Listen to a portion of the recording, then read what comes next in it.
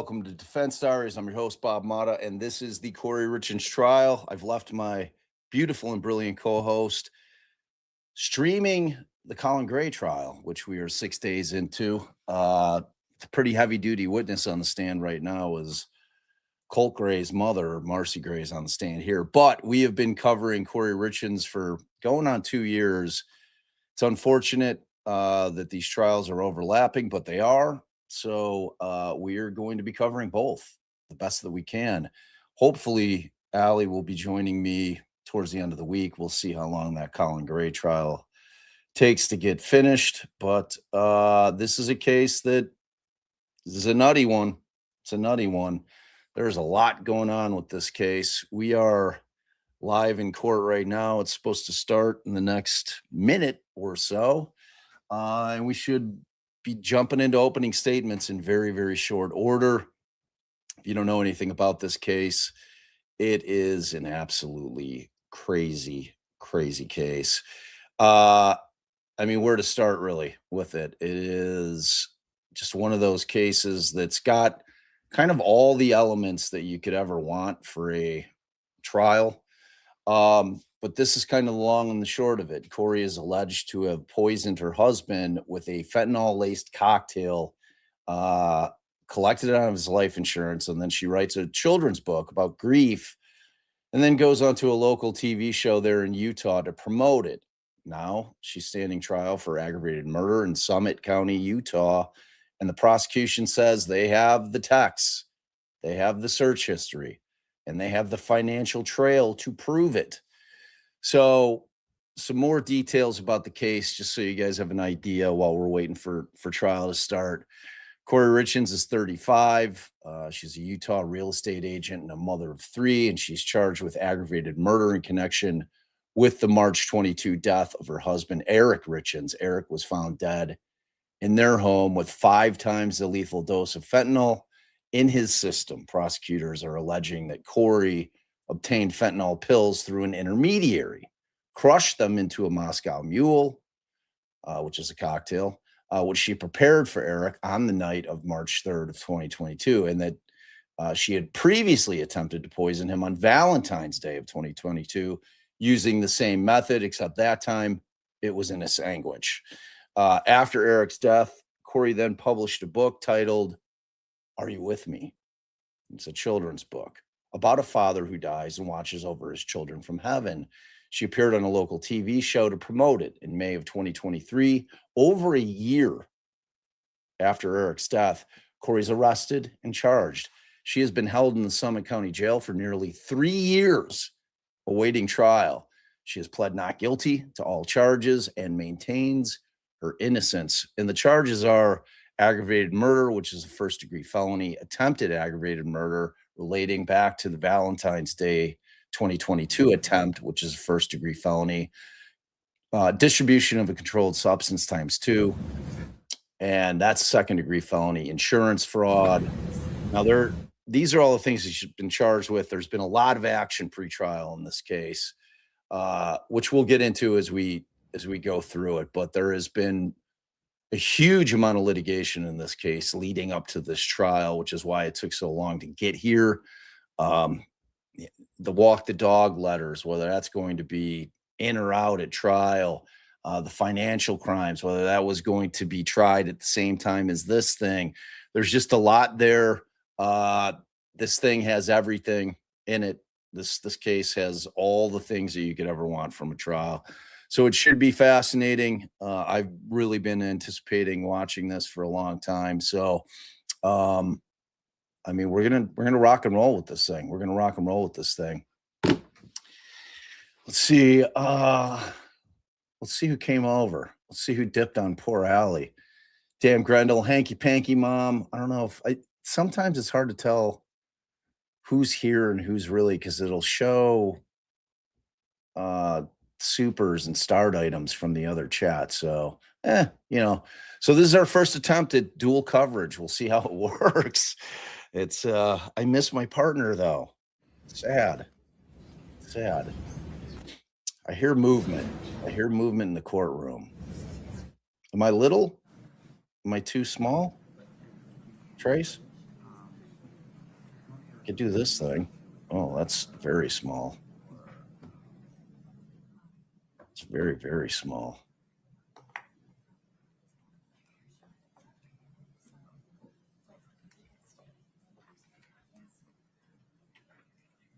Let's see. I think I can get rid of this banner here. You should be able to see it on that screen right there. Oh, I heard the judge. You guys are going to love this judge. He's an excellent judge. You are going to find out in short order. If you have not watched any of the pretrial hearings, you're going to adore this judge. He is, I watch a lot of trials, handle a lot of trials, and this judge knows the law. He's thoughtful.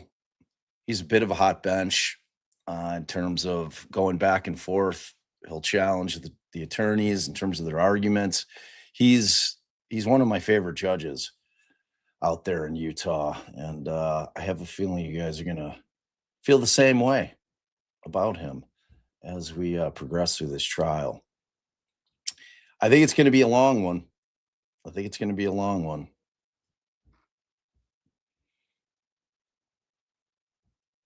All right, so they do not have the mics up yet. I turned the mics down right there. So we'll see. Louis, Catherine Nestor, Alex Ramos, with us at council table, probably Katie Nestor and Chris Brewster. Bertram, I don't know why I said that. And Ms. Richins is present. Very good. Good morning to all of you. Is the state ready to proceed, Mr. Bloodworth? Your Honor, can I suggest a few preliminary kind of housekeeping matters? Please.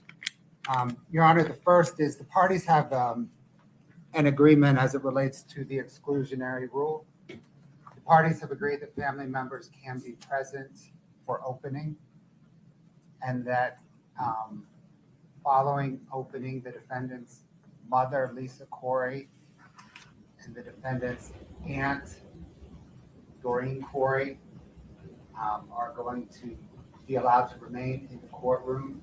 We may excuse Doreen Kouri for certain witness testimony. Other than that, the parties are invoking the exclusionary. Okay. And so the inverse, Ms. Nestor, Eric Richins' family stays present for opening. Is that correct? Is that the agreement? Yes, sir.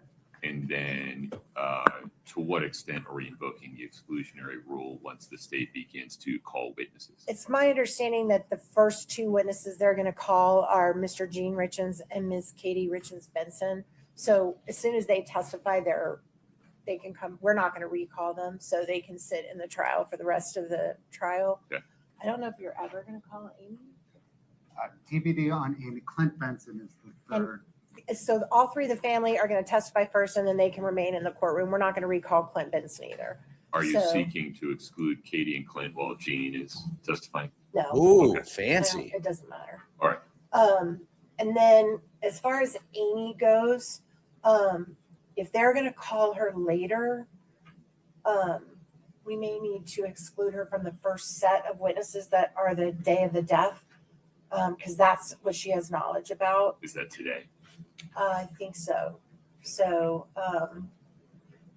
well, I'll talk with Mr. Bloodworth about exactly when they're going to call her, but she may need to be excluded because depending on what they put on. I think today she may need to be excluded for sure because they're going to be dealing with the day of the first responders when she was present. She'll be testifying about All right. Why don't we agree that we'll take a short break after openings just to get some certainty as to who's staying in the courtroom when the state begins to call witnesses? Perfect. Is that agreeable? Yes, sir. It is, Your Honor. Thank you. Your Honor, the second housekeeping matter deals with exhibits. The state is primarily handling exhibits and publishing exhibits electronically. I appreciate that the court will also want paper copies of those exhibits that are in paper form. Is that true, Brady? Do we need that for the appellate record, or can they provide just a numbered set of electronic records for the appellate record?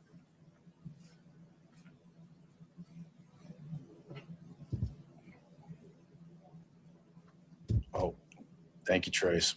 Oh, for deliberation. Okay. Understood. Yes, Your Honor. And so what I propose is rather than add up the paper exhibits as we go, perhaps at a lunch break or the end of the day, we can then add up on the exhibits. No problem. Your Honor, the final housekeeping issue relates to slide presentations for openings. The parties exchanged presentations yesterday. I think we each have a very small number of objections to the others. Okay.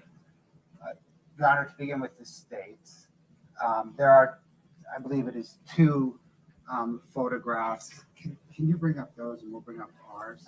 Katie, pull up slide number 5.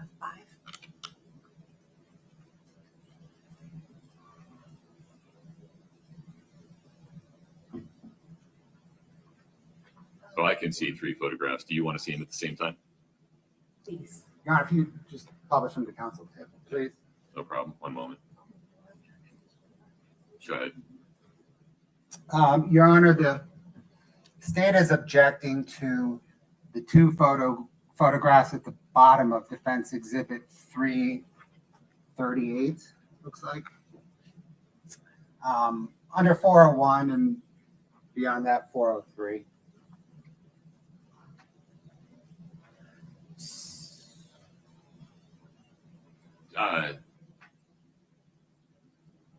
Put a little more meat on that bone for me.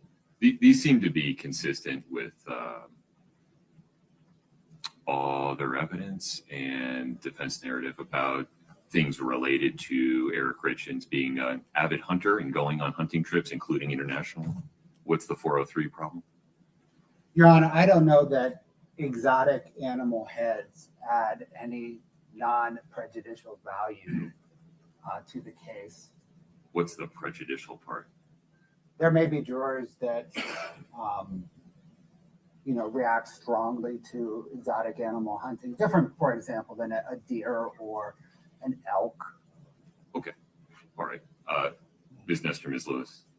Your Honor, on the day that Eric passed, he was having conversations on the phone with his hunting folks about an exotic animal hunting trip that he had just completed in Mexico, which is going to be relevant to this case, the fact that he had just been in Mexico. I don't know how the prejudice plays because Ms. Richins also lived in this house. So if they're going to hold it against Eric, they're going to hold it against her. Pause so, there. Yeah. First, these photographs, to the extent we're worried about them being wholly irrelevant, they have minimal probative value in as much as they are consistent with other evidence in the case regarding Eric Richins being an avid hunter and traveling to hunt in things that may or may not have happened while he was on hunts in and out of the state.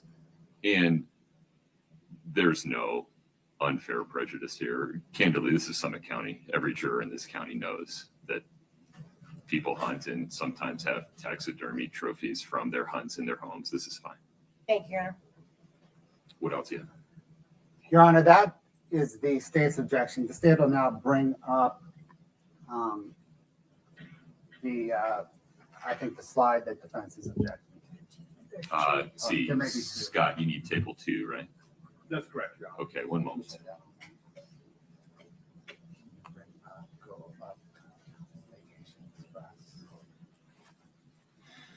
Your Honor, while he's looking, did you have a copy of the preliminary instructions? You just given the same ones. Did you make any changes to the preliminary instructions you're going to read the jury this morning? I emphasize in the note-taking instruction that we do not have transcripts of the testimonies, that they will need to rely on their memories. And all the rest are the same? Thank you, Your Honor. I had a please here and there, if you care, but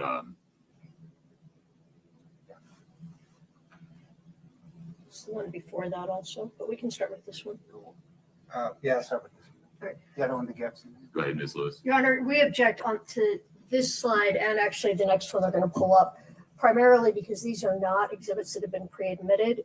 He's putting into the opening statement things that we don't know yet if they're going to come into evidence and how they're going to come into evidence. That's our objection on this one. I guess it's the state's risk to run. Preview for me. Which witnesses are you going to get these in through? Your Honor, this one, and we can shut this one down and bring up the next one.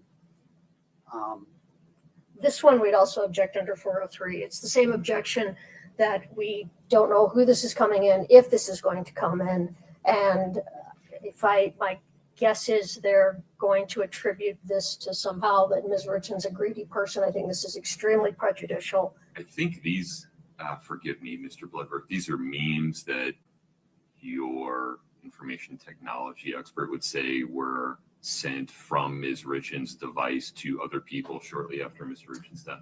Your Honor, not the sent part. So Okay. for both the first exhibit and this second exhibit, the Chris Kochodimos is the witness that will, the state will move to admit these through. He will essentially testify that when conducting a forensic examination of the defendant's phone, he found that first document in a document folder in her phone, and he found the thumbnails and pathways to these 3 gifts in an image file in her phone. And that image file shows a date and a time that they were accessed, but it doesn't provide information as to whether they were sent or not. What's the date they were accessed? They were accessed at 8:30 a.m. on March the 4th, 2022. And just complete the sentence for me. What had happened on March 3rd? Well, Your Honor, Eric Richins was pronounced dead at 3:58 a.m. on March the 4th. And the very last of medical examiner personnel, sheriff's deputies, crime scene techs exited the house at 8:30 a.m. And Mr. Kochodimos will testify that the pathways, internet pathways to these 3 gifts were accessed on March 4 at 8:30 a.m. So there's how it's coming in. Ms. Lewis, forgive me, you were making a 403 argument. Yes. Go ahead. Well,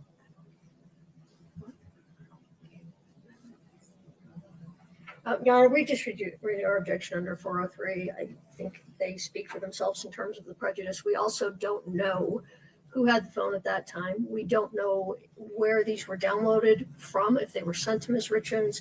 We don't know if she put these on her phone.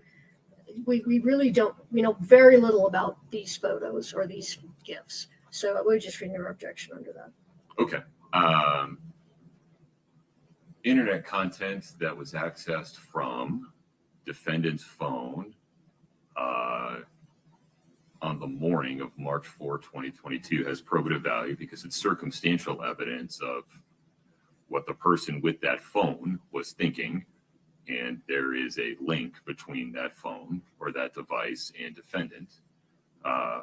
These gifts that are linked back to that device in that day and time by internet pathways that will come in through the state's experts are not a probative value of them in showing being circumstantial evidence of defendant's state of mind is not substantially outweighed by the danger of unfair prejudice.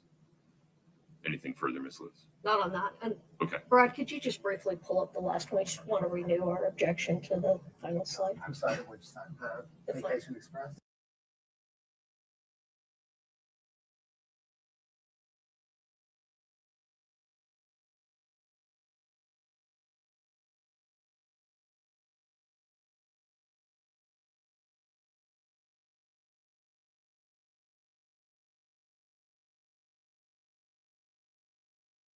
Oh, that was such a good explanation. Thank you, guys. So I just want to go through 403 is it more prejudicial than probative of relevant evidence? All right. As you heard the judge explain so aptly, these memes are clearly relevant, but the state is saying, look, this is how we're going to get them in. The judge agrees that this is how they're going to get them in through their expert. And the defense is saying, look, we understand that they're relevant. However, they're more prejudicial than they are probative because we're not going to be able to know who made them. Did somebody send those to her? Did she make them? So, I mean, that's going to flesh itself out. But as I said, this judge is on top of the game. This judge knows the law. If you're coming from Colin Gray's trial, you're going to see two very different judges, two very, very different judges. And I happen to be a huge, huge fan of this judge. All right, let's roll. So if you're coming in late, we are pre-trial starting. This is the housekeeping stuff that they're going to do. Jury has not come in yet. When the jury comes in, the judge will go through the opening jury instructions with them, and then straight into opening statements by the parties. So that's where we're at, y'all. I think you were just going to renew our objection. Your Honor, this last slide is a vote. I didn't say anything about the Vacation Express one. Do you want me to talk about that? Oh, yes. I didn't thought you understand what your position on the Vacation Express one Our was. position was that this just, we don't know how this is coming into evidence and it's not been pre-admitted. And Okay. it's prejudicial if it doesn't ever come in. Mr. Bloodworth, I understood the Vacation Express electronic document, which was saved on a device that's connected to defendant, will be coming in through Mr. Katradimos, correct? Correct, Your Honor. Proffer for me, when can you call it back up? I can't remember the date on it. Sure. Your Honor, it was a booking on December the 7th, 2021 for a trip for the defendant and Mr. Grossman to the Caribbean. The trip was supposed to take place in April of 2022. Okay. This information, the state has sitting here today without Mr. Katradimos on the stand, has proffered a legally valid route to admit it.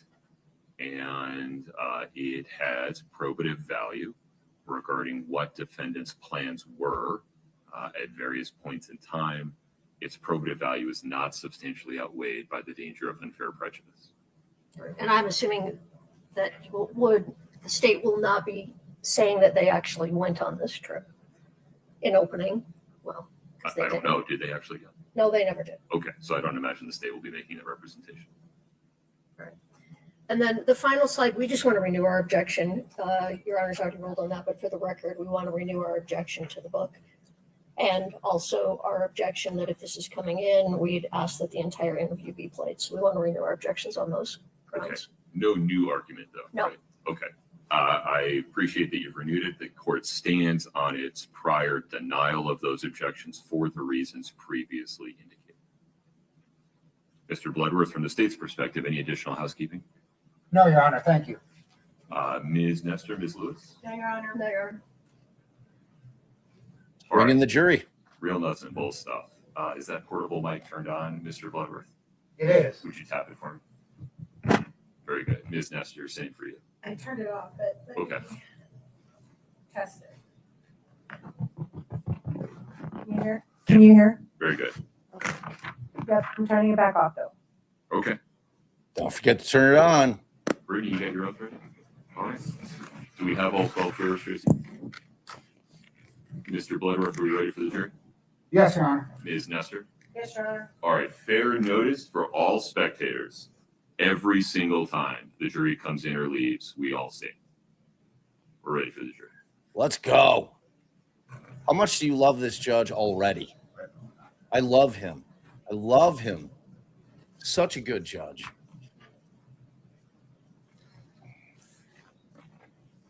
I did motions. I did.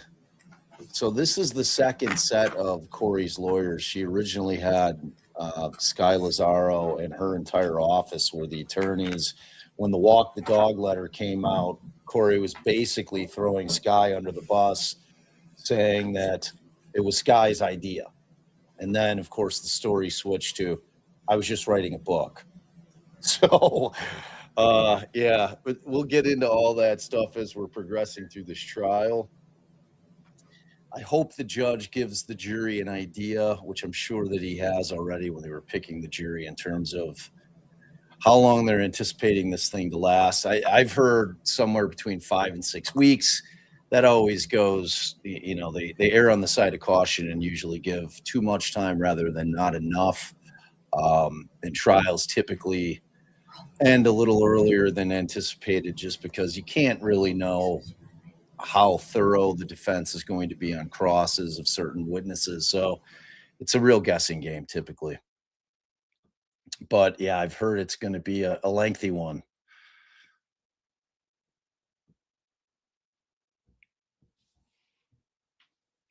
I'm really excited about these openings.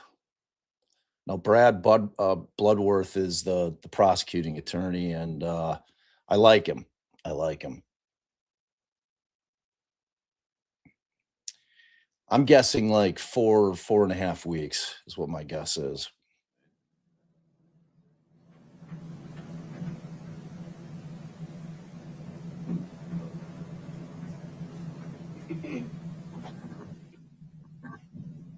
All right, if each of you would please raise your right hand.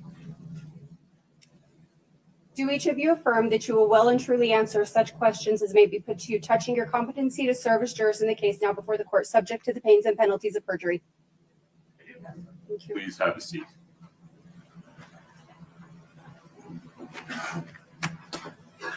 All right, good morning. Thank you for your patience. I assure you that we were working while you were waiting. That will happen from time to time. I appreciate your patience. Members of the jury, you have been selected and sworn as the jury in this case. I'll now give you some instructions explaining how the trial will unfold. I'll give you a larger set of instructions at the end of the trial explaining the law. You are required to consider and follow all of the court's instructions. The defendant is accused of committing one or more crimes.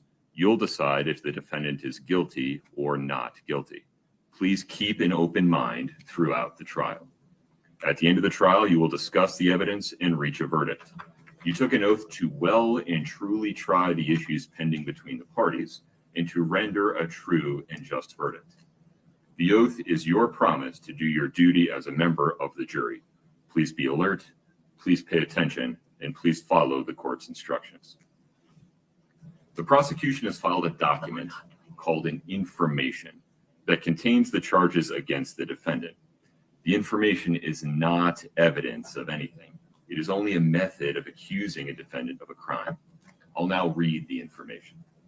Count 1, criminal homicide, aggravated murder.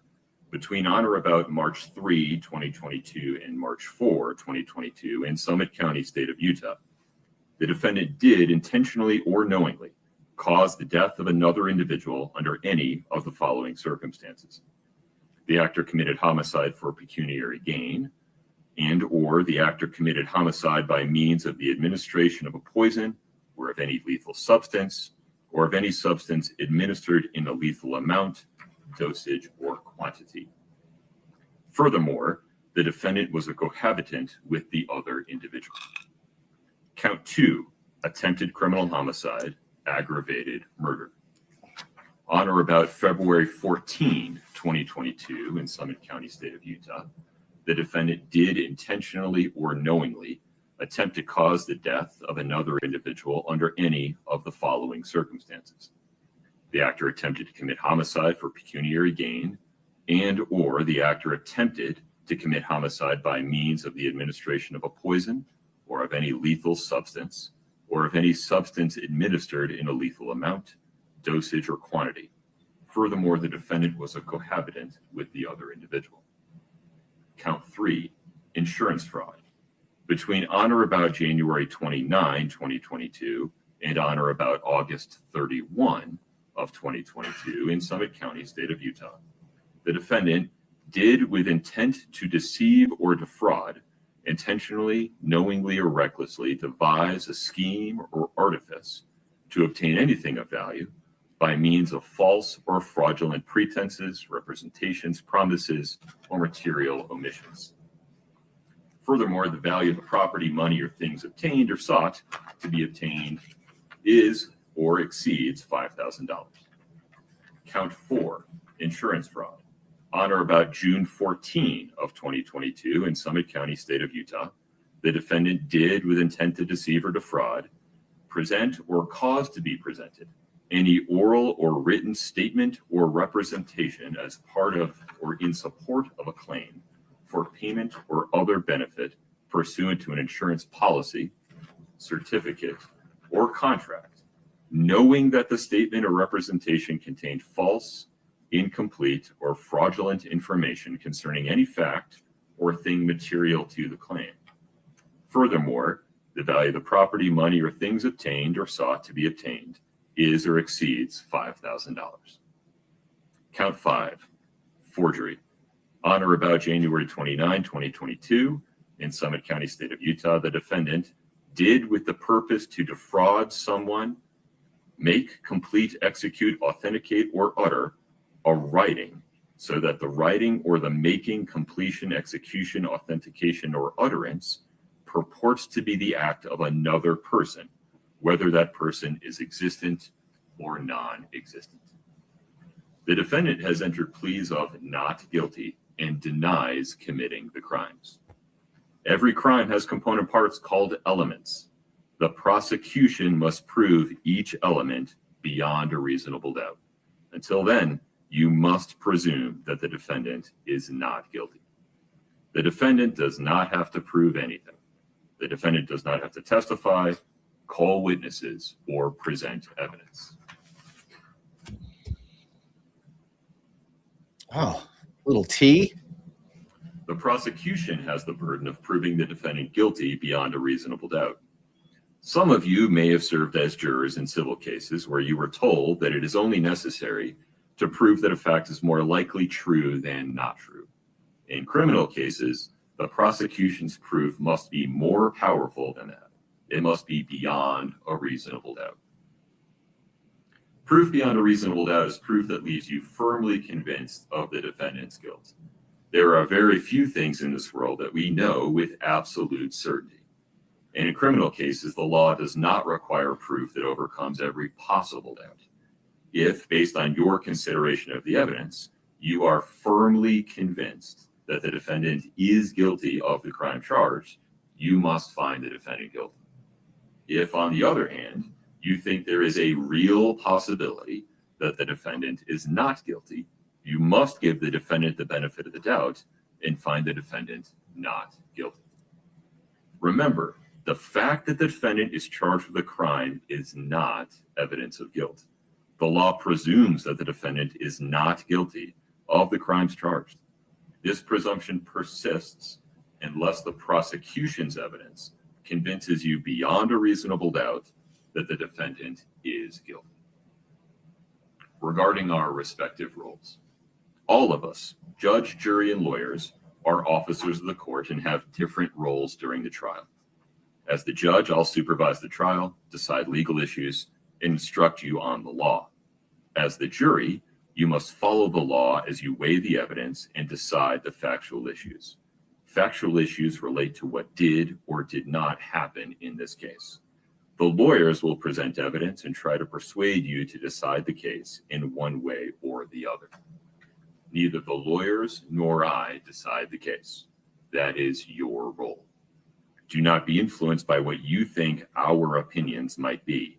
Please make your decision based on the law given in my instructions and on the evidence presented in court. As jurors, you'll decide whether the defendant is guilty or not guilty, and you must base your decision based only on the evidence. Evidence usually consists of the testimony and exhibits presented at trial. Testimony is what witnesses say under oath. Exhibits are things like documents, photographs, or other physical objects. The fact that the defendant has been accused of a crime and brought to trial is not evidence. What the lawyers say is not evidence. For example, their opening statements and closing arguments are not evidence. You must keep an open mind throughout the trial. Evidence can only be presented one piece at a time. Do not form or express an opinion about this case while the trial is going on. You must not decide on a verdict until after you have heard all the evidence and have discussed it thoroughly with your fellow jurors in your deliberations. Rules govern what evidence may be presented to you. On the basis of these rules, the lawyers may object to proposed evidence. If they do, I'll rule in one of two ways. If I sustain the objection, the proposed evidence will not be allowed. If I overrule the objection, the proposed evidence will be allowed. Please do not evaluate the evidence on the basis of whether objections are made. Regarding the order of the trial, the prosecution will give its opening statement. An opening statement gives an overview of the case from one point of view and summarizes what that lawyer thinks the evidence will show. Defense counsel may choose to make an opening statement right after the prosecutor, or wait until after all of the prosecution's evidence has been presented, or not make one at all. You will then hear the prosecution's evidence. Evidence is usually presented by calling and questioning witnesses. What they say is called testimony. A witness is questioned first by the lawyer who called that witness, and then by the opposing lawyer. Please consider all testimony, whether from direct or cross-examination, regardless of who calls the witness. After the prosecution has presented all of its evidence, the defendant may present evidence, though the defendant has no duty to do so. If the defendant does present evidence, the prosecution may then present additional evidence. After both sides have presented all of their evidence, I'll give you final instructions on the law that you must follow in reaching a verdict. You will then hear closing arguments from the lawyers. The prosecutor will speak first, followed by defense counsel. Then the prosecutor speaks last, because the government has the burden of proof. Finally, you will deliberate in the jury room. You may take your notes with you. You will discuss the case and reach a verdict. From time to time, we'll call a recess. It may be for a few minutes or longer. During recesses, please do not talk about this case with anyone, not family, not friends, and not even with each other. Until the trial is over, do not mingle or talk with the lawyers, parties, witnesses, or anyone else connected with the case. Court clerks or bailiffs can answer general questions, such as the length of breaks or the location of restrooms, but they cannot comment about the case or anyone involved. The goal is to avoid the impression that anyone is trying to influence you improperly. So if people involved in the case seem to ignore you outside of court, they're not being rude, they're just following this instruction. Until the trial is over, please do not read or listen to any news reports or other reports about this case. Please don't do any research or visit any locations related to this case. And if you observe anything that seems to violate this instruction, please report it immediately to a clerk or bailiff. In the past, jurors have caused serious problems during trials by using electronic devices, such as their phones or their tablets or their computers, to research issues or share information about a case. You may be tempted to use your devices to investigate the case or to share your thoughts about the trial with others. Please don't do that. While you are serving as a juror, you must not use electronic devices for any of these purposes, just as you must not read or listen to any sources outside the courtroom about the case or talk to others about it. You'd violate your oath as a juror if you conduct your own investigation or if you communicate about this trial with others, and you can face personal consequences if you do. So please don't Google the parties, the witnesses, issues, or counsel. Please don't post any updates about the trial on social media. Please don't perform any internet searches at all about anything related to this case. Even using something as seemingly innocent as Google Maps to look up a location, or an online dictionary to look up a term or word that you hear in the courtroom, can result in a mistrial. Please understand that the rules of evidence and procedure have developed over hundreds of years in order to ensure the fair resolution of disputes. The fairness of the entire system depends on you reaching your decisions based only on evidence presented to you in the courtroom and not on other sources of information. Post-trial investigations do occur, and if improper activities are discovered at any time, they'll be brought to the court's attention, and the entire case may have to be retried. So please be careful. Regarding note-taking, Please remember that we do not have transcripts of trial testimony. So when deliberating at the end of the case, you will need to rely on your memory of each witness's testimony. So please feel free to take notes during the trial to help you remember the evidence, but please don't let your note-taking distract you. Your notes are not evidence in and of themselves, and they may be incomplete. All right, we'll now proceed with opening statements.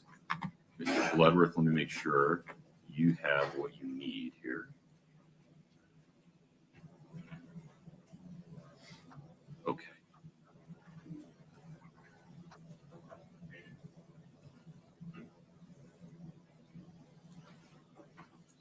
Glare minimized. All right, let's go. Openings, the long-awaited Kouri Richins trial. It is the evening of March the 3rd, 2022. The defendant, Kouri Richins, her husband, Eric Richins, and their 3 children, 9-year-old Carter, 7-year-old Ashton, and 5-year-old Weston, are at their home in Camas. Eric Richins lived for his 3 boys. At 7:22 p.m., Kouri Richins' boyfriend, Robert Josh Grossman, texts Kouri Richins an image of 2 people romantically kissing. The image is captioned, "Love you."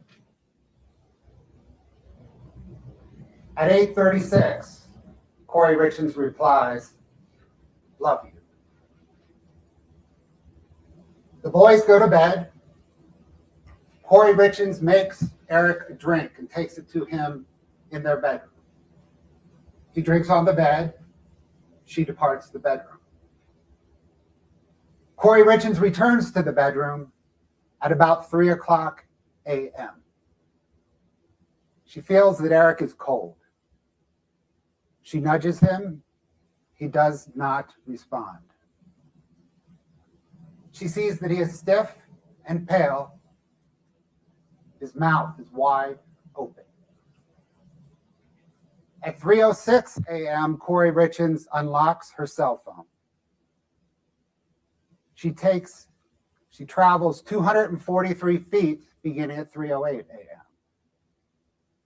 She unlocks her cell phone again at 3:10, 3:15, and twice at 3:19. At 3:21, Kouri Richins unlocks her cell phone and calls 911. Paramedics respond, but they are unable to revive Eric. He has no pulse. He is cold. They pronounce him dead at 3:58 a.m. on March the 4th, but they think he has been dead a while. My name again is Brad Bloodworth. I am one of Summit County's criminal prosecutors who, along with Lindsay Shervinack and Fred Burmester, will present to you the state of Utah's aggravated murder case against Kouri Darden Richins for causing the poisoning death of her husband and the father of her 3 children, Eric Richins. The state will also prove to you that 2 weeks before murdering Eric Richins, Kouri Richins attempted to murder him. And 2 weeks before that, by fraud and forgery, she took out an insurance policy on his life. Objection, can we approach?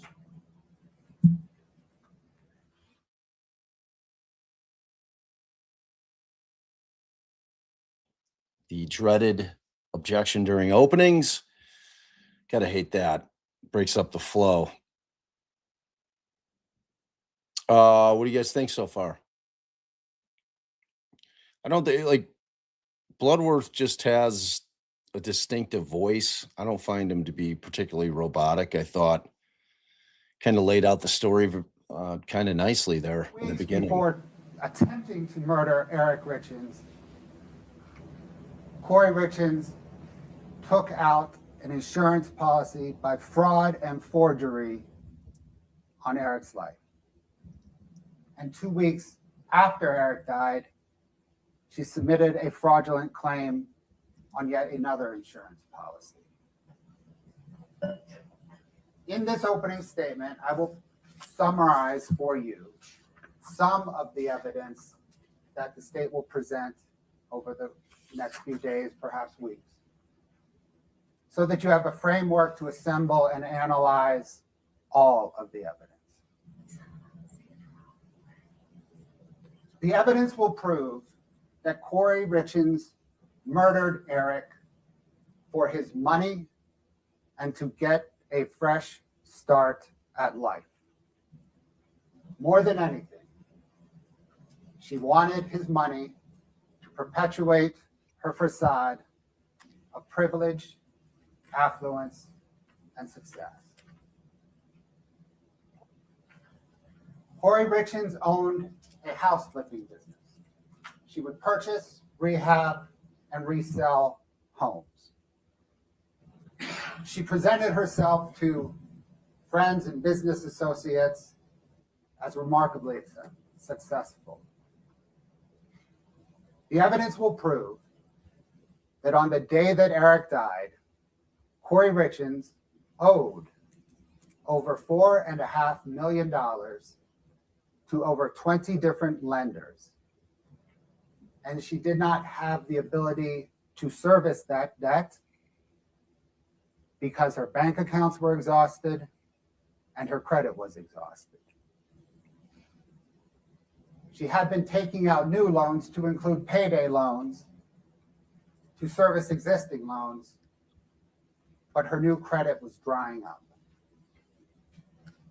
In the 5 months leading to Eric Richins' death, Kouri Richins overdrafted over 200 transactions, totaling over $300,000.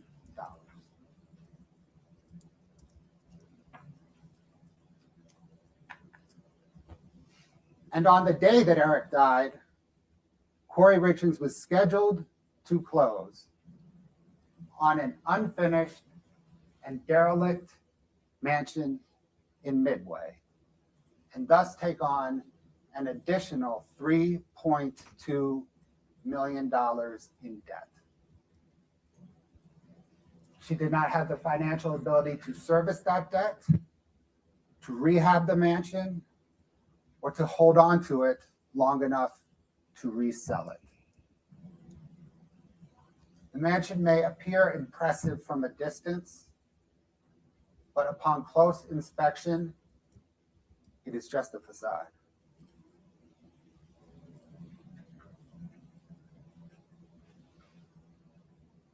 On the other hand, on the day that Eric died, his estate was worth over $4 million.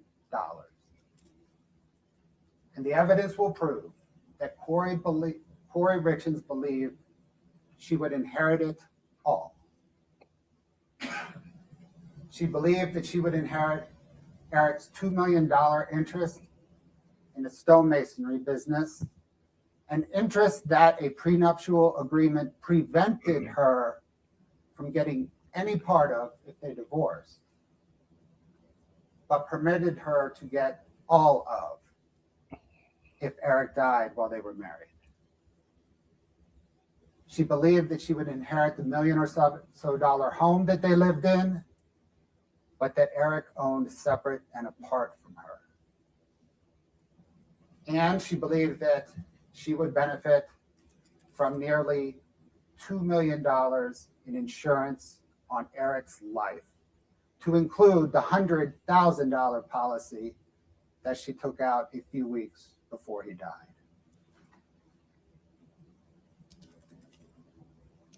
Now, for Kouri Richins' fresh start at life motive. This motive overlaps with her money motive. She needed Eric Richins' money to get her fresh start at life. The evidence will prove that Kouri Richins was chronically unhappy in her marriage. She thought that having children would make her happier, but it did not. She consulted with a divorce attorney in the months leading up to Eric's death. 3 months before Eric's death, Kouri Richins booked a $4,000, 5-night, all-inclusive vacation for her and her boyfriend, Robert Josh Grossman, at the Secrets St. Martin's Resort and Spa in the Caribbean. They were to check in the month after Eric died.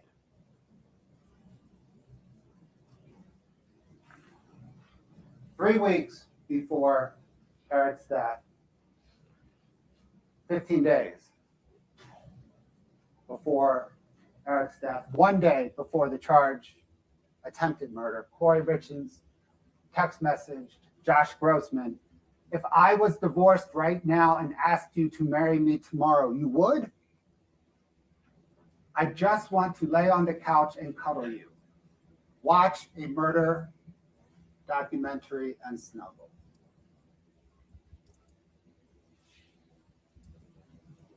Five days after the charged attempted murder and 11 days before the charged murder, Kouri Richins text messaged Josh Grossman, "Babe, I miss you. I want you today, every day. Not just sexually, but physically, mentally, every day when I wake up. I do want a future together. I do want you. Figure life out together. If he could just go away. And you could just be here. Life would be so perfect. I love you. I don't know what my deal is today. I'm sorry." 9 days after the charged attempted murder, 1 week before the charged murder, Kouri Richins text messaged her boyfriend, "I have a crazy dream. You quit your job. I divorce and come up with millions and millions. We buy Midway and live in the guest house and rent out the huge house as a big event center. $15,000 a day like they charge down the road, maybe $12,000 to stay competitive. And we will just run the event center as our daily job and hang out every day, raise some kids, have a little farm. Deal?"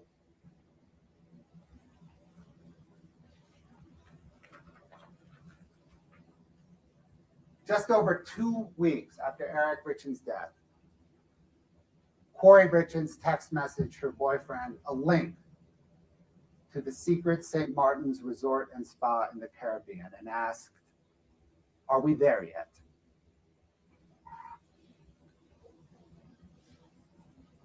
One month and 5 days after Eric Richins' death, Kouri Richins texted, "I think I want you to be my husband one day."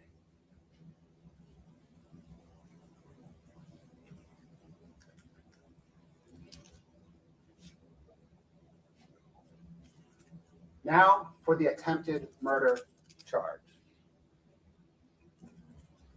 Carmen Lauber was a house cleaner who worked for Kouri Richins' aunt's house cleaning company. She cleaned Kouri Richins' house. She knew Kouri Richins for nearly 9 years. Kouri Richins knew that Carmen Lauber had a criminal history involving drugs.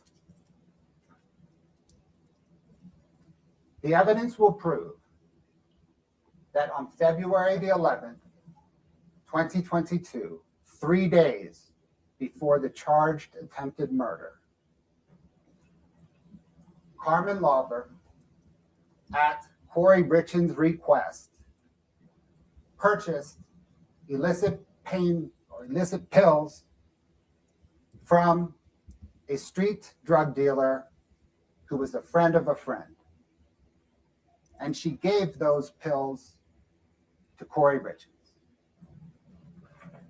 That street dealer's name is Robert Crozier, and he sold Carmen Lauber the pills at a Draper in Maverick. 3 days later, on Valentine's Day, Kouri Richins purchased a sandwich from the Mirror Lake Diner and left it for Eric Richins. She then departed Camas and met up with Josh Grossman an hour away. At 11:33 that morning, Eric texted Kouri Richins, "I'm gonna lay down for a bit. If I don't start getting better, I'm gonna head to the hospital soon." Shortly thereafter, all activity on Eric's cell phone ceased for nearly 90 minutes in the middle of a busy workday. Once activity resumed, Eric Richins called his two best friends. They sounded to him scared, somber, confused, bewildered. A few days after that, Kouri Richins asked Carmen Lauber if she could get something stronger. The evidence will prove that on February the 26th, 5 or 6 days before Eric's death, Carmen Lauber, again at Kouri Richins' request, purchased pills from the same street dealer at the same Maverick in Draper. And she left those pills at a home that Kouri Richins was just finishing up a rehab on. The evidence will prove that those illicit pills contained fentanyl.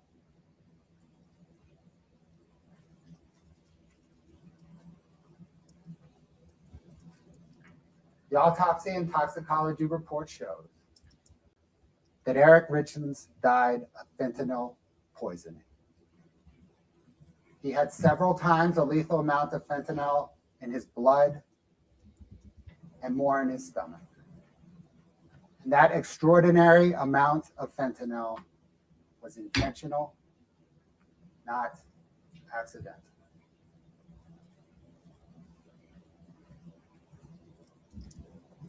The evidence will prove that time and again, Kouri Richins tried to cover up her attempted murder and ultimate murder of Eric Richins. When confronted with Eric's reaction on Valentine's Day, Kouri Richins text messaged her friend. It was Valentine's Day, and Eric and I were both working from home that day, and I ordered lunch from Mirror Lake. He never broke out in hives or used an EpiPen. I was fucking with him. Bailey was there too. He said the sandwich hurt his stomach, so he was going to nap. No hives, no EpiPen. Kouri Richins was an hour away from Eric Richins with her boyfriend.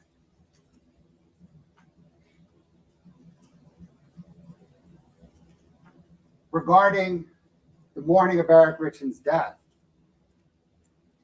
Kouri Richins wrote in a notebook that she entered their room at 3:20 a.m. She saw that when she nudged Eric, nothing happened. She grabbed her phone and called 911.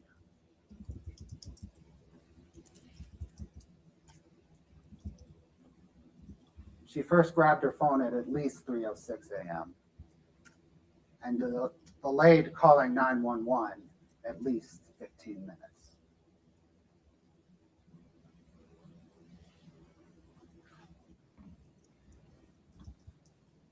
The evidence will also prove that Kouri Richins had a guilty conscience.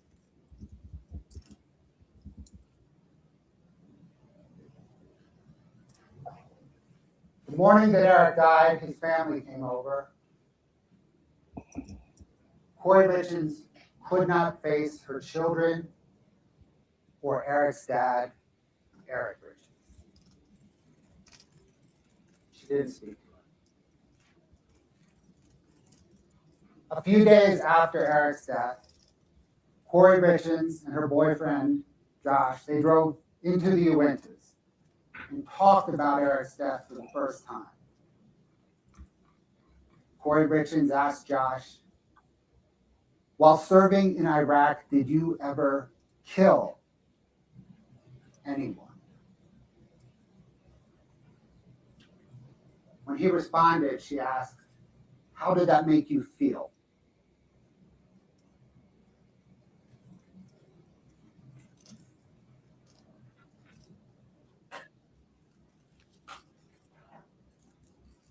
Along the lines of both cover up and guilty conscience, Kouri Richins'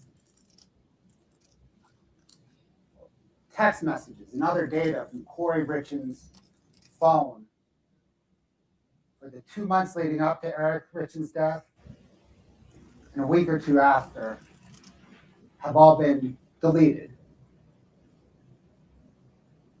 Police seized that phone. She got a new phone. And on that new phone, there were the following internet searches. Can cops uncover deleted messages iPhone?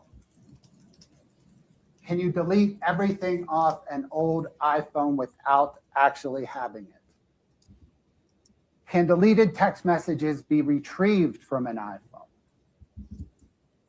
How to completely wipe an iPhone clear remotely.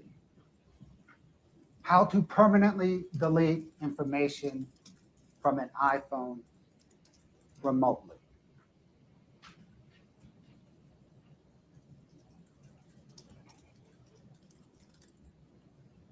On April the 13th, 2022, about 5 weeks after Eric Richins' death, detectives informed Kouri Richins that the autopsy and toxicology results show that Eric died of fentanyl poisoning. Thereafter, searches on her phone include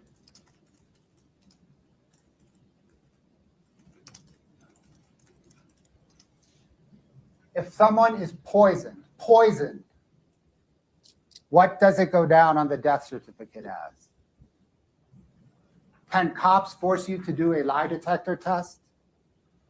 Women, Utah prison, luxury prisons for the rich in America.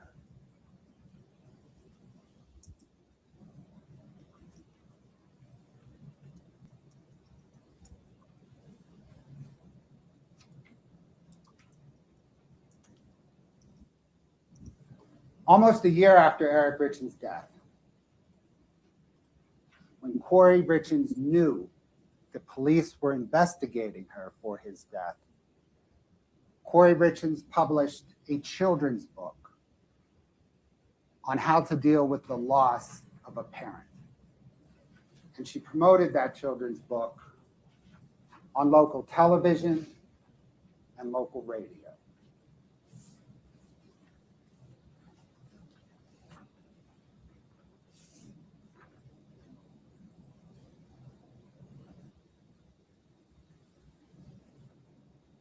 The state will present to you this evidence and more through a series of fact witnesses, expert witnesses, documents, and Kouri Richins' own words. As you evaluate the evidence and you consider it and you weigh it, let me offer 4 recommendations. The first is the evidence will prove that Kouri Richins murdered Eric Richins, but also consider the evidence that proves that Eric Richins did not kill himself or die accidentally. The evidence will prove that Kouri Richins had the means, motive, and opportunity to murder Eric Richins. But please consider the evidence that proves no one else did. Consider the evidence leading up to Eric Richins' death that proves that Kouri Richins murdered him, but also consider the evidence after Eric's death that also proves it. As you evaluate Kouri Richins' conduct, consider the evidence that proves that she richly values and trades on her perceived appearance, affluence, privilege, and success.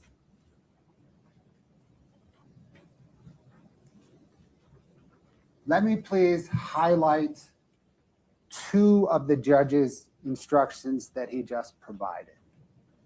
The first is stay focused on the evidence. What the attorneys say, how they say it, their voice inflection, none of that is evidence. Please stay focused on the evidence. Please take notes.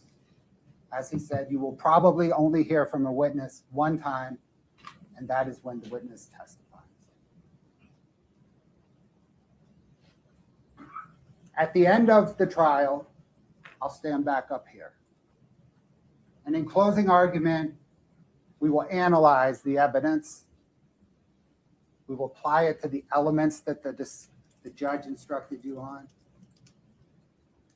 And the state of Utah will ask you to find Kouri Darden Richins guilty of the aggravated murder of Eric Richins, the attempted aggravated murder of Eric Richins, 2 counts of insurance fraud, and forgery.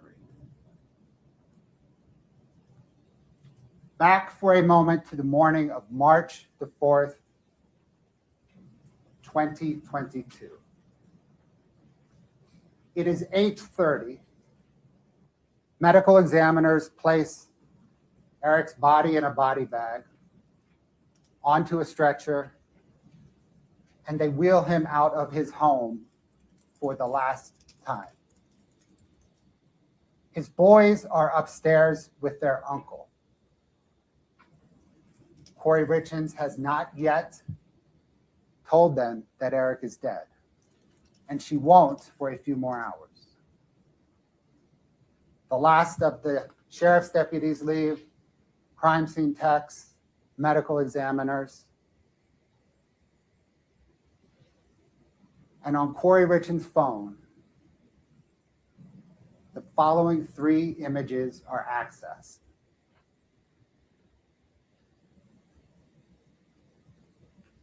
Oh, we didn't see the images.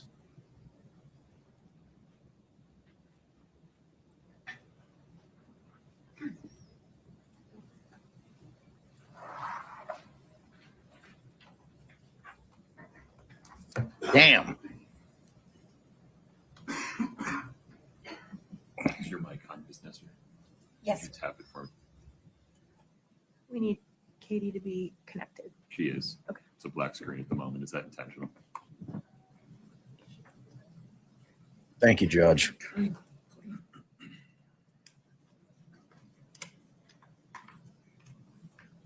Katie, you ready to go?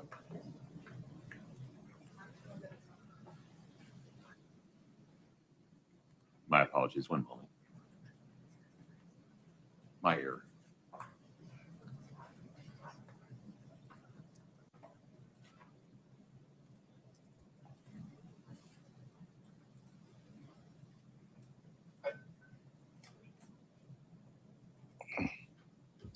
Damn it. I really want to see that image. Emergency.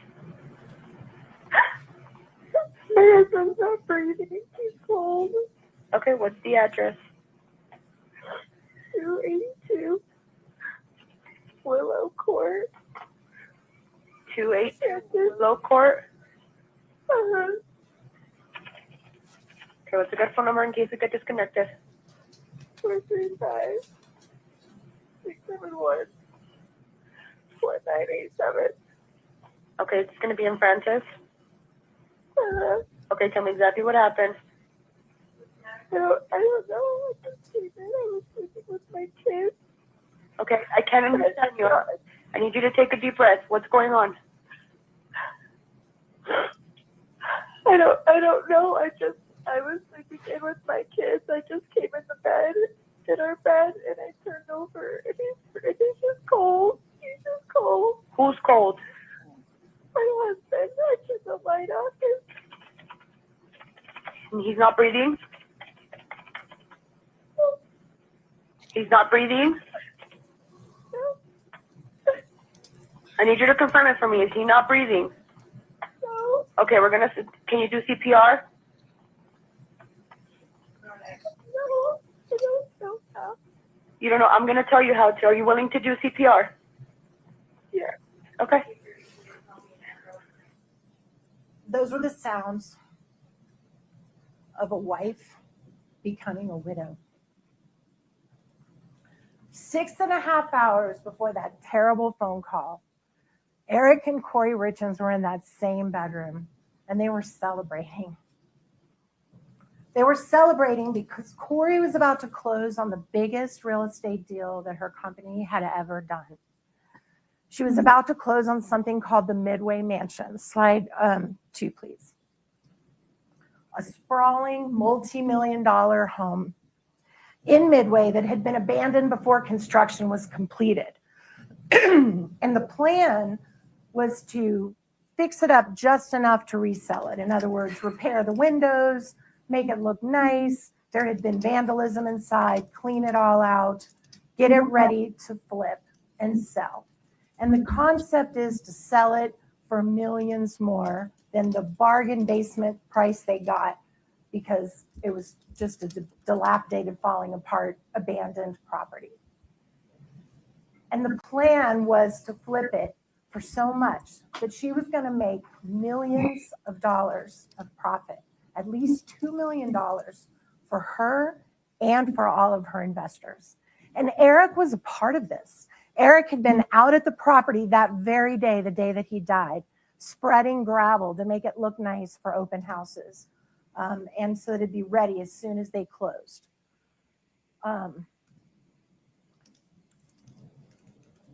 These two had other things to celebrate on March 3rd, besides this big deal that was going to make them a lot of money.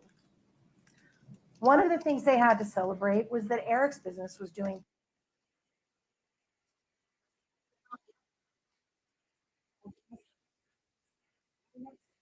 Sorry, y'all. Hold on. I'm switching to Core TV.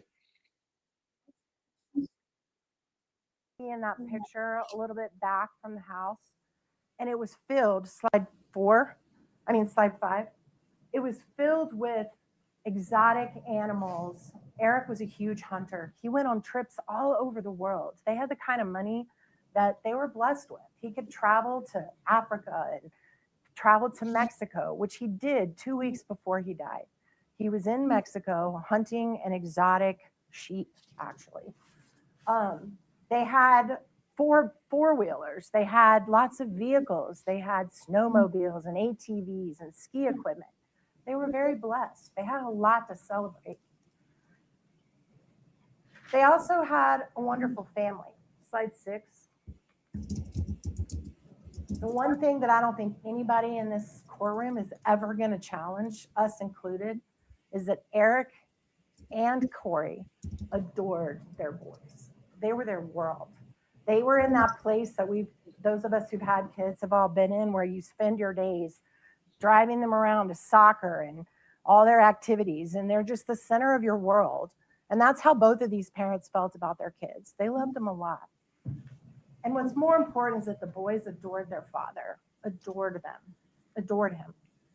And Kouri knew that about her sons and about her family. Their marriage had survived through some rough times, and you're going to hear about that. Like any marriage, it wasn't a perfect marriage. They'd gone through a really bad year where they both contemplated divorce, and they did what a lot of couples do. They went to marriage counseling, they worked it out, and they decided to stick it out, and they did. You're going to hear testimony from one of Eric's closest friends that in the few weeks before Eric died, he and Kouri were the happiest together that he'd ever seen them. And you're going to hear that from one of Eric's closest friends. Now, on March 3rd, Eric started sending excited texts before their celebration to Kouri saying, hey, let's get together. Let's have some celebratory shots. Slide 7, please. Oh, I'm sorry. You guys aren't going to be able to read that. It's really small. But it basically says, thank you. You want to grab lunch today with a celebratory shot? That was Kouri saying she can't, that she has other plans. But he's excited. He wants to celebrate about the big closing. When Eric got home the evening of March 3rd, after he'd been out at the property spreading the gravel, he got home and they all had dinner together as a family. Kouri's mom dropped by. They visited with her mom. Her mom had actually been out at the property the same day with a carpenter trying to get some bids and get it ready to start getting it fixed up. Kouri's mom left. They tucked their boys into bed. And around 9 o'clock, they decided to have their celebratory shot. A friend had given them a gift of some of those, I'm sure you guys have seen them, those copper mule, Moscow Mule cups that you make like in breweries and in bars. And they decided to try out their new cups. So Kouri made what's called a Moscow Mule. And they also had a little shot, which is Eric's idea, of a little lemon drop. They had their drinks. They actually didn't finish them and set the cups in the sink at the house right there. Around 9:30, they were getting ready to go to bed, and they heard one of the children who suffered from something called night terrors, where they scream out, they have nightmares. One of the children was crying out. So Kouri went to sleep with her son around 9:30 that night. You're going to hear the police. Kouri also told the police the day that they came to the house that she believed Eric might have had what we call a marijuana gummy. You're going to hear Eric loved marijuana gummies. He used them a lot. And the police found a whole bunch of them in the house, in his things, in his clothes, in his closet. You know, he was a marijuana gummy user. Slide 8. These are all gummies that the police found in Eric's things. Some of them you can tell had commercial bags where he bought them from dispensaries. Some were in clear bags that he bought from somewhere else, the location unknown. So you take it down. So as they're getting ready to go to bed, oh, you're going to hear that after Kouri left the room, Eric was on his phone. And he was talking to a friend named Scott Wagner. And you're going to hear that Scott Wagner talked to him at 10 o'clock that night. That when Scott Wagner talked to him, he did not sound drunk. He did not sound high. He did not sound like he was on fentanyl or anything else. That there was no sound of the wife or children in the background. That he was alert, that he was having a totally normal conversation with Scott. And this was at 10 p.m. Shortly after 10 p.m., you're going to hear, forgot to mention, when Kouri left the bedroom, she has always maintained from beginning to end that she left her phone in the room, in the charger next to her bed, which we all do at night when we're about to go to bed, we charge our phones. Nothing unusual there. After 10 o'clock, around 10:30, so this is an hour after Kouri's left the bedroom and is in with her son, Kouri's phone is unlocked and moves just a few feet. Now you're going to hear Kouri's friends in this trial and some other people testify that Eric was always checking Kouri's phone. And you can kind of see why he probably was doing that. Based on what you've already heard from the state, maybe he had good reasons, but he checked her phone a lot. So we know he did that at about 10:30 because we have proof that the phone opened and closed. Moved a short distance, like maybe walking around the bedroom, and then closed again. And that is the last thing we know for sure that Eric did the night that he died. Sometime after that, we don't know exactly when Eric died. Slide 9.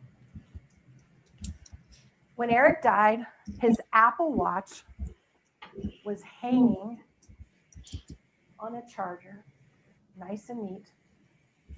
His phone was in a charger on the nightstand. He was lying in his underwear, like when you go to bed. He was on his back on his side of the bed. So it appears pretty clear that Eric went to bed and fell asleep and died in his sleep. You're also going to hear, slide 10, that there was an empty pill bottle right next to him in his nightstand. And I want you to pay careful attention to this. The empty pill bottle expired in 2016.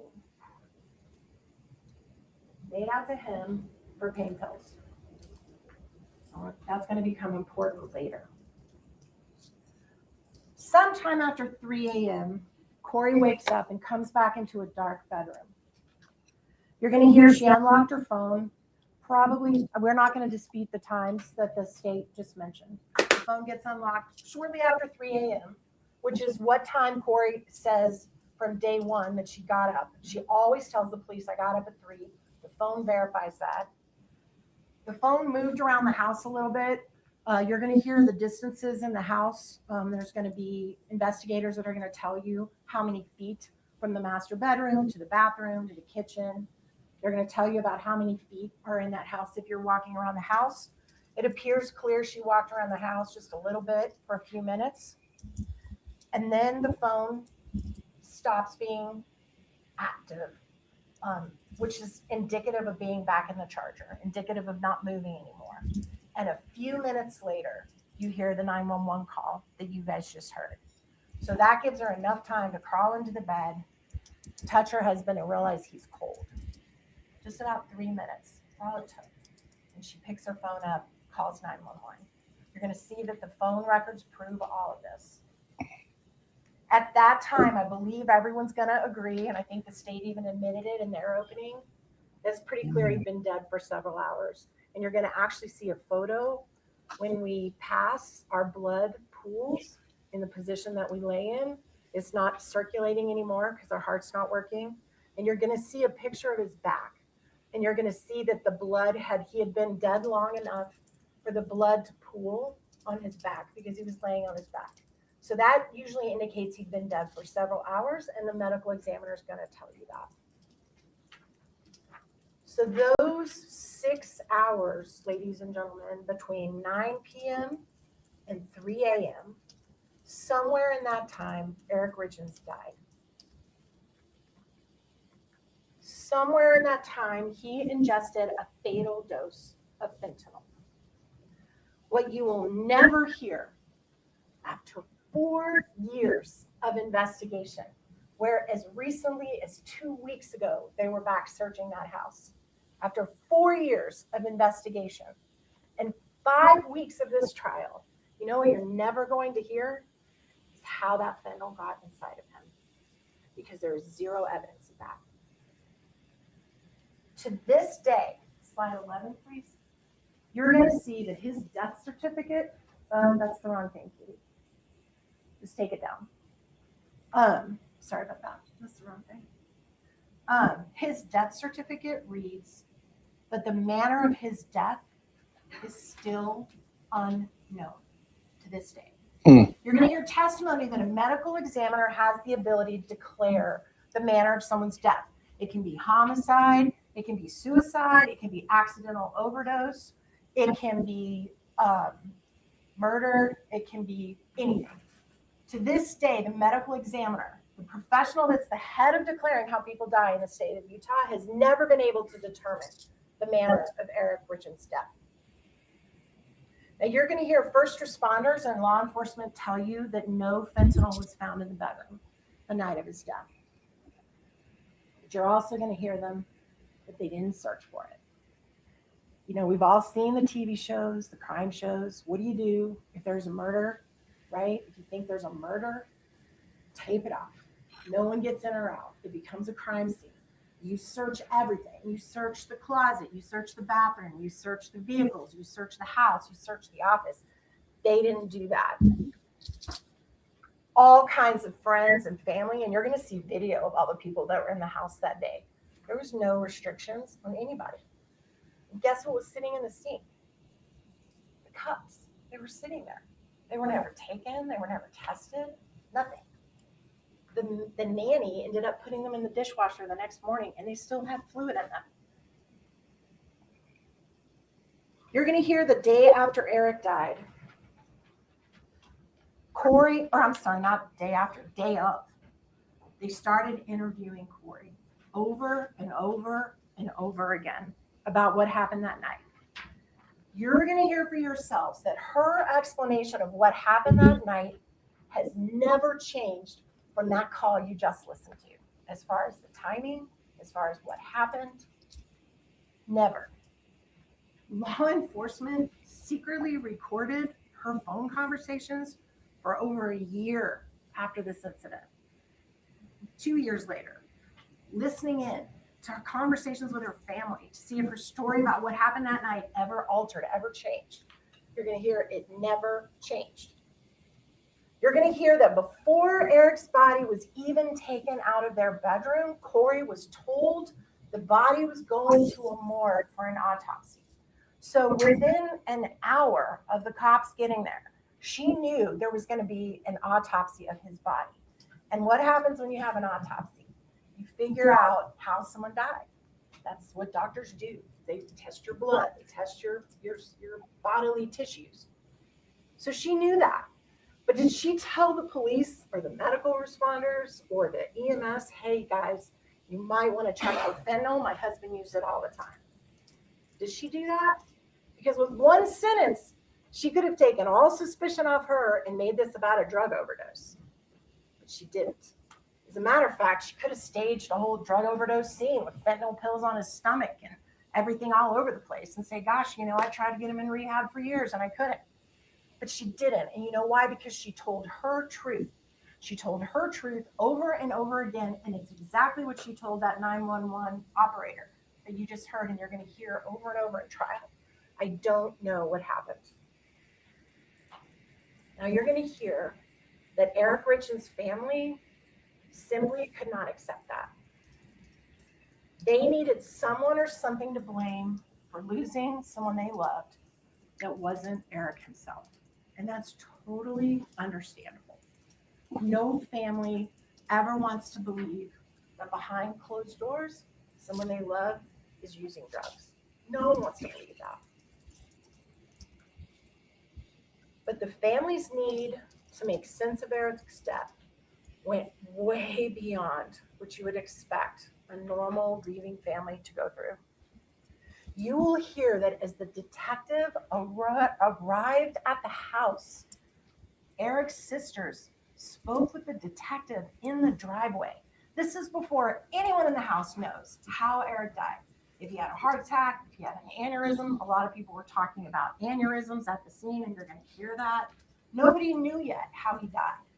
The sisters were telling the police, Kouri probably did this. Kouri probably did this. Day one.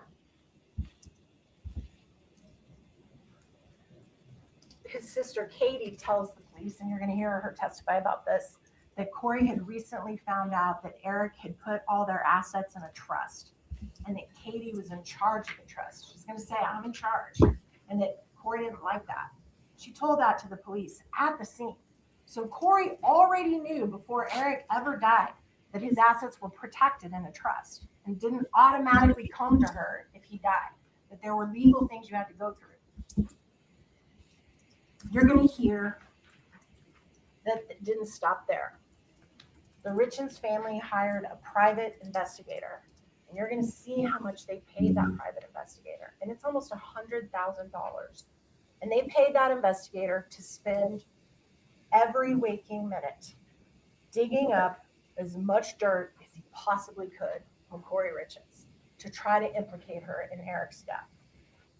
Even though the state already had all the evidence from the scene that night that would show what happened in those 6 hours, right?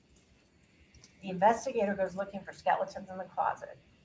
And boy, did he find some. You're going to hear that after an exhaustive private investigation into every single thing about Kouri Richins' life, he uncovered plenty of things that I'm quite sure she's not proud of. She's not a perfect person. She's a flawed person. I would submit we all are.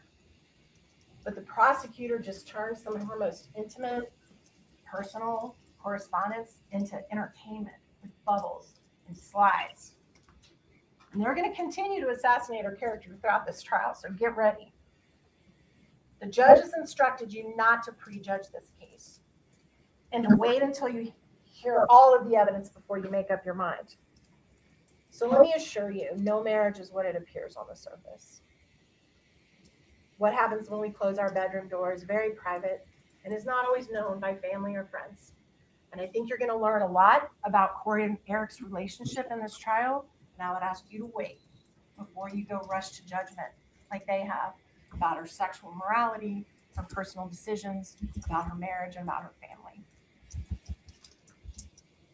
The prosecution is going to spend days and weeks telling you all about arguments Kouri's had with her husband in years past. Problems in their marriage, yeah, they had them. Disagreements, infidelities, ups and downs in their marriage, all true. They're also going to tell you all about Kouri's business. They tore it apart. They examined every bank account, every real estate deal she ever did, her taxes, when she made money, when she lost money, if she paid her taxes on time, if she bounced checks, if she borrowed too much, if she didn't borrow enough, if she borrowed wisely, if she was too risky in her business. You're going to hear all of that. None of that has anything to do with those 6 hours, but you're going to sit through it and you're going to listen to all of it. And you're going to hear testimony about her most intimate personal and business affairs going back years before Eric died. The family and the private investigator even became convinced that Kouri had tried to kill Eric before on Valentine's Day when he had an allergic reaction to a sandwich, drank some Benadryl, may or may not have taken an EpiPen shot, took a 2-hour nap, and then drove his kids to soccer. That's the evidence you're going to hear about Valentine's Day. You're going to hear that he had discussed with Kouri that he was going to drive the kids to soccer. So they're asking you to believe that she secretly put narcotics in her husband's food right before he's going to drive the 3 things that matter the most to her in the world to soccer. You're going to hear that that this incident wasn't even a blip to Eric. He had a professional allergy doctor that he saw very shortly after this incident. He never even brought this up. They never even talked about it with his doctor. You're going to hear that he laughed about it with one of Kouri's friends who visited shortly after. He thought it was funny. Interestingly, you're also going to hear that people who use oxycodone or hydrocodone, like that bottle said, also tend to have allergic reactions. They can have very similar symptoms if you use pain pills to the symptoms described of what Eric experienced on Valentine's Day. Here's what you're not going to see in this trial.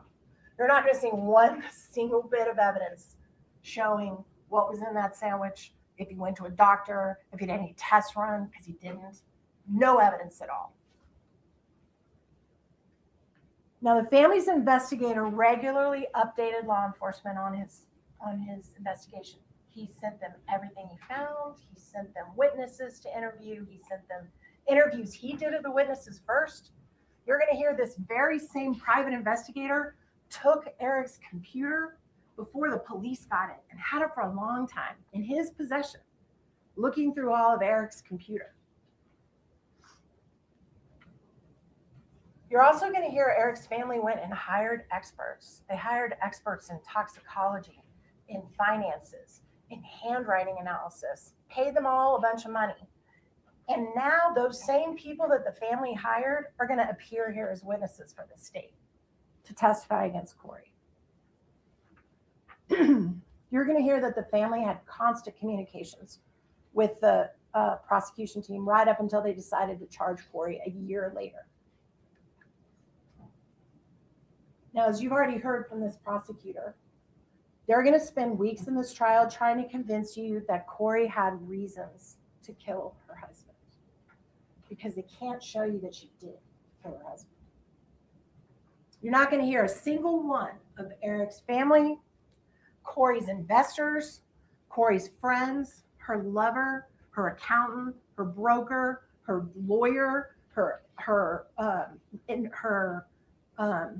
marriage counselor, her accountants, her husband's friends, her husband's coworkers. Not one of those people is ever going to be able to tell you what happened in those 6 hours. Not one of them. You're going to hear me ask each one of them in this trial, do you know whether or not Eric Richins knowingly ingested fentanyl? Do you know whether he accidentally ingested fentanyl thinking he was taking another kind of pill and it had fentanyl in it and he took it and accidentally ingested it? Do you know whether he mixed fentanyl with alcohol after Kouri went to sleep? The answer every single time from every single one of these witnesses is going to be no. Now here's what you will hear. You will hear that Eric suffered from pain a lot. That he suffered from knee and back pain related to his work. He did hard work. He was a stonemason, lifting heavy stones.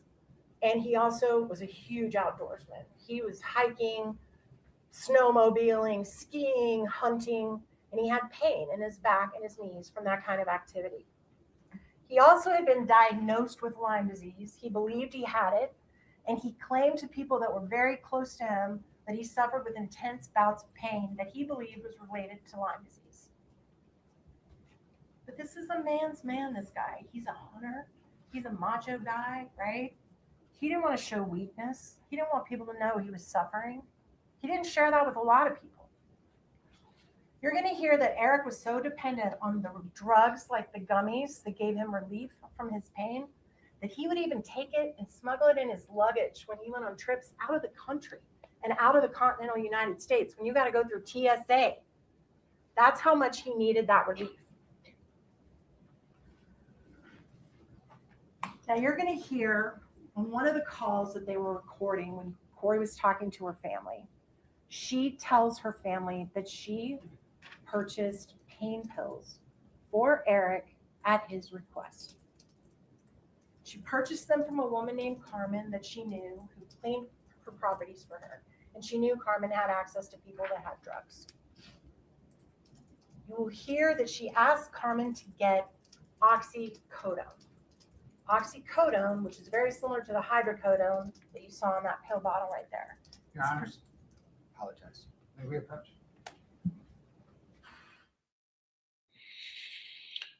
All right. Unlike in Colin Gray, they actually have sidebars. So tit for tat here. A little objection during the opening. I think both openings have been effective. You know, depending on style points, that's not really what I go on. I go on the fact that, you know, both sides have laid out their cases pretty well. As you can tell from the defense side of it, they're going to challenge the investigation. As we heard early on, that they don't believe that the cops did a very good investigation in terms of processing the house. They're going to lean into the fact that Eric was an addict, that he had pain issues, that he thought he was suffering from Lyme disease, and that, you know, he was procuring gummies from legitimate sources, illegitimate sources. So, I mean, that's where this thing's going to lay. Look, it's a circumstantial case. I mean, be very clear about that. You know, the Google search is going to be damning. You know, this is a case where if you're a defense attorney, you've got some really, really bad facts that you've got to try to mitigate as best as possible, which, you know, at the end of the day, that'll be up to the jury whether or not they were able to effectively do that. You know, but it's going to be interesting to see the ME. I'm curious as to that testimony. I didn't realize at this point, it was news to me that it was the death was still ruled undetermined. It's interesting. It's an interesting fact. So we'll see how it goes. I mean, clearly they're leaning into the fact that Kouri's shitty. You know, I mean, she was clearly having the affair. And I think he is deceased. I saw some questions in chat. I think that the handyman has died as well. How he died, I don't know. Does anybody know in chat? I'm gonna have to dig into that. Did he die mysteriously as well? Do we have a Black Widow situation going on here? I don't know, but I think both openings, in my estimation, have been pretty effective in terms of laying out the case. Remember, that's all openings are for, is to let the jury know, not us, but the jury, what the case is happen about. a lot over the next 5 weeks, so get ready.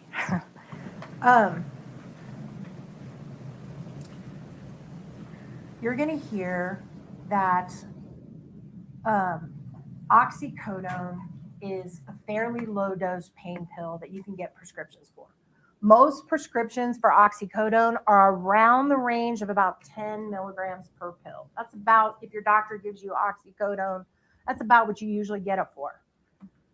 If you want stronger oxycodone, like up to 30 milligrams, you generally either have to have a special prescription from a doctor, or you're going to hear that you can get it on the street, right? And the state has talked about this gentleman, Robert Crozier.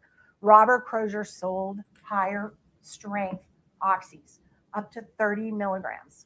He's going to testify that back in 2022, before Eric died, that's all he sold was oxy. That he didn't sell fentanyl at that time. It hadn't really got into the country yet, like it is now, right, where it's everywhere. It hadn't really happened yet. He was just selling oxys, and he sold the stronger dose. So you're going to hear and you're going to see evidence that Kouri asked Carmen for something stronger, and that Carmen, you're going to hear from Mr. Crozier, purchased 30 milligram oxys from Crozier. Crozier's going to say that is what he sold Carmen Lauber, was 30 milligram oxy pills.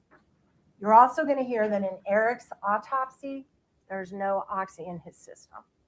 So the pills that were purchased by Carmen Lauber could not have been the cause of Eric's death. The fentanyl had to come from somewhere else. You're going to hear Carmen testify now that Kouri asked her for fentanyl. But what you're going to hear is that that was not Carmen's original story. That when Carmen was originally interviewed, she said no mention of fentanyl. It was all about oxy. There was no fentanyl. Carmen talks like she doesn't even know what fentanyl is, right? Guess when she changes her testimony? She changes her testimony when the police say, hey, you know what? We caught you. We caught you with drugs. We caught you with guns. And if you don't say what we want you to say, you're going to jail for a really, really long time, federal and state. But we're going to give you a ticket.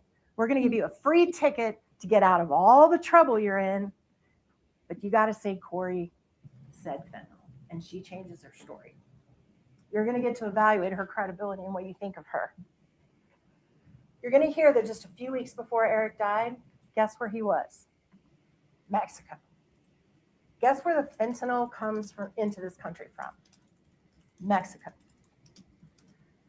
Now, after you've listened to all the evidence in this case, after you've looked at all the exhibits, you're going to be asked to determine what happened in that 6 hours.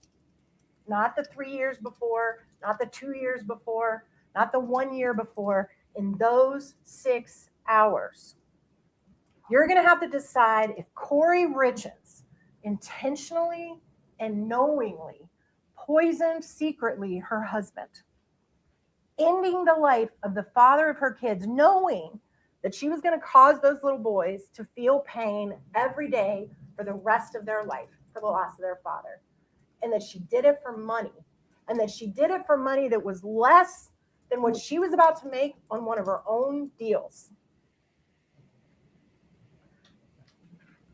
For way less than what Eric Richins would have earned over the next 2 years, 3 years, 4 years.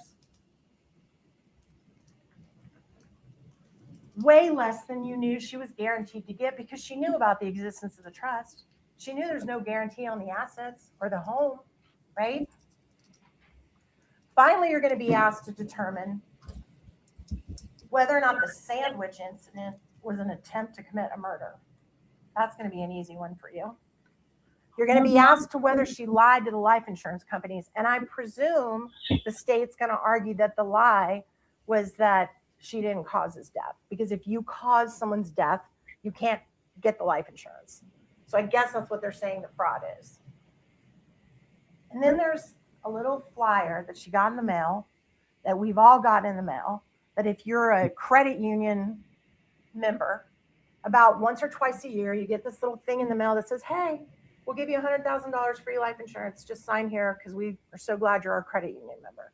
And so she signed that a little while before Eric died for $100,000. $100,000. That's, Eric Richins made that in 2 months, right? 3 months. And they're saying she forged his name on that little flyer when she mailed it in. In order to prove that, they have to prove that Eric didn't allow her to do it. Now, I'm telling you right now, wives everywhere sign their husbands' names on a lot of things. You've got to find that she did it without his knowledge, and I don't know how they're going to prove that. Now, there is one piece of good news as you evaluate this evidence and the facts in this case. There is some good news for you. There are going to be a lot of facts that we actually agree on, that we're not even going to challenge. We'll just be like, yeah, that happened.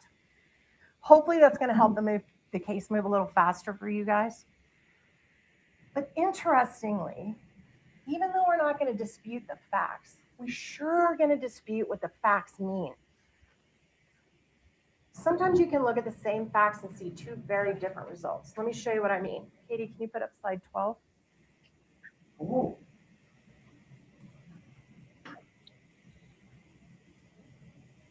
Is it up on your screen? Katie? 1 second, please. The judge has to give us the pass to get into the This screen. happens from time to time. Okay.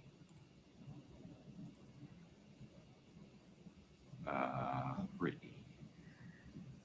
Can you do me a favor? Disconnect from table 1. Plug back in. Hey,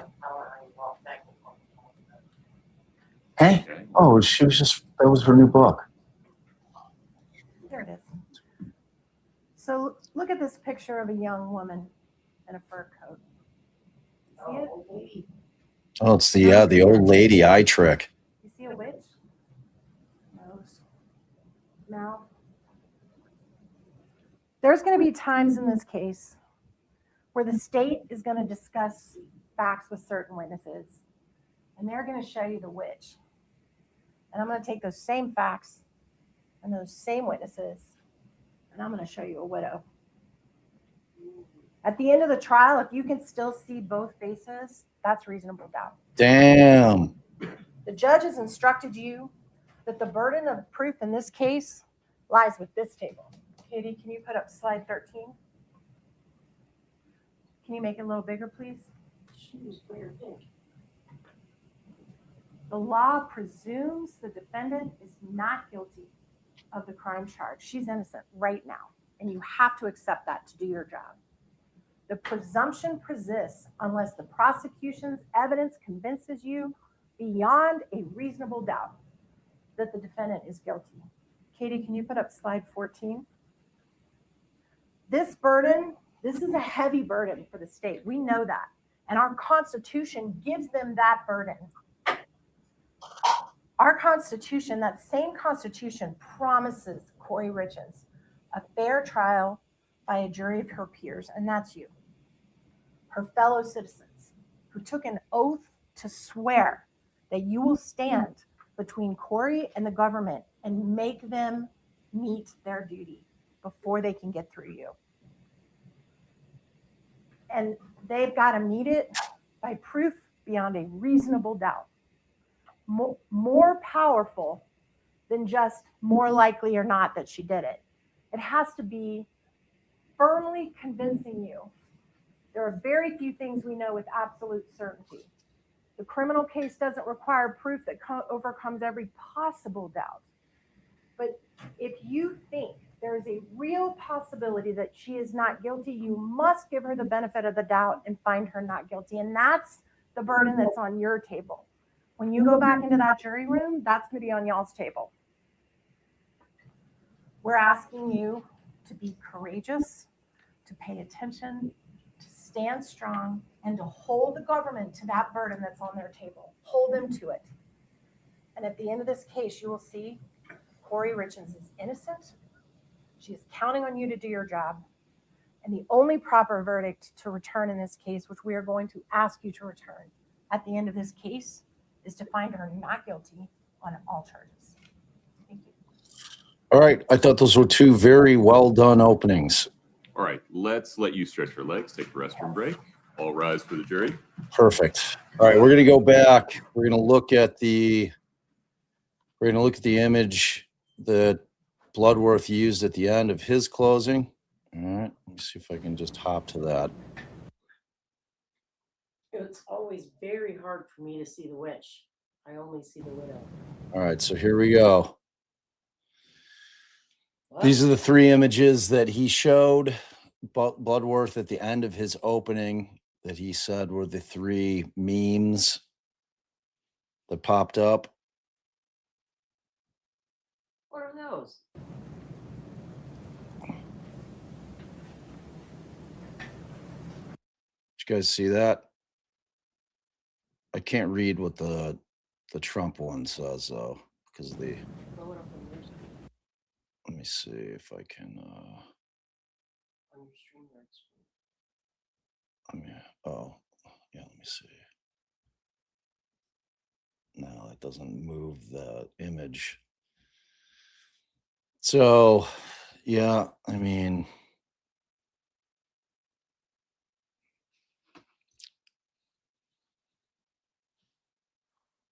Can you guys read that or make it out? Let me try to remove our banner. See if that helps.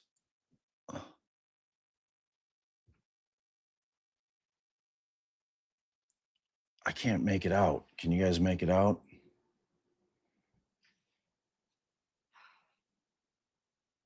What's it say? What's it say, DB? It says, I'm something rich. I can't see. I'm really rich. Oh, thank you, DB. So yeah, so that's how Bloodworth ended his opening. Pretty effective. Pretty effective. So I think this thing is lined up for a hell of a battle. That's where we're at with this case. Showing the witch and the old lady, see who sees what. They saw it. But what do they see? Yeah, what do you guys see? I thought that this was a very effective tool by the defense here in terms of reasonable doubt. What do you guys see? Do you see the young lady or do you see the old witch? Take a poll. If you blink real hard. What do you see first, Faye? First, I saw the young lady, and then I had to blink real hard, and then I saw the old lady. Because if you're looking for the old lady, this is the mouth here. This is the nose here. Where's the mouth? This is her hair. This is the mouth. Looks like found her. looks like a choker. See, it takes me forever. If it's the young lady, you're not seeing. This little nub is her nose here. It's her eyelash. It's a profile view. This is her jawline here. This is a choker. Seeing that, Kaylee? So look at my cursor. If you can see it, it's teeny. This is the nose for the young lady. This is her hair, obviously. Her eyelash.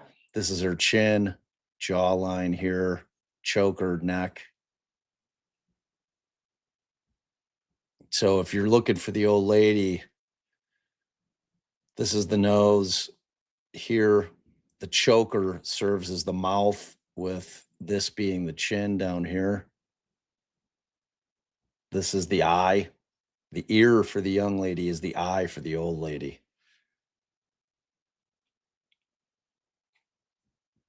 It's effective. Very effective advocacy. I like that a lot. All right. Got a little bit of All right, bleeping. let's let you.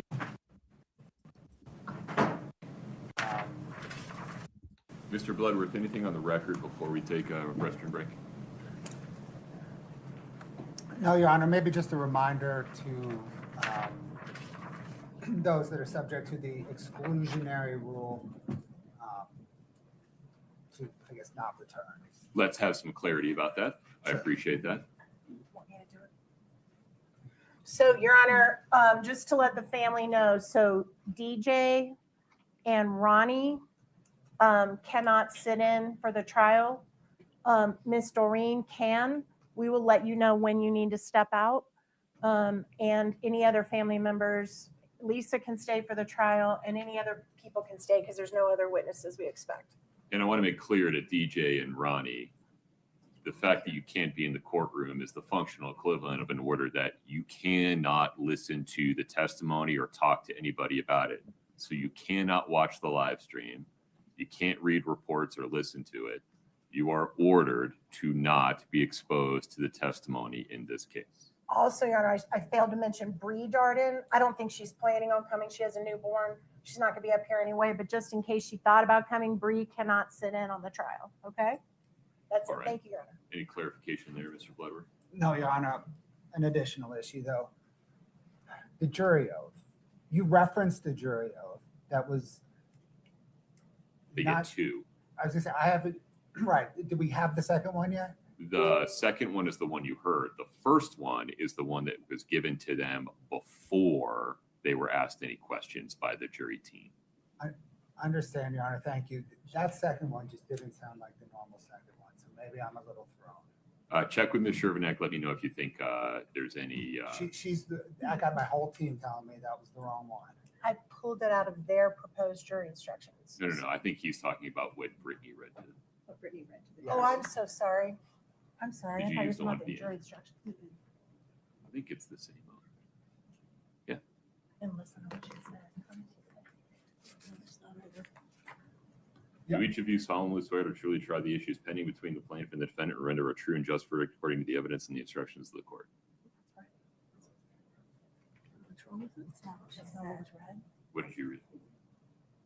It sounded to me like the witness of. It was the witness of. Oh, that's the one before there. That is the wrong one. That's the wrong one. That's okay. We can fix it. We'll re-swear them. Yeah, no problem. Arguments aren't evidence anyway. Good catch. No problem. That's the one they get before the voir dire. That's okay. I will fix it when they come back in. Thank you for the catch. Anything else? No, sir. Thank you. Okay. Ms. Nestor, Ms. Lewis, Mr. Ramos. No, sir. All right, Nothing. folks, let's say 10:35. Thank you for your patience. All right, for the judge. Court's in recess.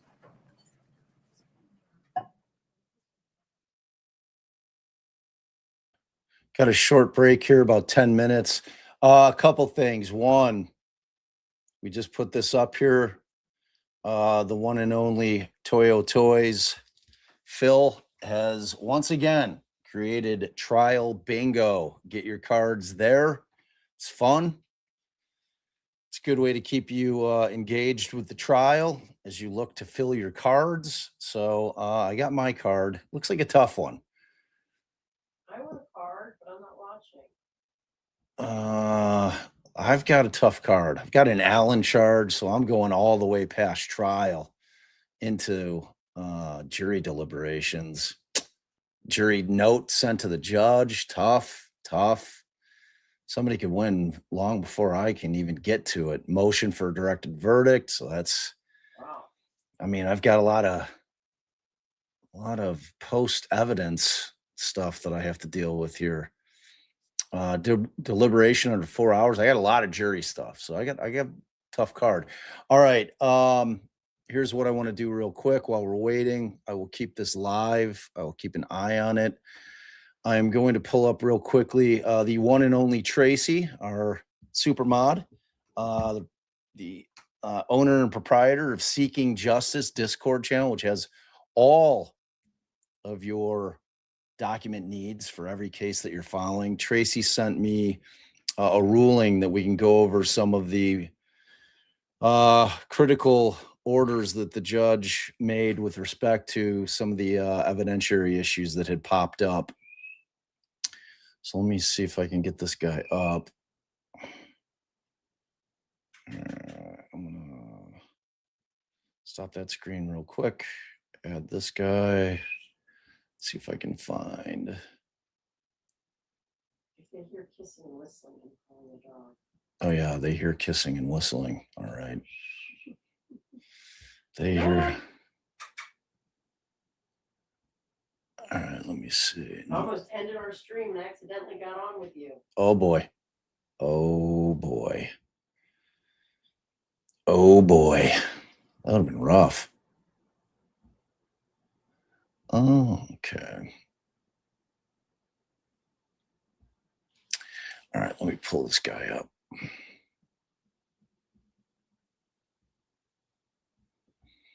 Okay, let me see if I can get this guy over here. Oh boy. All right. Let's get this guy up. Trace, do me a favor because I'm going to my second screen with this. Let me know as soon as they come back out in case I miss it. I should be able to hear the noise, but because this is going to go a bit longer than the break, I think. It's a relatively lengthy ruling. Okay. Where the heck did it go? Let's see. Where does it keep disappearing to? Come on, dude.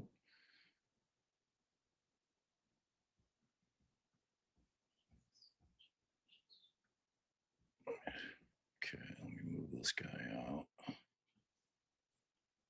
What the hell? Sorry, guys. Hold on. All right, there we go. Huh. It's weird. Okay.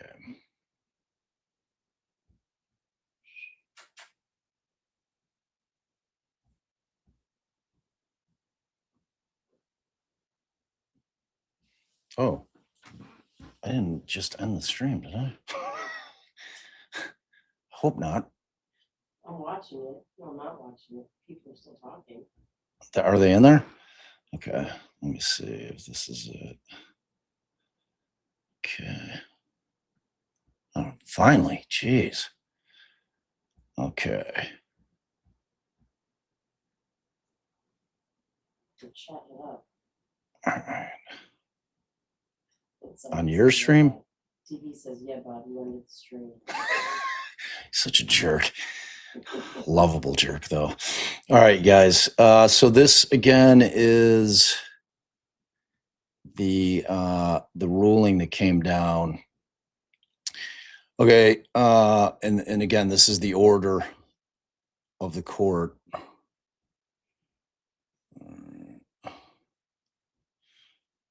Okay, so hold on, let me get this. So I got my scrolling going. All right, so these are some of the important things. So the first thing that the court ruled with respect to the walk the dog letter, the state seeks an order determining the admissibility of the first 3 pages of a redacted document found in the defendant's jail cell referred to as the walk the dog letter. Defendant opposes the motion, arguing that the admissibility of the letter is unfairly prejudicial because it implies that the defendant was attempting to tamper with a witness. The court finds that the first 3 pages of the letter are relevant under Rule 402 and probative of defendant's internal thought processes about the alleged crimes charged in this case. Defendant crafts an exculpatory narrative about the death of Kouri Richins. The statements in the letter can be fairly compared to other statements defendant made about the death of her husband. The state may fairly argue that this letter is probative of the defendant's consciousness of guilt. However, the court finds that the probative value of any implications or argument by the state that by writing the letter, defendant was preparing to, attempting to, or actually tampering with a witness is substantially outweighed by the danger of unfair prejudice. So the letter was found in the defendant's cell. It was not sent to another person. And any implications that the defendant was using the letter for unlawful purposes is unfairly misleading and prejudicial. So the first 3 pages of the walk the dog letter as redacted are admissible, subject to the limitations in this ruling and subject to the state laying proper foundation at trial. Now, if you guys are not aware of the walk the dog letter, there was a situation wherein Kouri's mother was at the jail and Kouri had planted something that she had written on the window in between her mother and herself, which she wanted her mother to read. Now, it was written so small that they couldn't see from the cameras that's recording all of the inmates that are talking with visitors. They couldn't see what it was. What they believed, what the state believed was going to happen was that Kouri was going to take the walk the dog letter and do the same thing, press it up against the window so her mother can read it. If you've never heard the walk the dog letter, it's a thing. It's definitely a thing. All right, so we'll continue to go through these. It sounds like they're getting ready to get back. There is a second piece of evidence, and that is the motion to determine the admissibility of an orange notebook. The state requests an order that 5 pages found in an orange notebook that was seized by the police on the day of the defendant's arrest are admissible. The notebook contains what appears to be journal entries written by the defendant on March 3rd and 4th of 2022. They describe what defendant and Eric Richins were doing on the night that he died. The court determines the statements made in the orange notebook, if written by the defendant, are not hearsay and are probative of what happened the night that of Eric Richins' death. The statements may be fairly compared to other statements defendant has made. State's motion is granted, subject to the state laying the proper foundation at trial, that the defendant wrote the entries in the orange notebook. So state's motion to admit the defendant's notes. The state seeks an order that a set of notes that were found in the defendant's kitchen cupboard on November 7th, 2024 are admissible. The notes were not found in April of 2023 when the house was initially searched by law enforcement. All right, we're going to get back to the trial here, y'all. Do you want some chili? Or are you gonna wait? I'll wait a little bit. Thanks, Trace. Let me pass. Okay. Yeah, thank you. Wow. Yeah. Yeah. Oh, yeah. Okay. All right, so we're back up on it. I was thinking about, what do you guys think of this view? I just made this one. You guys hate that? Makes the court a little bigger, and I can cover the court TV thing. Are you guys, let me know in the chat if you hate that or if you like me over the side. Let me pass. Okay. Bye.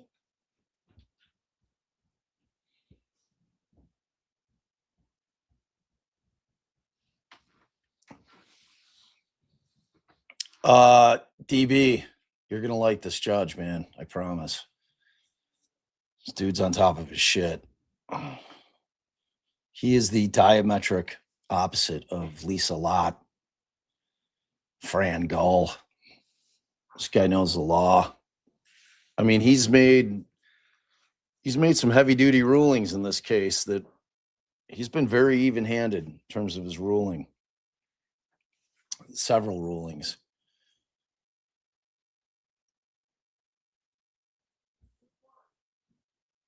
Let's make sure I'm playing. I am apt to not have the thing playing, but yeah, we're up to speed. So, I don't know about y'all, but I'm ready for this one. I am ready for this one. This is going to be an interesting trial. All circumstantial, but I mean, most cases are almost entirely circumstantial. What's up, Phil? Yeah, real prizes, always real prizes. I got my card, Phil. I'm not happy with it. I've got a lot of post-evidence, post-closing, jury deliberation. Phil never lets me win anyway. I think I actually won. Phil, didn't I win Karen Reed trial too? Phil's like, no, sorry, dude. He's like, you don't get to win. Which, you know, which is fair. Which is fair. But everybody get your fabulous bingo cards. Put it up there. Put it up again, wherever it is. I forget what the alert is. Or the little thingy. The exclamation. What do they call that? Link? I don't know if it's a link. Yeah, I got the same thing, Amanda. My corner square deliberation under 4 hours. So that's a verdict. I think everything else is Moscow. Tough one. Quote, that's not what I asked. All right. Pretty good odds. One of the lawyers will say that. Objection sustained before question finishes. I don't know. I don't know if the judge will allow for that. He's rules with an iron fist. Rules with an iron fist up there. Jury notes sent to judge, asked and answered. Detective, definitely get that one. Crime scene tech, witness voir dire. Interesting. Might be screwed on that one. We'll see. Medical examiner, I'm in good stead there. Oh. Defendant testifies. 231-500-139. Phil, is that a picture of Ready for the jury, Bobby Mr. Blood? Tellis? Yes, Your Honor. The defendant Yes, Your Honor. testifying? I'll swear at the Yes. jury, and then we'll go from there. Thank you. Okay, we're ready for the jury.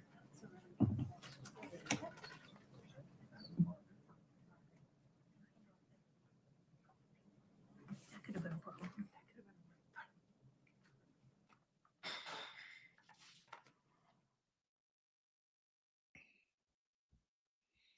Hey, Hannibal.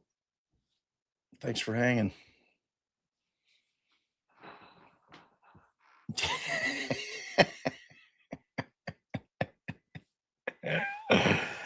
Are you saying that his landscaping outfit didn't fool you, Phil? Is that what you're saying to me?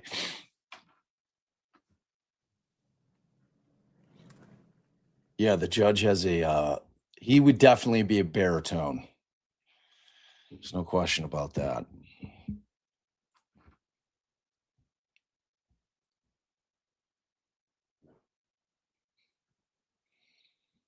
Get a little bluegrass going.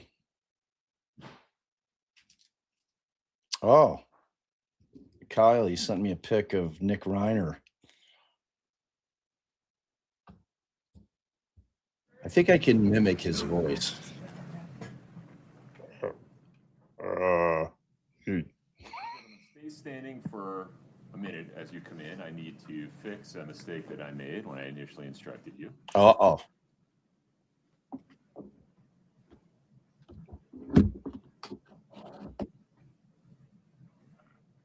You'd raise your right hand for me. Let's try this one more time.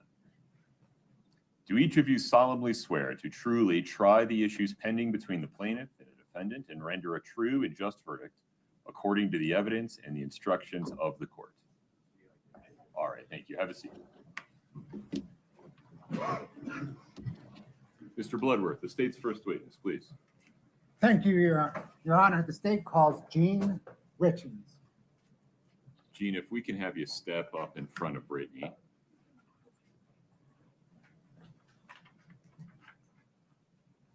Please raise your right hand. Do you solemnly swear the testimony you're about to give in the matter before the court to be the truth, the whole truth, and nothing but the truth, subject to the pains and penalties of perjury? What? Please watch your step.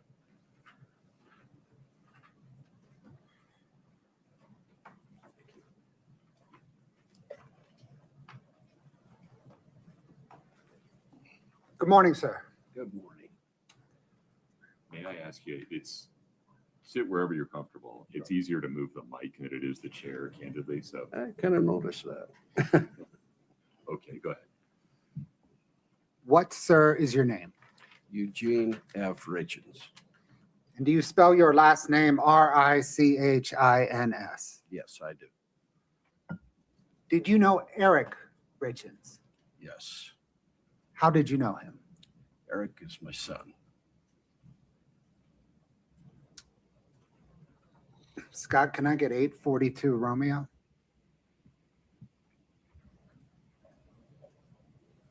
Just in terms of events, do you want to show it to him first and then publish? Your Honor, I think if perhaps we could show it to everybody but the jury. Done. Sir, do you recognize this photograph? Yes, I do. Who does it depict? This is my son. Is it an accurate depiction of him? It is. Your Honor, the state moves to admit 842R. No objection. 842R is admitted. Can the court please publish it? There we go.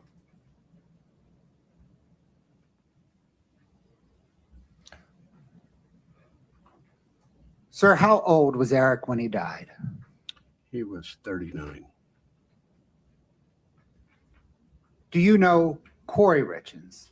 I do. How do you know her? She was the wife of my son. Do you see her here today? I do. Can you please point out where and describe her? Right here with a black blazer on.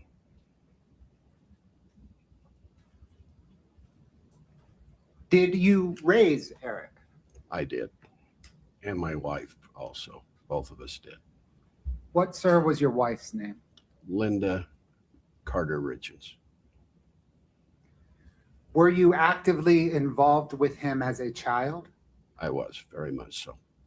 How so? Well, as I was raised and as I tried to raise my children as family's number one. So we did everything together as a family.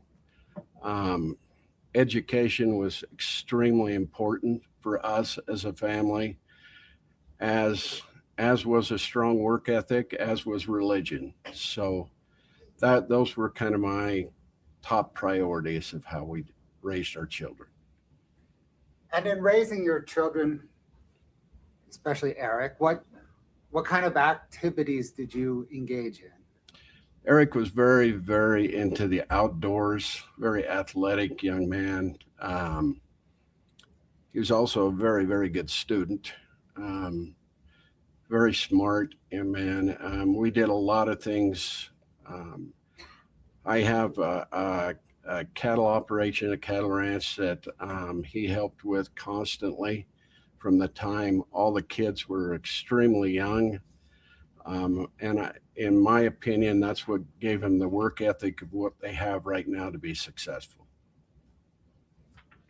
Were you also involved in his life as an adult? I was. How often would you see him? See him or talk to him? But both, actually, if you could take them in turn, please. You bet. I'd see him at least once, twice, 3 times a week. I'd talk to him every day on the phone. And where would you generally see him? Ball games. One of the kids' ball games at the ranch. Basically all over the place. What was Eric's personality? Eric had a very, very fun-loving personality. He had a very likable personality. He loved people, and people loved him. You mentioned that you raised him to have a strong work ethic, be grounded in family, and to do well in school. Did you see those qualities in him as an adult? I did. I was very, very proud of him. Did you get to interact with, or I guess observe Eric interact with his 3 boys? I did constantly. Can you give us some examples, please? Eric was their coach, but their father, but most important was their very, very best friend. He coached soccer We both coached basketball. We both coached baseball with them. So we were constantly involved in all their activities. Did he bring the boys to your ranch? Constantly, yes. They were, the oldest one loves to rope. So that was his thing in life and liked to rope. And the other ones loved to just ride four-wheelers or whatever it may be. Was Eric a good father? Eric was an excellent father.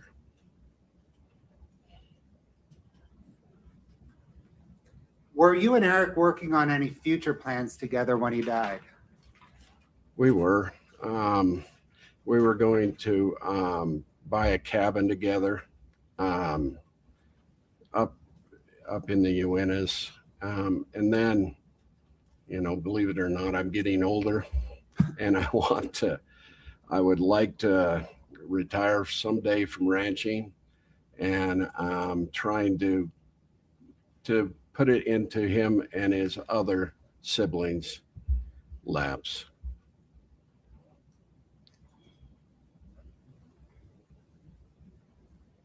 Did there come a time in the early morning of March the 4th, 2022, when you received a phone call about Eric? I did, yes. Who called you? Kouri did. What did she tell you? She said that Eric wasn't breathing. Where, sir, were you when you received that call? I was at my home. Is that the ranch? Yes, Is it in Hennifer? it is. What did you do next? I got over there as quickly as I could. And by over there, do you mean Eric's house? I did, yes. And is that in Camas, Summit County, Yes, Francis. Mhm. Francis? Do you recall about what time you arrived at Eric's house? I would say that 4:15, 4:30, right through that. Who was there when you arrived? My daughter Katie was there. Kouri was there. The first responders were there. Kouri's mother Lisa was there. My son-in-law Clint was there, and my two granddaughters were there, as the three boys were there.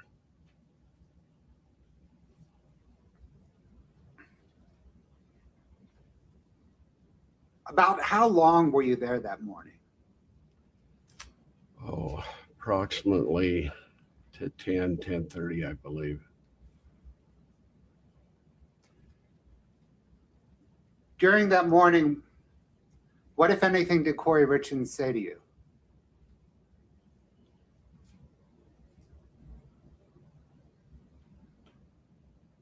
I don't recall her saying much of anything to me.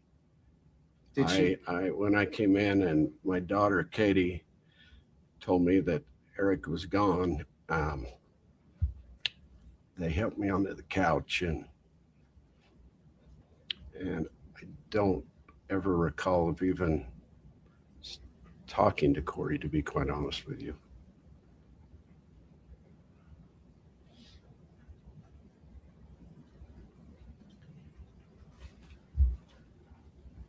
Did there come a time later when Kouri Richins told you what caused Eric's death? There was. I can't tell you the exact date, but it was between Eric's funeral and when the medical examiner had declared what he had passed away of. And she called me and said that she had just talked to the medical examiner, and they had determined that he died of the same thing Linda did, and COVID. And Linda was your wife, right? Linda was my wife, yes. What, sir, caused your wife's death? She had an issue with fungus in her lungs. What, if anything, struck you about Kouri Richins telling you that Eric died of the same thing that his mother did? Well, right after I finished talking with Kouri, I called my daughter, Katie, who in turn called the medical examiner, and they had never received a call Do from you say, Your Kouri. Honor? We're going to admit this answer only for the effect that it had upon Mr. Richins to explain what he did or didn't do next. You cannot consider it for the truth of what he's about to say. Please, sir, continue. Help me again. Sure. Where were we? What, if anything, struck you about Kouri Richins telling you that Eric died of the same thing that Linda died of? Well, as I said, I called my daughter, Katie. Katie in turn called the medical examiner, and they had never received a call from Kouri. They had not even released the results from it yet. Renew the objection and move to strike, Your Honor. Same instruction.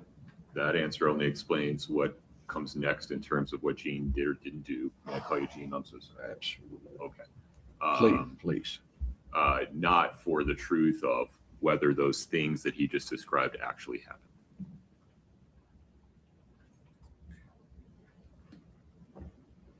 Sir, were you with your wife as she was battling the lung fungus? I was. Did Eric Richins suffer from the same symptoms that your wife did? No, not at all.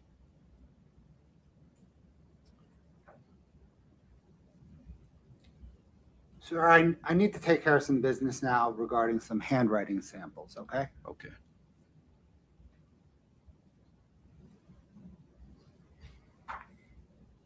Your Honor, may I approach the witness? Yes. It's the collection.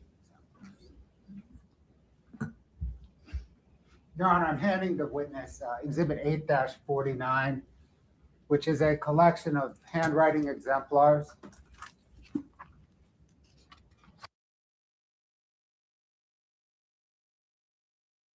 Now, the reason they're doing this now is because his father's familiar with his handwriting, because there is the allegation that Kouri had forged Eric's signature. I believe it was on the life insurance policy. So they're using Dad now in order to get in what Eric's signature looked like.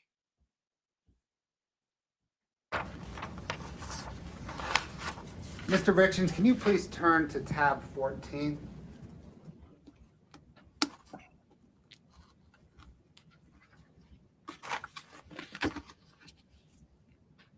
Okay. Sir, do you recognize the documents at tab 14? I do. Are they labeled K14? Yes. Mm-hmm. Are they receipts from Weller Recreation Center? Yes, Did you pick up those receipts from Weller Recreation Center? I did. Did you then hand those receipts to your daughter, Katie Richins Benson? I'm sure I did. Yes. Thank you. Can I retrieve that?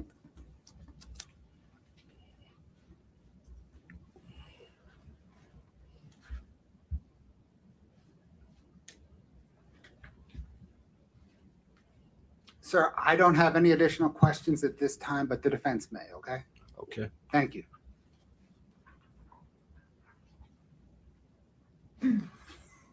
Ms. Nestor, please proceed. Sir, we're very sorry for your loss, and we have no questions for you at this time. Thank you. Gene, you can step down. Do you mind taking that glass of water with you? Might need another one. Fair enough. Allie and I were just talking about that. We were talking about that in the last chat Mr. Blood. about Your standing Honor, up the state calls Katie Richins Benson. and giving condolences to the witness without asking questions. I think she's in the lobby. Is that correct? You're not gaining anything by questioning Eric's father. It's a proof of life witness. What? For what? Come on, dude.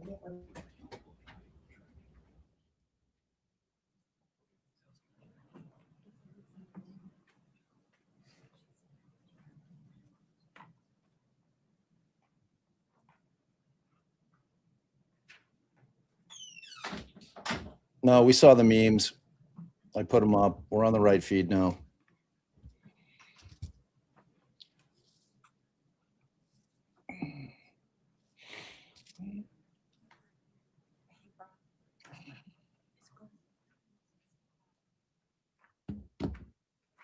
Yeah, and just so you guys have a knowledge base, If you'd step in front of Brittany, please. in terms of handwriting, lay Do solemnly witnesses swear that can the testimony you're authenticate about to give in the matter before the court as long to as be they're the truth, familiar whole with truth, and nothing but handwriting. the truth, subject to the fees and penalties of perjury.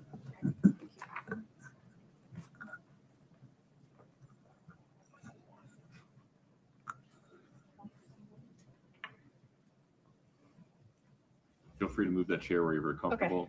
You can also move the mic. There Okay, you go. perfect. Thank you. Thank you. Mr. Bloodworth, please proceed. Thank you, Your Honor. Good morning, ma'am. Good morning. What is your name? Kouri Richins Benson. And is your last name spelled Richins-Benson? You got it. Okay. I'm going to stand here because I would like you to address the jury. And I'm hoping that if I stand close to the jury, if you mistakenly shift to me, you're still addressing them. Do you know Eric Richins? Yes, he was my brother. Did you grow up with him? Yes, yes. We were only 2 years apart. So we were inseparable. What was your relationship like as you grew up together? So we did everything together. We went to school together. We worked on a ranch. So we have a family ranch that's been passed down for generations. We worked on the ranch together.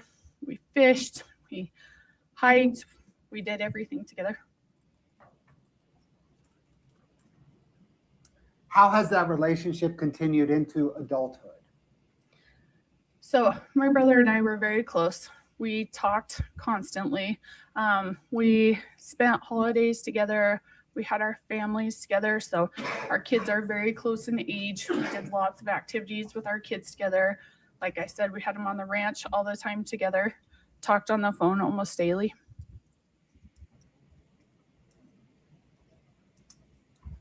What was Eric's personality like as an adult? Eric was one of the most likable people. I'm sorry, guys. Okay. There are tissues if you'd like. Okay. So he was one of. Sorry, I'm trying so hard. He was one of the most likable people you've ever met. So Eric was the kind of person that loved everyone. It did not matter who you were, where you came from, where he met you. Everyone thought they were his best friend. If you talked to him, they all said, I'm Eric's best friend, because that's the way Eric made you feel. He was upbeat. He was positive. He literally would give a stranger he met on the side of the road his jacket, anything to help anyone out.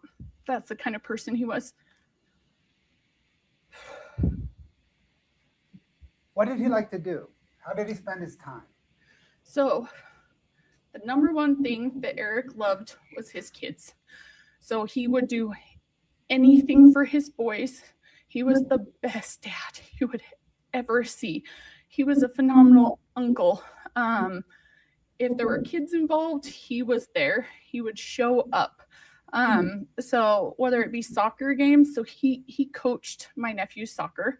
And he was the dad that coached, that went and got all the signs that were special. So he'd get there before the soccer games, put all the signs up so the kids had their team name everywhere. He also was adamant about making sure they learned how to work. So my parents were very focused on teaching us how to work, to have that strong work ethic. So he had his kids on the ranch, teaching them how to work. He loved the outdoors. He loved to play sports. Anything that revolved around his family, the outdoors, is what my brother loved. Did he plan for his children's future? Yes. So there's not a waking moment that my brother was not focused on his kids. So he had money set aside every single month to go into a fund so that by the time the kids got to college, they could pay for their college and hopefully have some left over for like a down payment on a house or something like that. He had every aspect planned. This is the kind of dad Eric was. So I told you we have a ranch. I love horses. My brother did too, but not quite as much as me. He liked ATVs a little bit better. So his oldest son, Carter, loved horses from the day he was born.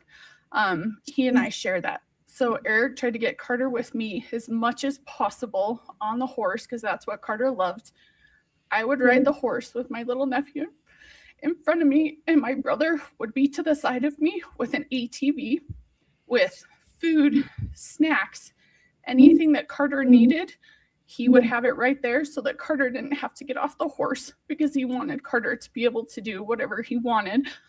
And if Carter would fall asleep, which he would sometimes, Eric would take him into the side-by-side, hold him until he woke up, bring him right back up to me, put him back on the horse, and let him go the rest of the day.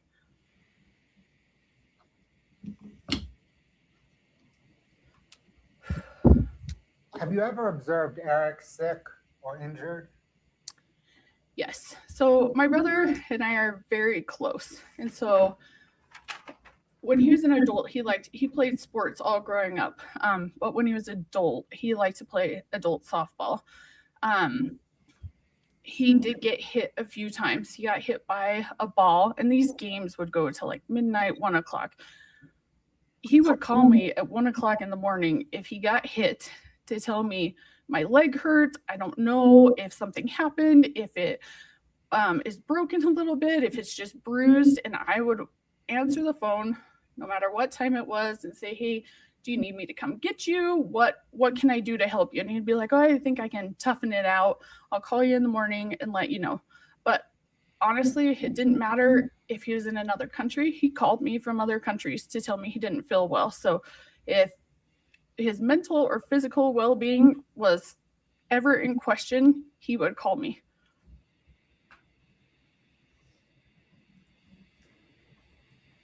Other than allergy medication, have you ever seen Eric use an over-the-counter drug? The only thing I've ever seen him use is Advil. Have you ever seen Eric use prescription drugs? No. Have you ever seen Eric use illicit drugs? No. Growing up, my mom was a drug and alcohol counselor. She taught us the dangers of those. And really ingrained that in us. Were you and Eric working on any future plans when he died? Yes. So we were planning a trip to Disneyland that year to take our kids. He has a child. His middle child, Ashton, is extraordinary in math. We were finding programs to get Ashton enrolled in that summer for coding so that we could kind of harness that math. He was only 7 at the time, but he's just outstanding. So we had just barely gone to the zoo together. We kind of just planned our lives together. We talked all the time. Are you familiar with the home that Eric lived in when he died? Yes, I owned it and I sold it to my brother. Scott, if you can bring up 1-1, please, for Your Honor, for everybody but the jury.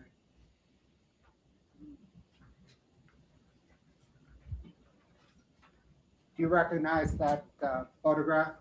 Yes. Is that the home that you sold to Eric and he lived in? Yes. Is it an accurate depiction of that home? Yes, it is.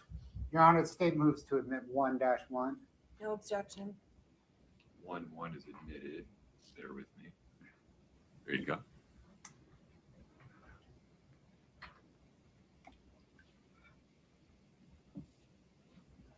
Where, Ms. Richins Benson, is that home located? That is in Francis, Utah. And is it, it looks like it's on a cul-de-sac. Is it on a cul-de-sac? Correct. It's on a cul-de-sac. When did you sell him the home? In the latter part of 2012. Had you been to the home regularly between then and when Eric died? Yes. Do you know how many homes are on that cul-de-sac today? So on that cul-de-sac, there's 7 homes with driveways that go into that road and cul-de-sac. And do you know how many homes and roads were on, homes and driveways were on that cul-de-sac in 2019? Yeah, all the homes were built out by 2016.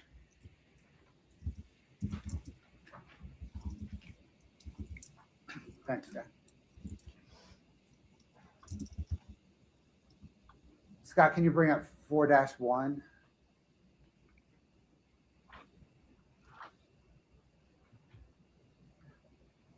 Can you scroll through it, please?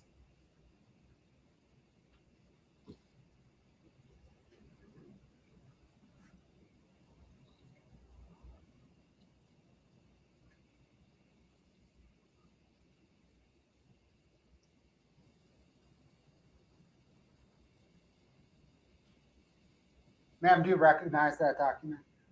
Yes, this is my brother's prenuptial agreement with Kouri. And how do you recognize it? I saw it the day they signed it. So on the day of his wedding is when they both signed it, and I read through it with him on the day of his wedding. Your Honor, state moves to admit 4-1. No objection. 4-1's admitted. I'm going to leave it up there just for a minute for the jury, but I'm going to come back to that with them later. I'm not going to Okay. discuss that with you. Okay. Thanks, Scott.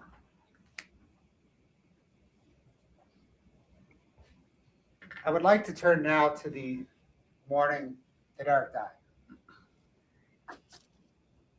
Did there come a time in the early morning of March 4th, 2022, that you received a phone call about Eric? Yes, it was early in the morning. Who called you? My dad did. What did he say? It's not easy. He was screaming and crying. It said, Eric's not breathing. Eric's not breathing. Where were you when you received that call? So my daughter was sick. She was only 3 at the time. She'd just thrown up. I had taken her out of her room and brought her into my room. And I had just set her on the bed, and my husband had gone into the room to check on my other daughter that was a little bit older to make sure she was okay. I just set her on the bed, and I had my phone with me. I set it on the bed, and I saw my dad calling. And I picked up and said, Dad, how did you know I was up with my sick little girl? And he started, whew. That's when he said, Eric's not breathing. Eric's not breathing. I screamed.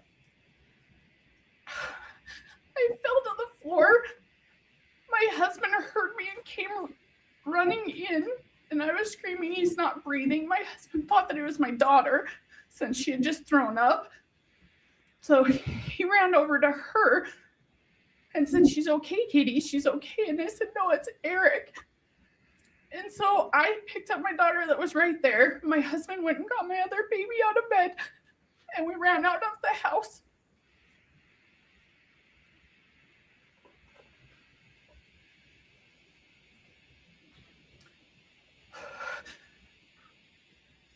Did you go to Eric's house? Yeah, we went straight to my brother's house. Who was there when you arrived? Sorry, guys. This was the worst day of my life. I'm sorry.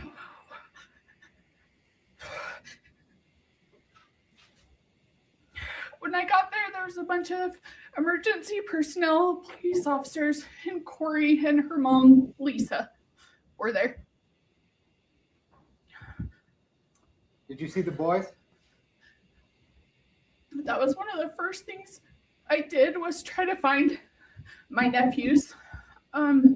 They were in Ashton's room. I don't know how to orient you guys to the house. So as you walk in, Carter's room was to the right, and then you walk down a hall, and Ashton's room was the first room on the left. Then it was Weston's room, then a bathroom, and then my brother's room. So the boys were located in Ashton's room. So there were police everywhere. There was EMS. I didn't know everything that was going on, but I didn't want the boys right there where everyone was. There's police right outside their door. So I went and got them and took them upstairs. So in my brother's house, you go up some stairs and over the garage, there's a bonus room. And they had everything in there. They had a TV, a Nintendo, all their toys in there. So I took them up there because I didn't want them by all the hustle and bustle of all the police and everything. So I took them up there, got them situated, then ran outside to my car to get my husband and my 2 daughters so that my husband could watch the boys and make sure that they were okay. We'll talk more about the boys that day. Okay.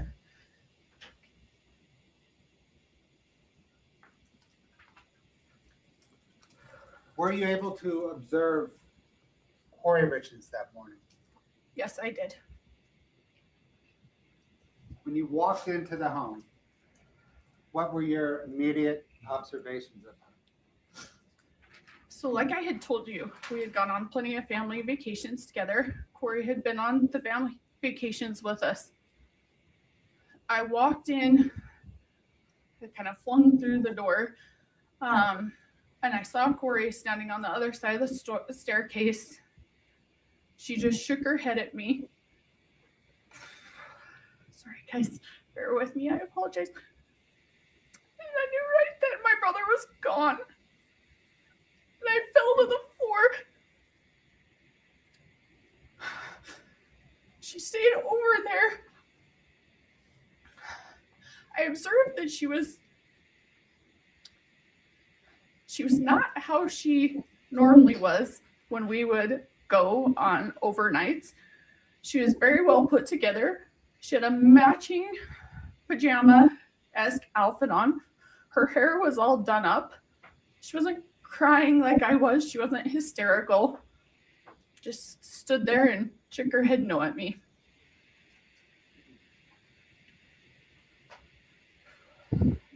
What, if anything, did you observe about Kouri Richins' interactions that morning with her boys? There weren't any until later in the morning. So, like I told you, my husband stayed up with the boys. I went up and down. My sister came up and down. A few people came up and down to check on the boys. I did not see her go up and check on the boys. And I repeatedly asked her, when can we tell the boys? I think we need to tell the boys. I kept coming down saying, I think the boys need to know. It wasn't until they wheeled my brother's body out and I stood by the stairs at the top of the stairs to make sure my nephews didn't come out to see because we didn't want it to see. And my husband was in the room with them. So they wheeled my brother's body out. My husband did his best. My daughter was throwing up and he was trying to block it from the boys so that they didn't see my brother being wheeled out. The boys did see my brother being wheeled out. My husband came out and told me that they were upset. And so we walked down and talked to Lisa, Kouri's mom, and Kouri again. And I said, the boys are really upset. They just saw Eric wheeled out. I think we need to tell them. And Lisa said, I guess we better. And Kouri said, yep, bring them down. So then we brought him down. And that's the first I saw her interact with him.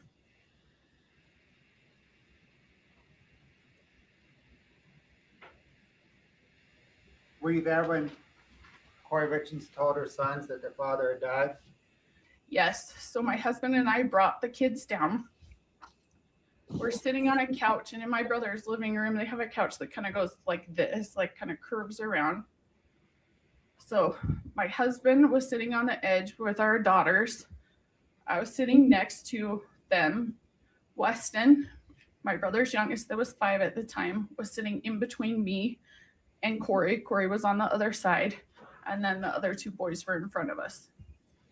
What did she say? She let them know that their dad would not be coming back, that he was gone. Just like that? Yes, to my recollection.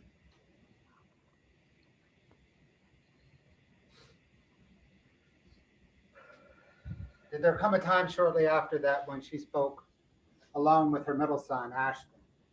Yeah, so right after she told the kids, Ashton got upset and went to his room. So his room was that room that they had been in. I went and checked on Ashton multiple times, and he was, I remember him on his bed. He was on his bed with his covers pulled up, and I sat on the bed and I tried to console him, but he wanted his mom. I tried so hard to console him, but he wanted his mom. So I came out and told Kouri that Ashton was very upset and I thought she should go in. It took me a couple times of coming out to tell her. And I finally came out and I said, Kouri, I'm not his mom. I'm not his dad. He just lost his dad. He's very upset. I cannot console him. Can you please come in and talk to him?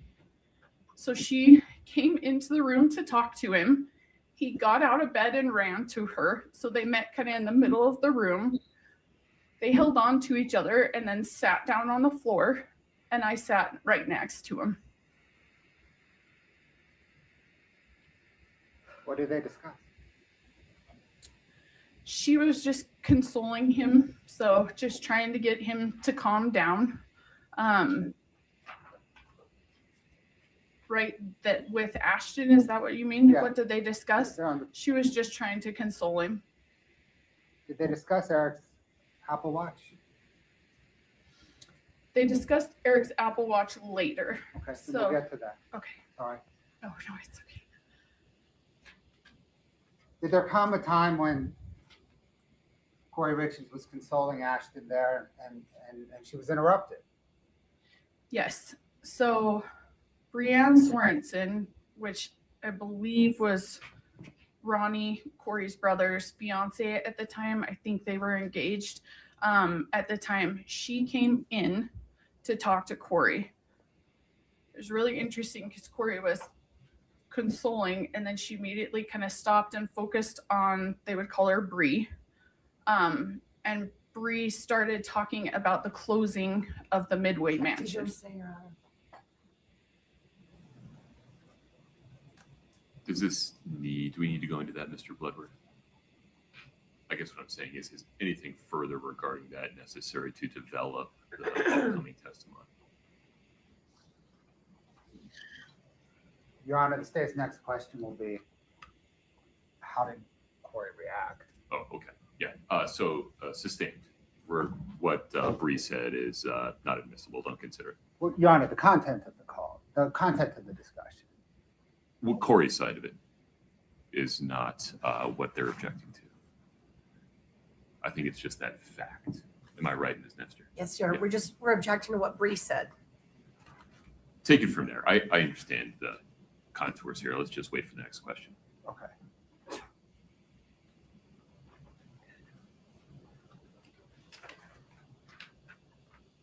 How did Kouri react to what Bree said?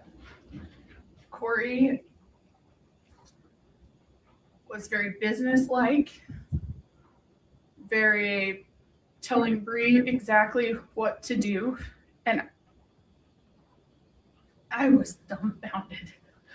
And I looked at Kouri and said, you can't tell me you're going to close on that Midway Mansion when my brother just died. And she looked at me matter of fact and said, yeah, absolutely. He has nothing to do with it. The money's already gone through. It's all my business. I'm going to.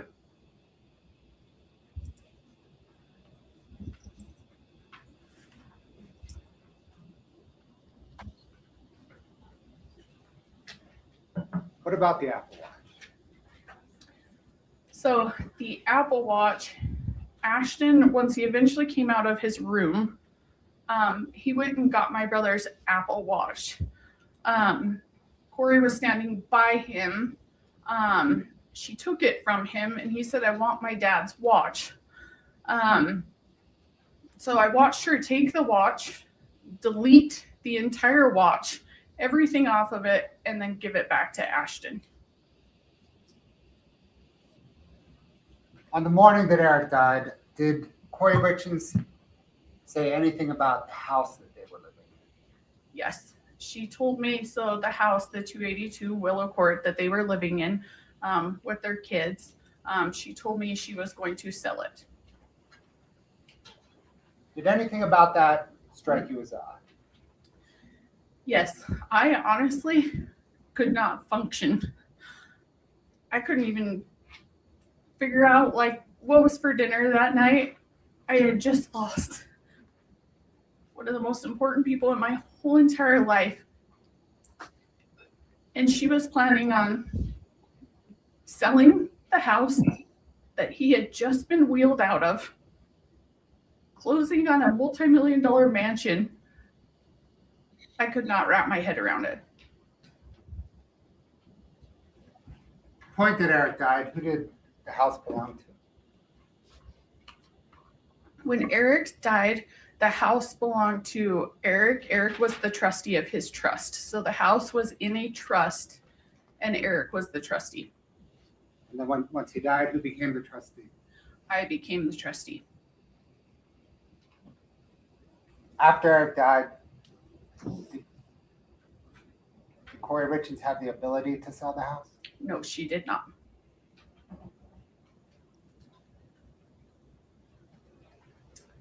That morning, did Kouri Richins say anything about Eric's stonemasonry business? Yes. She had a plan for how she was going to run his stonemasonry business.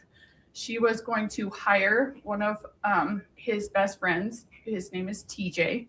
TJ worked for Eric's business partner's dad and had grown up working with Eric and Eric's business partner, Cody, and Cody's family in their family business. And he still worked with Cody's dad, Shannon. So she said that she was going to hire TJ to run Eric's portion of the business for her and that he would take care of all of it. So am I right that the morning of Eric's death, Kouri Richins told you her plans on purchasing the Midway Mansion, selling the home she lived in, and running Eric Richins' business? Correct.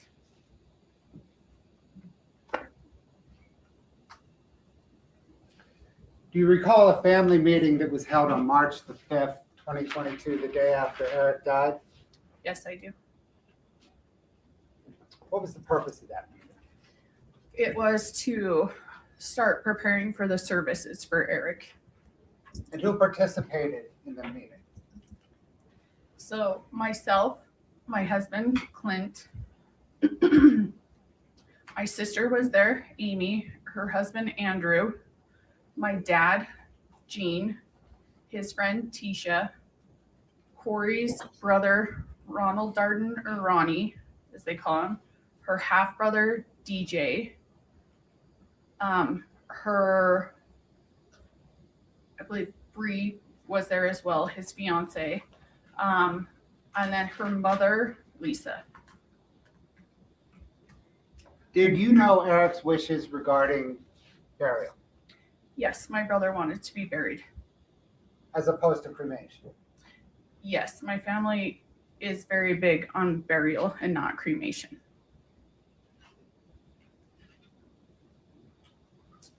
Did in the course of that family meeting, the topic of cremation arise? Yes, so we had gone through and planned the whole funeral. My brother would be buried by my mom, who the where he would be buried at, who the pallbearers would be, everything to like who would talk, who would say prayers, stuff like that. And at the very end, when I thought we kind of had it all wrapped up, Lisa Darden, Corey's mother, said, when are we going to talk about that Eric wanted to be cremated? Did you observe Kouri react to her mother raising cremation? Yes, I did. She looked shocked, like she was caught off guard. at first. And then she went into it and said, oh yeah, he told me that he didn't want any bugs crawling on him after he was dead. It freaked him out. So we're cremating him.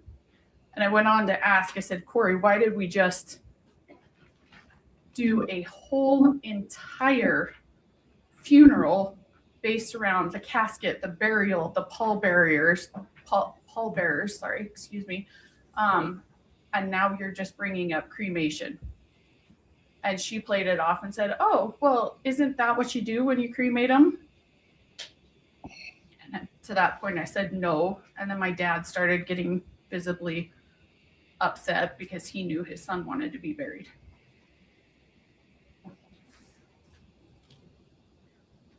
I need to take care of some business with handwriting samples now, okay? Okay. Your Honor, may I approach? Of course. I'm heading to witness 8-49. Ms. Richins Benson, are you? Yeah, I'm slightly surprised that that bit of testimony was allowed in. I don't know how it's relevant, really.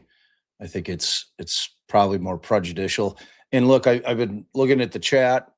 I know there's some divided opinions on this particular witness. I mean, I could tell you because I have followed this case from the beginning. Katie fucking hates Kouri Richins. Fucking hates her.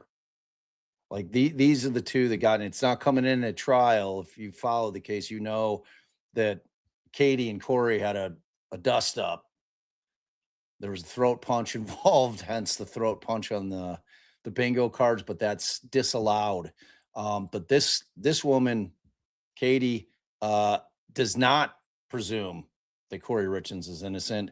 She is firmly of the mindset that the woman sitting at the defendant's table murdered her brother, and her ire, her vitriol for this woman is coming out on the stand.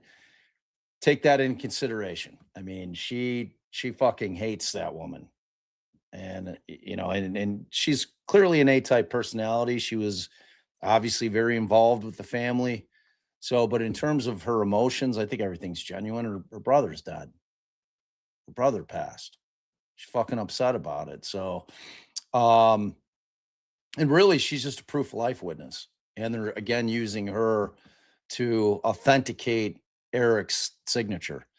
So, but I mean, you never know how a juror's going to rub off on, or I'm sorry, a witness is going to rub off on jurors, right? I mean, you never know.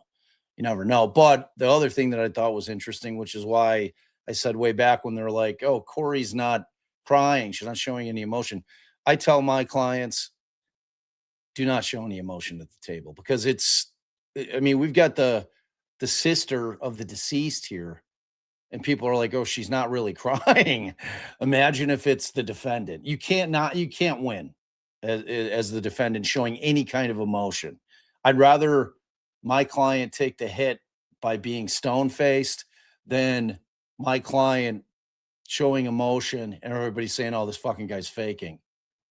You know, oh, how performative. So, you know, that's why it's best if you don't show any emotion if you're the defendant. Familiar with that exhibit? Yes, I am. Generally, what is it? So these are all handwriting samples from my brother, whether it be when he signed his name for stuff at work or for his will, any of that stuff.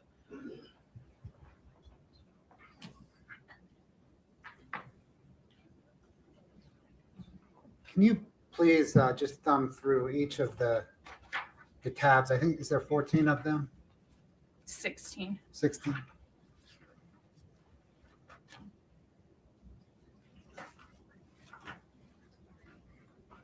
Do I have to pay super close attention, or am I okay? No, I just want to make sure you know what they are. Okay. You've seen them before? Yeah, I have. Okay, if you're comfortable that you've seen them before, there's no need to slip. Yeah.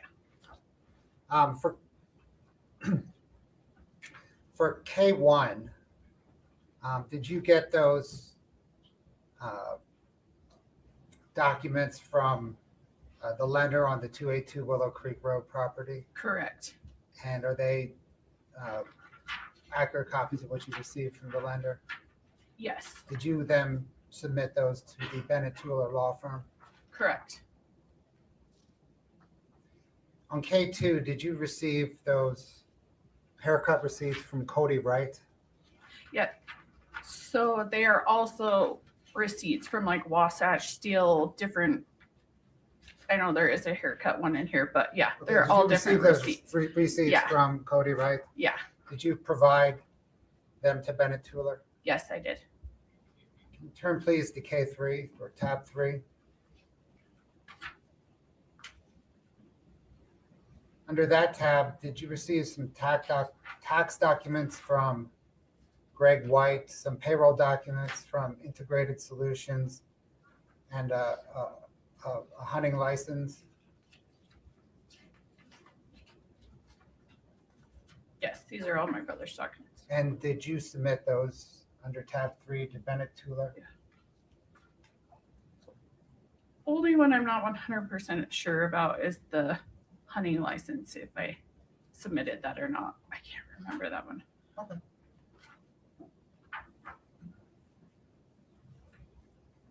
On K4, did you receive the check there from Allison, right? Correct. And did you get the loan documents on K4 from the lender on the 282 Willow Creek Road property? Yes. Did you submit those documents to tab 4 to Bennett Tueller? Yes.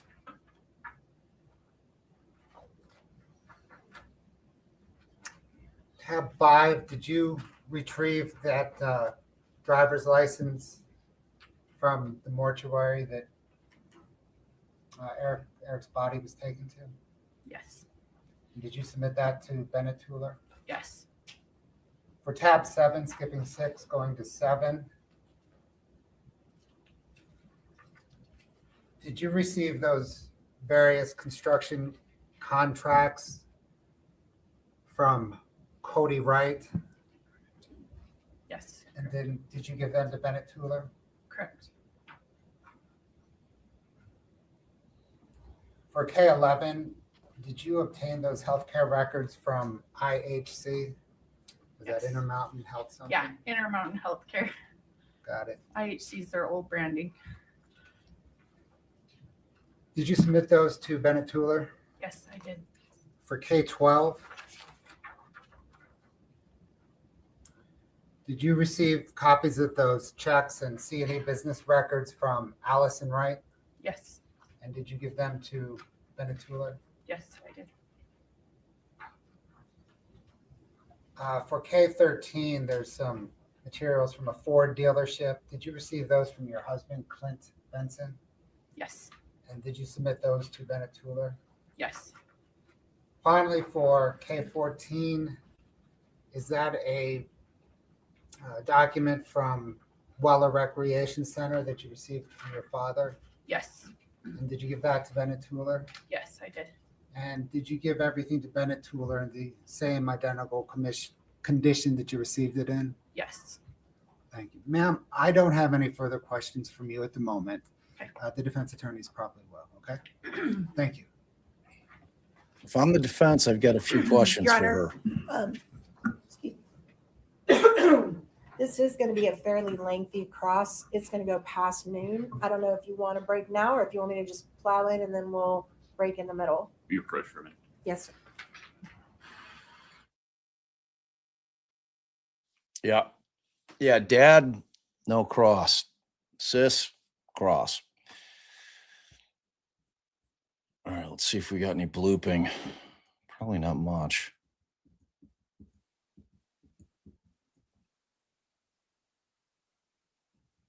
You stretch your legs. We're going to come up with a folks. Let's let you stretch your legs. We're going to come up with a plan here about what to do about the lunch hour. I just need a few minutes to figure it out. Okay. Please rise for the jury. Okay, everybody in chat, stand. Let's go. Let's go. Yeah, we don't have much blooping.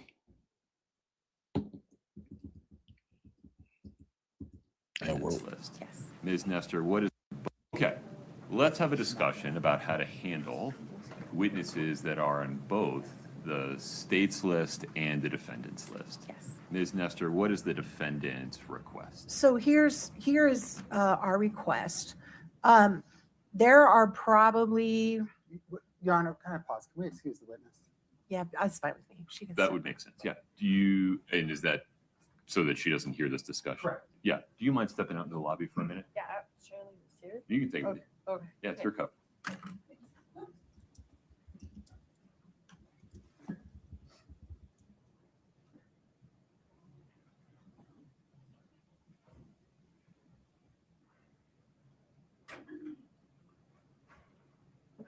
Ms. Nestor, please proceed. Thank you, Your Honor. So I knew this was coming because of conversations we've had with witnesses, but there are multiple witnesses that the state is going to call, including Ms. Richins Benson, who also have information that relates to our case. She's just one, there's lots more. Obviously, if the state is going to shut us down from asking any topic that he didn't cover in direct, then we're going to have to recall all of these people. And this trial is going to get a lot longer, inconvenience a lot more people. Well, it's the exact same amount of time. Yes, Time Phil. would be longer. It Because just complicates the directed verdict motion. because of the fact that all of these witnesses will be required to come back twice, get resworn. We're going to have to lay foundation again that's already been laid to refresh the memory of jurors. We're going to have to go back over topics that have already been talked about just to refresh the memory of the jurors. We're going to be using exhibits that are already here, keyed up, ready to go. This court has the ability to control what happens in this courtroom. If you want us to call all these people twice, we will, but it seems a ridiculous imposition of burden on not only the witnesses, but the jurors to have to say, we're going to hear from them now and in 2 weeks from now. There's perfectly within your power to say, we're going to do everything this jury needs to do now. The state has the ability to come back on redirect and address anything that we bring up that they didn't bring up. But it seems a very inefficient way to run a trial. And it seems to be super hard on these witnesses to have to come back here twice and go through this 2 weeks apart. And especially what happens if something happens to them? What happens if she gets sick or she leaves the country and I'm stuck and I didn't get a chance to redo her? Then we've got a real problem in terms of the trial and the record. So, I mean, I've just never had a judge require me to do that unless it's just really unusual circumstances. So we're asking that every witness where we have information that the state decides not to go into, to let us do it now, not have to recall this witness, and then finally excuse her from her subpoena responsibilities. You understand that to the extent the state raises relevance objections to your direct of this witness or another, I'm only going to have what's in the record so far. I won't have the whole picture to rule on that relevance objection. I am not worried about anything we're going to talk with her about being decided to be relevant. Okay. I mean, it's clearly relevant. I'm just not worried about that. All right. Yeah. I mean, we're only talking to her about what happened with Eric, with this case, we're not going into anything outside of that. Okay. Mr. Bloodworth. Your Honor, the state prefers to present its case in an order that the state believes will provide a proper narrative to the jury without interruption. Sometimes a proper way to present a case is not most efficient way to present a case. And in an aggravated murder case, propriety has to take precedence over efficiency. So far, all these witnesses are local. I could see perhaps if there's an out-of-town witness, rather than inconvenience in the witness with an extended stay or repeated travel, we could make an exception. But as the rule, this trial is no different than any other trial where, pursuant to the rules, the scope of cross-examination is limited by the scope of direct. Thank you. So you get that. That's exactly what is the heart of this debate right here. So the defense wants to be able to go beyond the scope of what was brought up during the direct, which frankly is strategy from the state's point of view. You know, there's often times where they're not going to bring up something because they don't want the defense to get into it, you know, and then the defense in those situations typically will list that witness and then have to call that witness during their case in chief. And what the defense attorney is asking for, I can't tell if she's asking if she can basically call Katie out of order and thereby direct her instead of cross her in order to get into the things that the state elected not to put on through this witness, in lieu of her being called 2 weeks down the road when the defense is putting their defense on. So, or if she's asking if she's going to be allowed to go beyond the scope on cross, which could be challenging because cross and direct are two very different beasts. So let's see what the judge has to say about it. Ms. Nestor, we'll take this on a witness by witness basis. With respect to Ms. Richins Benson, I imagine she's going to be in the courtroom every single day. And if she's not, she's certainly subject to the subpoena power of the court. And has somebody subpoenaed her so she can't beg out of appearing?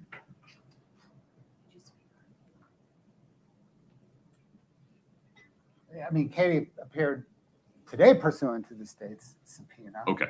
And that subpoena lists the entire trial, correct? It does. I have not yet released her from it, as we do some. Exactly, DB. Right. And so as long as I make clear to her that pursuant to that subpoena, she can be recalled at the order of the court, any danger that you were describing, Ms. Nestor, is mitigated. It also means she can't stay in the trial right. for the rest. She's going to have to be excused under the exclusionary rule. That's right. Is it Katie or Amy that's Amy. the designated victim rep? Amy, Your Honor, the state had designated 2 victim reps, and it was Katie and Amy. we object I to understand you objecting to the 2. that. We do. We object to 2. We don't object to Amy. Right.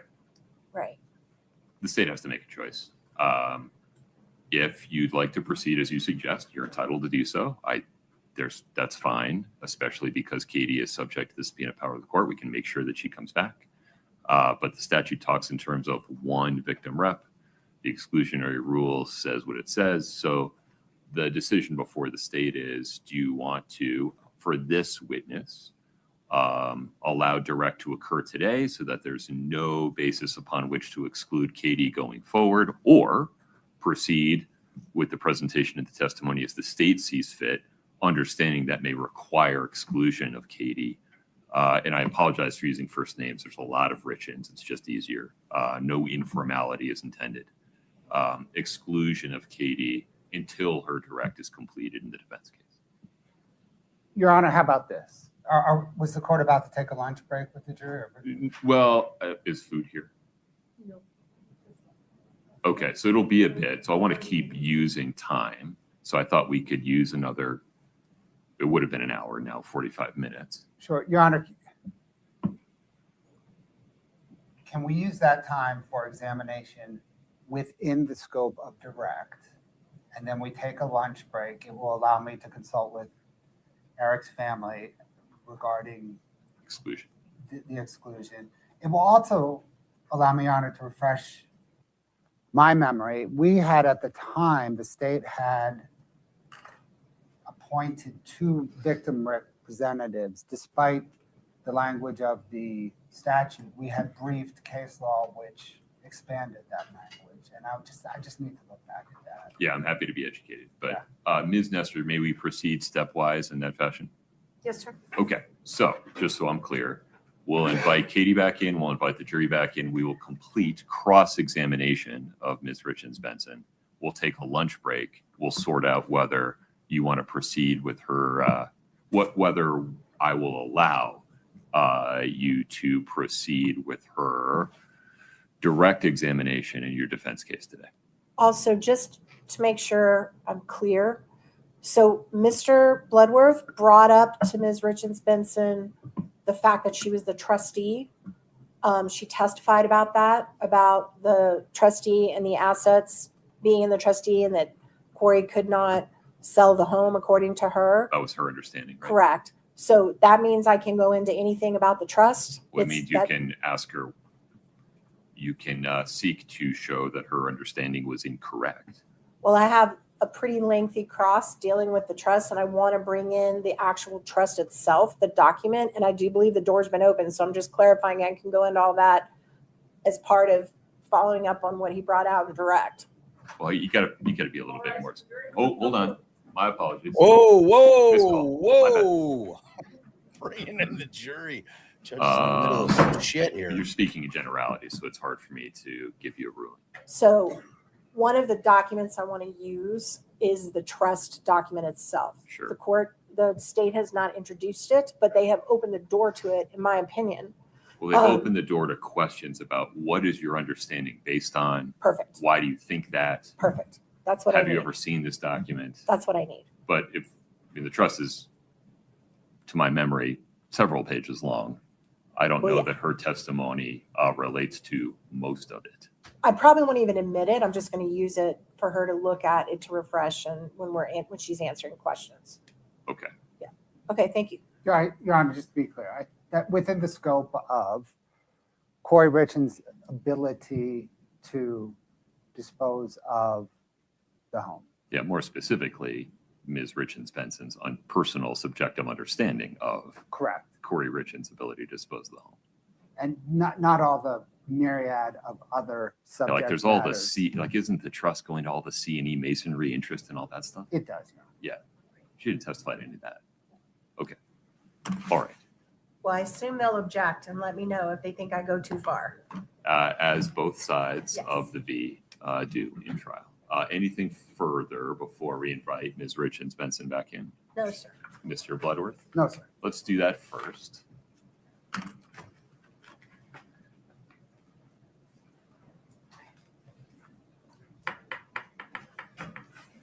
I told you at the beginning, if you're not getting the vibe, this judge is awesome. Did you just guess everything? He's got no ego. He understands the law, runs his courtroom with an iron fist. He doesn't waffle on shit. He's a great judge. I've been incredibly impressed with him the entire pretrial. The other thing about this case, if you haven't really followed it, the estate battle in probate court was unbelievable in this case. If you want to dig into this case and you want to get into the dirt, I suggest you dig into the probate documents in this case, because that's where all the shit comes out. All of it in the probate. Like when they were fighting in probate like Do you mind taking a cats quick and second? dogs. And then if you just stand with us, let's invite the jury in, please. Yeah. Probate court it's a completely different court than the criminal court. Yeah, he's excellent, John. He's excellent.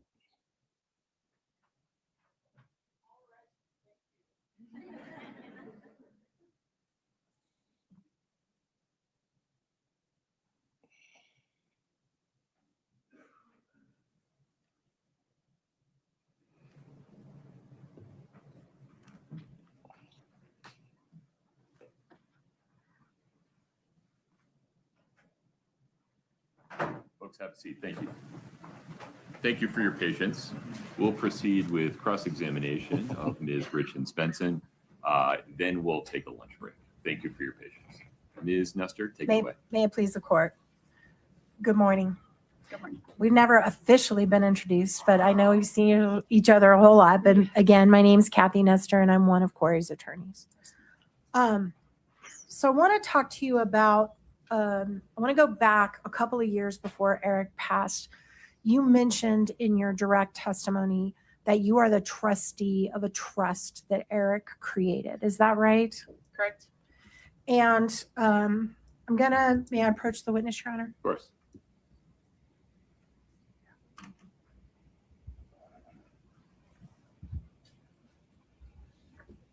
I'm handing you a document that's been marked as IMP KRB1. Okay. Take your just a second and look at that document and tell me if you recognize it. I certainly don't expect you to read the whole thing, but just tell me if you know what that is. It's good, Polly. Good trial so far.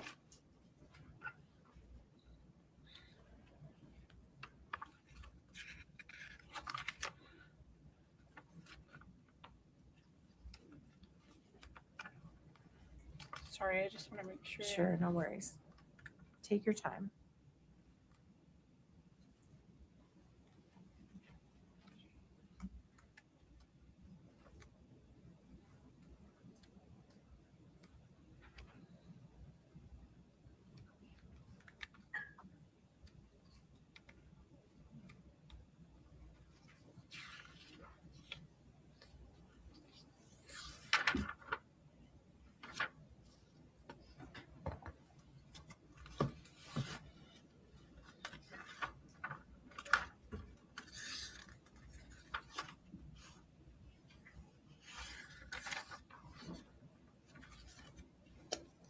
Okay. You ready? Yeah. So do you recognize that document? Yes. What is that document? It's the Eric Richins Living Trust. And is that the trust that you were referring to in your direct examination? When Mr. Bloodworth was questioning you? with the house. Yes. Yes. This is the trust. And that's the document that makes you the trustee if Eric should pass away. Correct. All right. Your Honor, at this point, I'd like to introduce this as Defense Exhibit 3001 on the impeachment. We're going to start it with the number 3. Mr. Bloodworth.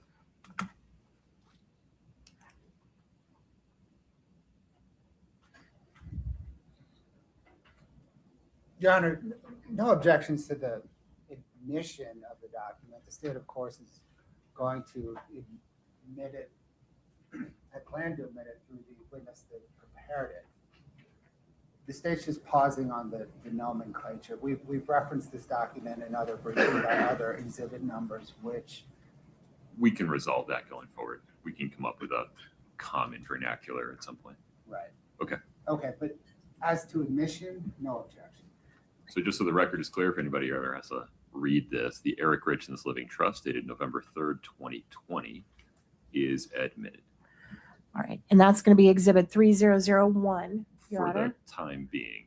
Yes. We'll see if we. Yeah, jury's back in. Going forward. That's fine. Okay. Can you turn for me to section 1.03 of the trust? And Ms. Nestor, will Yes. you let me know when you're ready to publish whatever you want to publish to the I will. jury? Thank you. Thank you.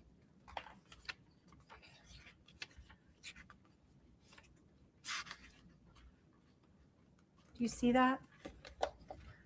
Does that list the objectives of the trust?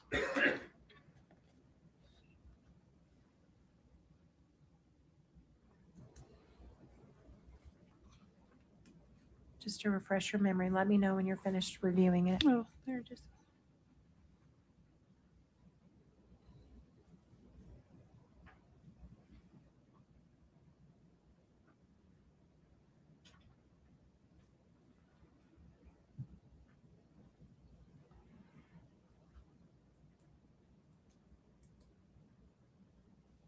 Okay, sorry. What That was your refresh question your again? memory a little Yeah. bit.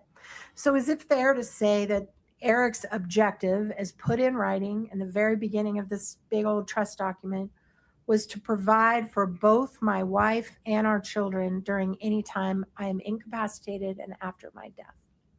That's what's in there. Yes. So Your it's Honor, your, I'm sorry. Can we publish this to the jury? Sure. We're seeing it on our screens, but the jury's not. Yeah, she didn't ask can me you to. That's fine. publish? Would you like to? Yes, sir. Thank Okay. you. That would be helpful. Thank you, sir. Yep. All right. And you agree that it was your understanding that this trust would provide for both Kouri and the boys. Is that right? It would provide for the beneficiaries, and those 4 are the beneficiaries. And Kouri was a beneficiary of this trust. She was a beneficiary of the trust. And that's what Eric wanted. I think the document Your speaks Honor, for itself. objection. I'll withdraw, Your Honor. Okay. Okay. So basically there was as trustee, what is your understanding of your role as trustee? What is your role? It's to administer the trust. And what does that mean to you? So to carry out my brother's wishes. And with respect to the reality of that, there's a trust that holds assets. Is that your understanding? It holds his assets, whatever they are. Correct. And that includes cash and money and items, right? Yes. And you're supposed to see over that money and those assets Correct, as the trustee. and protect them, right? Correct. And distribute them to the beneficiaries as needed throughout their lifetime. Based on what the trust says. And that's your understanding of kind of your job, right? Correct. And as trustee, you get paid. No. You're not taking a fee. So my brother did put in the trust that I could be paid and I could reimburse myself for the time spent. I have never once been paid for the time that I spent. So I chose not to. That's very generous of you. And that's because you want those boys to get everything they can, I'm sure. I want all the beneficiaries to get everything they're entitled to. Okay, thank you. So let's say 2 months after Eric died, Kouri wanted to buy a car. She could do that, but she would have to ask you first, right? As the trustee. Can you reframe that? So with money from the trust, Yes. she wants to buy the car? Right. Yeah, there's a lot of litigation. So she did a lawsuit 3 weeks after my brother passed to try to set aside the trust. Okay. So there's a lot of litigation. So I would work with my attorneys to figure out what was proper. Let me ask it this way.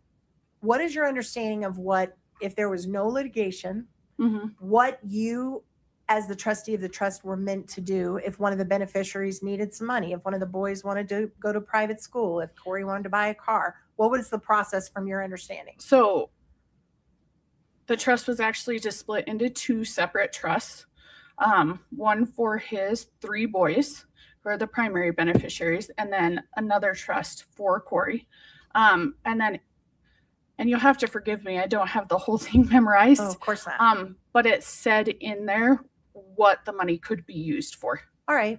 So if Kouri wanted to spend some money out of the trust that was authorized in your opinion under the trust, it would be your job to say, yes, here is the money, and give her a check, right? Correct. And one of the things the trust authorized was care and maintenance of their home. Is that right? So that the home is a trust asset. Okay. So if the house needed repair, the trust could pay for that. Correct. If the trust could pay for the mortgage payments, Correct. the trust could pay for insurance on the house. Correct. So in the year after Eric died, how much money did Kouri ask you for to pay for anything related to the house, to her, to anything? Pause for 1 second. Your Honor, objection in reference to the discussion. Exceeds the scope. Yes. Sustained. Okay. Did the trust pay any mortgage payments on the home after Eric died? Ms. Nestor, it's the same objection. Okay. Sustained.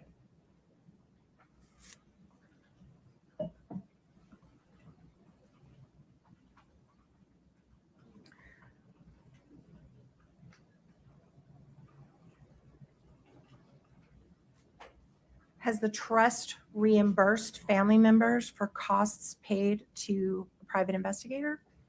Pause for 1 second. Go ahead. Same objection scope, Your Honor. We're well outside the scope of direct, Ms. Nestor. Sustained. Right.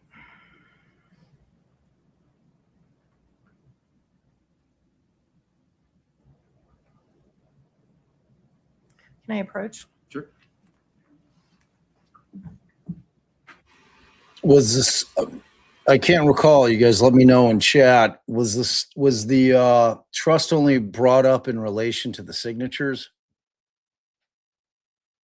Or was it brought up substantively during direct? I can't recall. For some reason, I think I just remember trust coming in at the point where they were trying to authenticate what. Roger, the defense attorney is not desperate. She's trying to kill two birds with one stone. Because ultimately what's going to happen if she gets shut down, which it appears that she's going to be in terms of the scope, because just the mention of the word trust does not make it a free for all on direct or on cross rather. You don't get to get into subject matter that was not dealt with on direct examination. So ultimately what's going to end up happening if she gets shut down on this entire line, which sounds like she is, they're going to have to recall her. So the defense attorney was trying to avoid that, which frankly is unusual. I mean, typically you just have to recall witnesses. You ask that the subpoena remain in place after that witness leaves the stand, and they're subject to being recalled. And, you call them on your case in chief. So, and Bloodworth's got a point. They want to try their case the way they want to try it. And it is unusual for the defense to interject with things that the state was not planning on getting into in terms of her case in chief. So I don't know. I think the judge is going to side with the state here. Roger, I thought both were effective in terms of openings. I thought that they both laid out their theories pretty well. Roger had asked as a defense attorney who was effective on opening statements. I thought both were, frankly. Some people said that they didn't particularly think that the defense opening was effective. I disagree with that. I thought it was pretty effective, and I thought Bloodworth is pretty effective too.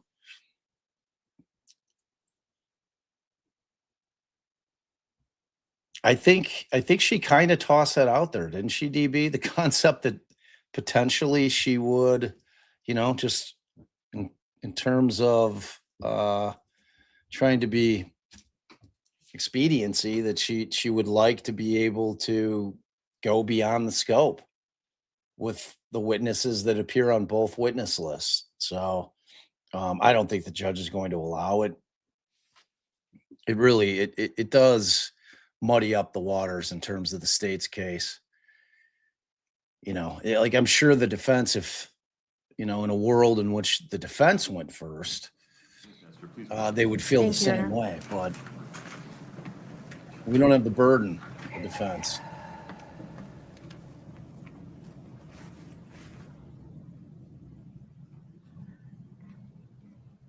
Just 1 minute. I'm trying to comply with your ruling. Just give me 1 second because I think there's another topic that I'm going to have to save for a direct.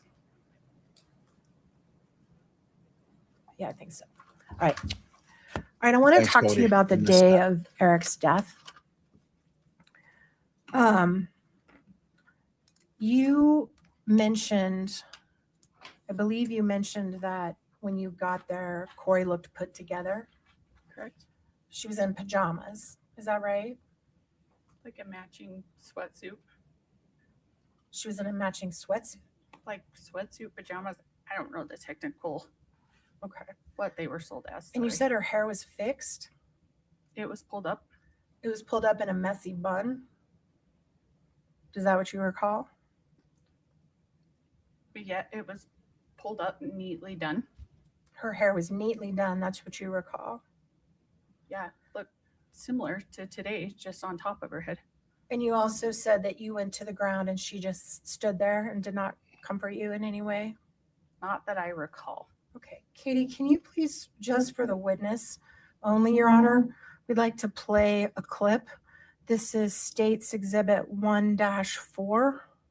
Pause 1 second. Does this have sound? It won't now. Doesn't have sound, I don't think. Okay. So only for her to review. Well, hold on a second. It's real hard for me to do only the witness. Oh, I mean the witness and counsel. Okay. Sorry.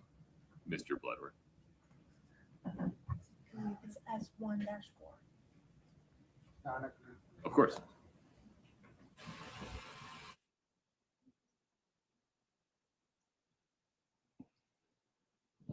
They go to a sidebar? Clearly, it's going to be a picture from a body or a video from a body-worn cam, I'm assuming, of Kouri, what she looked like that morning. I mean, do you guys think that that's a big deal? Do you think that that was, what do you think that implies? You know, if Kouri's all did up by the time law enforcement gets over there. To me, I don't think it's a big deal. Maybe I'm undervaluing it. I think maybe in the defense's mind, this defense attorney must be thinking that, well, you know, they're trying to create the picture that, you know, Kouri was ready for this. You know, Folks, thank you. well, I don't think she was sleeping since 3 a.m, like when she discovered the body, when she discovered that Eric was not breathing. She was up. Probably took a good half hour, maybe more, before law enforcement gets there. I mean, my wife can throw a pony up in 2 seconds, like literally.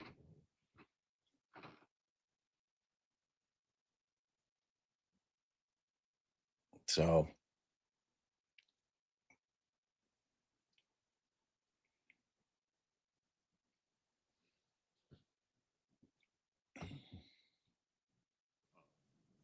I'm waiting on them.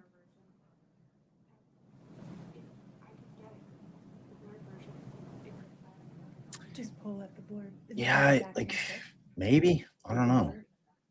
They could be implying that, right? Stop. That's fine with me. Okay, I think we're gonna pull up their amended one that they just served like 2 days ago. No problem. Table. Scott, you let me know when you're ready to go. It's just, it starts a little bit further back. Okay. Just a moment.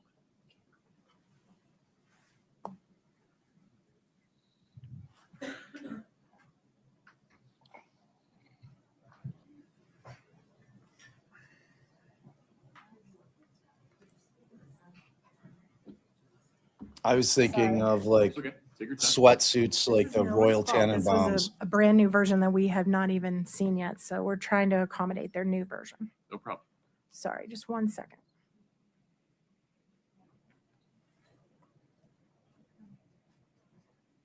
Nice Adidas tracksuit.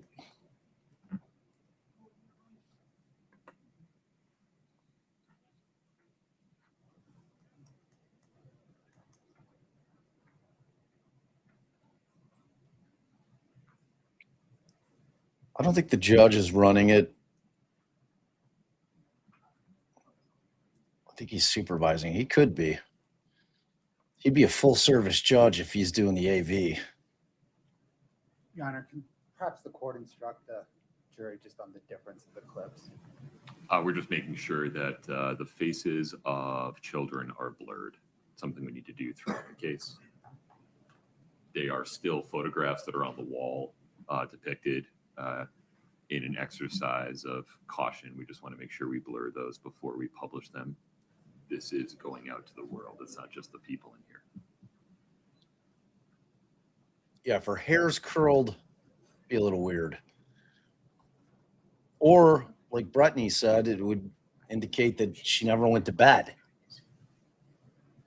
which would be kind of sus, depending on what her routine was in terms of going to bed. Ms. Nestor, Mr. Blower, would you approach for a moment?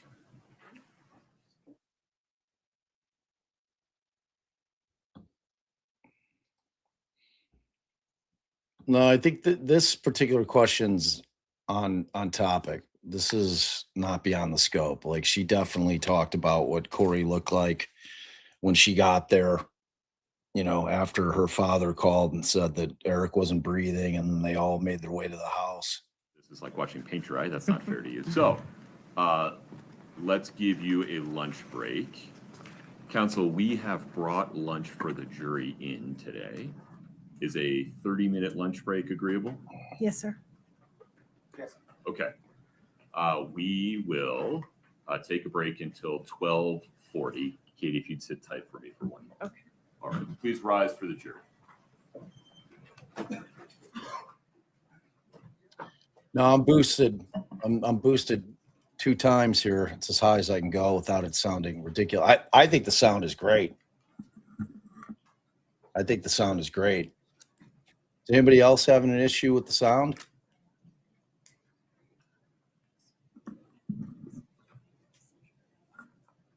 All right, have a seat. Thank you.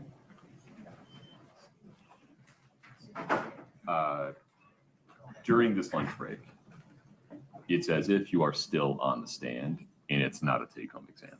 So I need you to isolate yourself, not talk to anybody. Okay. Can you do that? Yeah. Okay. It's 30 minutes. Just keep to yourself. If Okay. you need to grab a sandwich or from somebody else, that's fine. Okay. We just can't have you conferring with anybody about anything. Okay. Make sense? Yeah. Thank you. Okay. Mr. Bloodworth, anything further? Your Honor, can I retrieve 849 from the witness? Of course. Ms. Nestor, anything further? No, sir. We'll be in recess until 12:40. Thank you for your patience.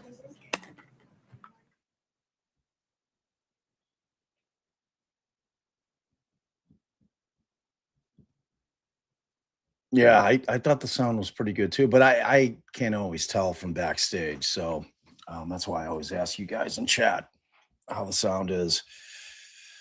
This is going to be a banger. It's going to be a banger trial. I'm telling you. Run by a hell of a judge up there. He's my favorite judge. And I love Judge Newman, Murdoch. There's been a few judges who I've really, really liked. But Mrazek here is awesome. He's an awesome judge. His demeanor on the bench is impeccable. And he just knows the law.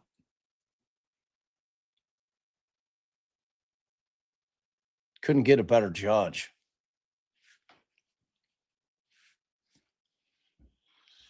Couldn't get a better judge. All right, good. So we have a half-hour lunch break. Let me change the banner real quick. Let me try to edit this. What time they say they were coming back? 30 minutes, right? So was it 1:45?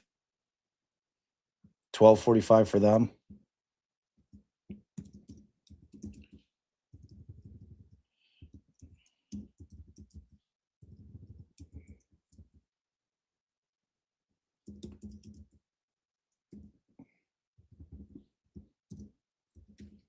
Okay.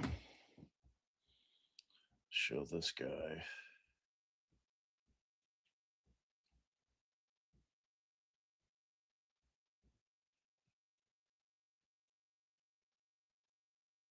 Okay. All right. So, you know what I want to do? I want to pick back up because I think it'll be helpful for you guys who have followed this. 12:40. Okay. Let me change that banner.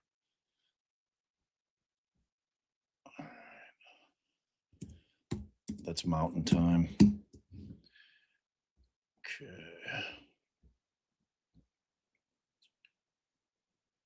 All right. Okay, so let's pull up. I want to keep going through the order that Tracy sent us because it's helpful. It's very helpful. It's good to know what's going to be allowed and admissible and what's not. It's like I always tell you guys, you know, the real war, the battles that are fought in terms of what's coming in and what's not coming in is the heart of any case, much more so than the trial. That's the end result. All right, let me see here. Let me pull this up. So I'll stop sharing that. Get this guy up. All right, pull this puppy back up. Let me move it over here. Okay. Do you guys hate it with me in that corner? I'm trying to cover the Court TV thing. I don't mind it. Comments do block me though. All right, let me see here. Okay. So we had left off with the orange notebook. Okay. And so the judge had granted the state's motion was granted subject to them being able to lay the proper foundation, basically proving that Kouri wrote it, because it sounds like it was her journal. So then there was also another motion, the state's motion to admit the defendant's notes. So the state seeks an order that a set of notes that were found in the defendant's kitchen cupboard on November 7th of 2024 are admissible. The notes were not found in April of 2023 when the house was initially searched by law enforcement. The state argues that the contents of the notes support a reasonable inference that the defendant wrote the notes after her interview with Detective O'Driscoll to help her remember things that she told him. The defendant objects under Rule 403 and argues that because the notes have no context, that they are confusing or misleading. So defendant's arguments that the notes are misleading goes to the weight of the evidence and not the admissibility of the evidence. The state has provided a reasonable basis for the jury to find that the notes were written for the purposes the state alleges. The notes are relevant under Rule 402 and not hearsay under Rule 801. In addition, the probative value of the notes is not substantially outweighed by the danger of unfair prejudice. The state's motion is granted, subject again to the state laying proper foundation that the defendant did in fact author those notes. Another ruling, the state seeks an order, and this is the state's motion to pre-admit the O'Driscoll interview and email. So the state seeks an order regarding the admissibility of 6 highlighted excerpts of a transcript of an interview that Detective O'Driscoll conducted with the defendant in April of 2023, and a follow-up email drafted by the defendant in April of 2023. Defendant does not object to the admissibility of the interview excerpts so long as the jury is instructed that the law enforcement side of the interview may be considered only for the effect it had upon the listener, i.e. the defendant, and not for the truth of the statements made by law enforcement. Defendant does not object to the admissibility of the follow-up email. These 6 portions of the interview and the email are each admissible as relevant under Rules 401 and 402 and not unfairly prejudicial under Rule 403. Defendant argues that under the rule of completeness, that she may seek to have other portions of the transcript admitted at trial. Rule 106 allows the defendant to require the admissions of other portions of the transcript, quote, that in fairness ought to be considered at the same time as the portions admitted by the state. If the defendant seeks to invoke the rule and admit other portions of the transcript to prevent misleading the jury, defendant shall file a surreply outlining her request. All right, and then 5, state's motion to admit jail calls and text messages. The court defers ruling on the state's motion until the parties meet and confer about the court defers ruling on the state's motion until the parties meet and confer about possible redactions to eliminate references to or visuals of defendant's incarceration. The court possible redactions to eliminate references to or visuals of defendant's incarcerations. The court will rule on defendant's objection based on relevance and prejudice in a subsequent order. Will rule on defendant's objections based on it seems like he crammed that thing in there. There's something weird about that particular paragraph. Doesn't read clean. So basically there, it sounds like the issue is, it's the same reason that whenever you see a defendant at trial, and I believe it should be during pretrial hearings as well, if the thing is being streamed to the public, is that, you know, they don't want to show the person incarcerated. They don't want to show them in prison garb. It's all the shit that you worry about with bias. You know, people already think that because somebody was arrested that they've done something wrong. So you don't want to compound that problem by showing her milling about in her prison gear. So, you know, yeah, there's definitely an echo in that paragraph. All right, 6, the state's motion to exclude evidence that the victim committed assault. So this is the throat punch. So the state seeks to include evidence the defendant told her father-in-law that different thing. I jumped to conclusions there. That Eric assaulted her because it is 1, not relevant, 2, unfairly prejudicial, and 3, improper character evidence under Rule 404. Unless a material change of circumstances occurs at trial, the defendant does not object to the state's motion. The state's motion is granted. Evidence that Eric Richins assaulted the defendant is excluded, subject to a material change of circumstances at trial. So 7, the state's motion to exclude evidence that the victim abused drugs in high school.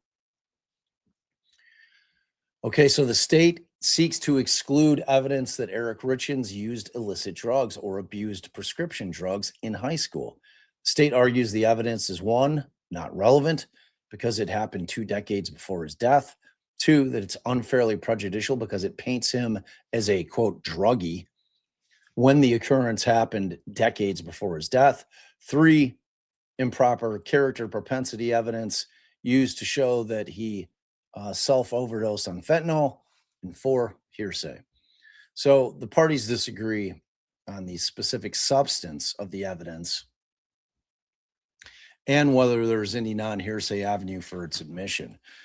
The court defers ruling on the state's motion until after the parties have had an opportunity to voir dire witness Kouri Richins or provide other evidence outside. Oh, I might get my witness voir dire. I like that. Thank you.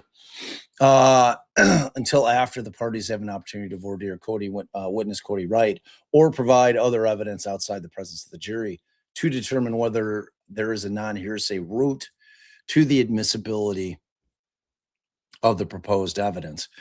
To prevent a mistrial, the parties are bolded, strongly cautioned against referring to this evidence during opening statements.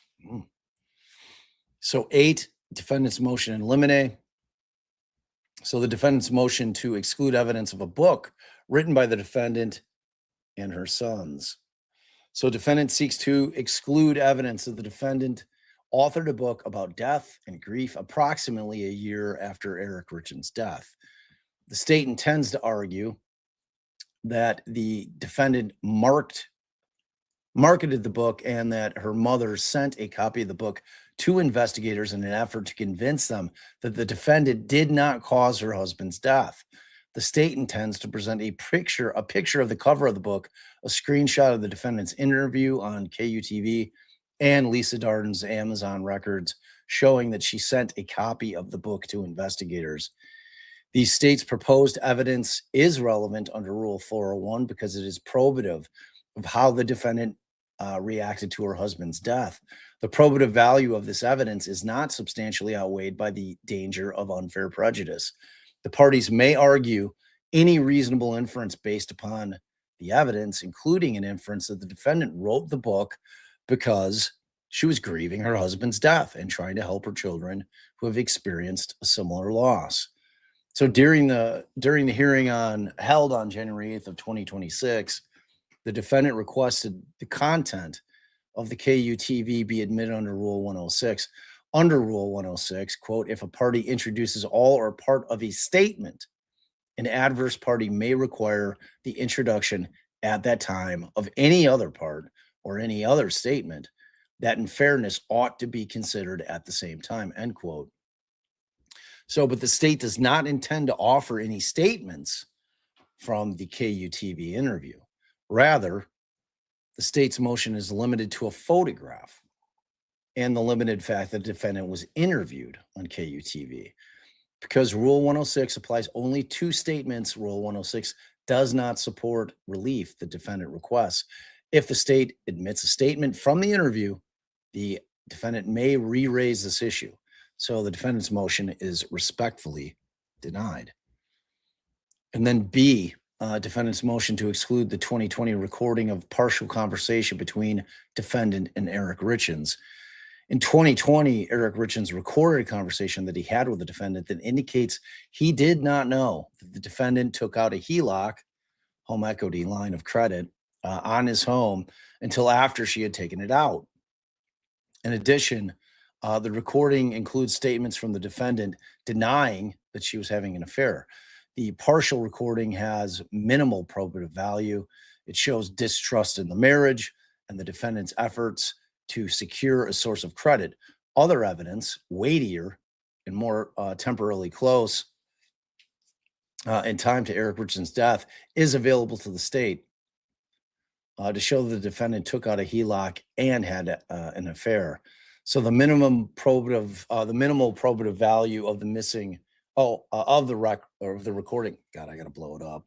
It's getting hard for me to say. It's getting smaller. Is substantially outweighed by the danger of misleading the jury, undue delay, and wasting time under Rule 403. The transcript of the recording is an amalgamation of 6 separate audio recordings. Substantial portions of the recordings are inaudible and may lead the jury to inaccurately speculate about what was said. There is a danger that some of the statements from both the defendant and Eric Richins could be taken out of context. Moreover, the limited probative value of the evidence is substantially outweighed by the time it will take for the jury to listen to all 6 recordings and then compare each of those recordings to a certified or a non-certified transcript, determine that weight, if any, or what weight to give the evidence, if any. For these reasons, the defense motion is granted. There's the motion to exclude the HELOC loan on Eric Richins' residence. So the defendant moves to exclude evidence that she took out a HELOC on Eric Richins' house in 2018 because Eric Richins knew about the HELOC before his death. Defendant argues the evidence is irrelevant and prejudicial under Rules 401 and 403. Evidence that the defendant obtained a HELOC with a line of credit or a credit limit of $250,000 on Eric Richins' home is relevant to the defendant's financial circumstances leading up to the death of Eric Richins. Evidence that she withdrew $264,000 on the HELOC is relevant to whether she had exhausted sources of credit available to her prior to his death. This evidence is probative of the defendant's financial conditions at the time of Eric Richins' death, which is relevant to the defendant's potential motive to kill her husband for pecuniary gain. The probative value of this evidence is not substantially outweighed by the danger of unfair prejudice. So the defendant's motion is respectfully denied. So D, the motion to exclude the video and photos of Eric Richins' body. So the defendant seeks to exclude a video that depicts, among other things, the defendant while EMTs performed life-saving measures on Eric Richins the night of his death, and 2, a picture showing lividity on Eric Richins' body when he was found. All relevant photographs, regardless of their alleged gruesomeness, are subject to the balancing test set out in Rule 403. That comes from a Utah case, Met v. State, regarding the video based on the state's agreement to blur out the entirety of Eric Richins' body. Defendant's motion to exclude the video is denied. Regarding the color photograph of Eric Richins' body, the court finds that it is probative of Eric Richins' time of death. The jury may use the photograph to determine the veracity of the medical examiner's opinion regarding the time frame of when Eric Richins died. The court notes that the color of the photograph is washed out and not bright or vivid. The photograph does not show the deceased's face, and there are no other inflammatory aspects such as nudity, blood, or injury. The court finds no signs that the photograph would provoke a strong reaction in a lay viewer. Therefore, the probative value is not substantially outweighed by the danger of unfair prejudice. Defendant's motion is respectfully denied. And then a motion to exclude the Sedona Mago life story. So defendant seeks to exclude a, quote, life story that the state alleges defendant drafted while at a retreat in Sedona. the content of the life story is probative of the defendant's feelings about her marriage to Eric Richins, the probative value is not substantially outweighed by the danger of unfair prejudice. The defendant's motion is respectfully denied, subject to the state laying the foundation that the document is authentic and was authored by the defense. F, motion to exclude the defendant's substance use. So the defendant seeks to exclude evidence that she and Eric Richins ate THC gummies together, including an exhibit where the two discussed taking gummies together on January 15th of 2022, that there were gummies in their home in 2022, and the defendant had a gathering on March 5th of 2022 where she drank alcohol and made reference to taking gummies on Valentine's Day. And that 3 days after Eric Richins' death, defendant asked Carmen Lauber for a, quote, hookup. Although a hookup could refer to many things, there is a reasonable inference that it refers to illegal drugs or pharmaceuticals. After Eric Richins' death, defendant told detectives that Eric must have died from ingesting a fentanyl-laced gummy. So the defendant's demeanor on March 5th of 2022, the day after her husband's death, is probative to her reaction to his death and relevant to whether she committed the charged crimes. Evidence that defendant and Eric Richins ate THC gummies together in 2022 and that there were gummies in the home is probative of whether the defendant's statement about Eric Richins eating a fentanyl-laced gummy is fabricated or credible.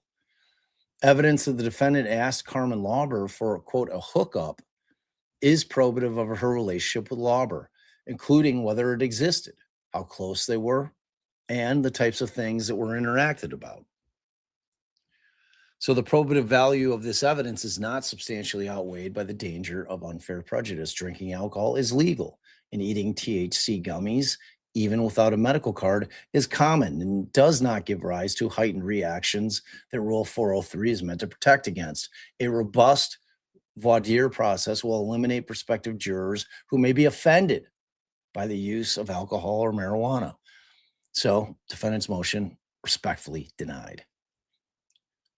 So, G, the motion to exclude evidence of the defendant assaulted Amy Richins. Defendant seeks to exclude evidence that 2 days after Eric Richins' death, she assaulted Amy Richins upon discovering that Eric Richins had put the family home in a trust that the defendant did not control. Defendant was charged with assault and wrote a letter to the Summit County Attorney. Defendant moves to exclude the letter under Rule 901 and evidence of the assault under Rules 401, 404, and 403. The state has offered a non-character purpose for admission of the assault to show the extremity of the defendant's reaction to allegedly learning for the first time that a substantial amount of the of Eric Richins' assets, including the family house, were protected in a trust. This evidence is probative of her motive to cause the death of Eric Richins for pecuniary gain. Notwithstanding the non-character purpose, the probative value of the assault is reduced by its place in the overall evidentiary landscape, which includes other evidence that shows defendant's visceral reaction to learning about the trust, including that she broke down crying and that she had to be physically separated from Ann Richins. This relatively low probative value is substantially outweighed by the danger of unfair prejudice. There is a substantial danger that the evidence of the assault will invite the jury to make an impermissible propensity inference that if the defendant is violent enough to assault Amy Richins, then she is violent enough to cause Eric Richins' death.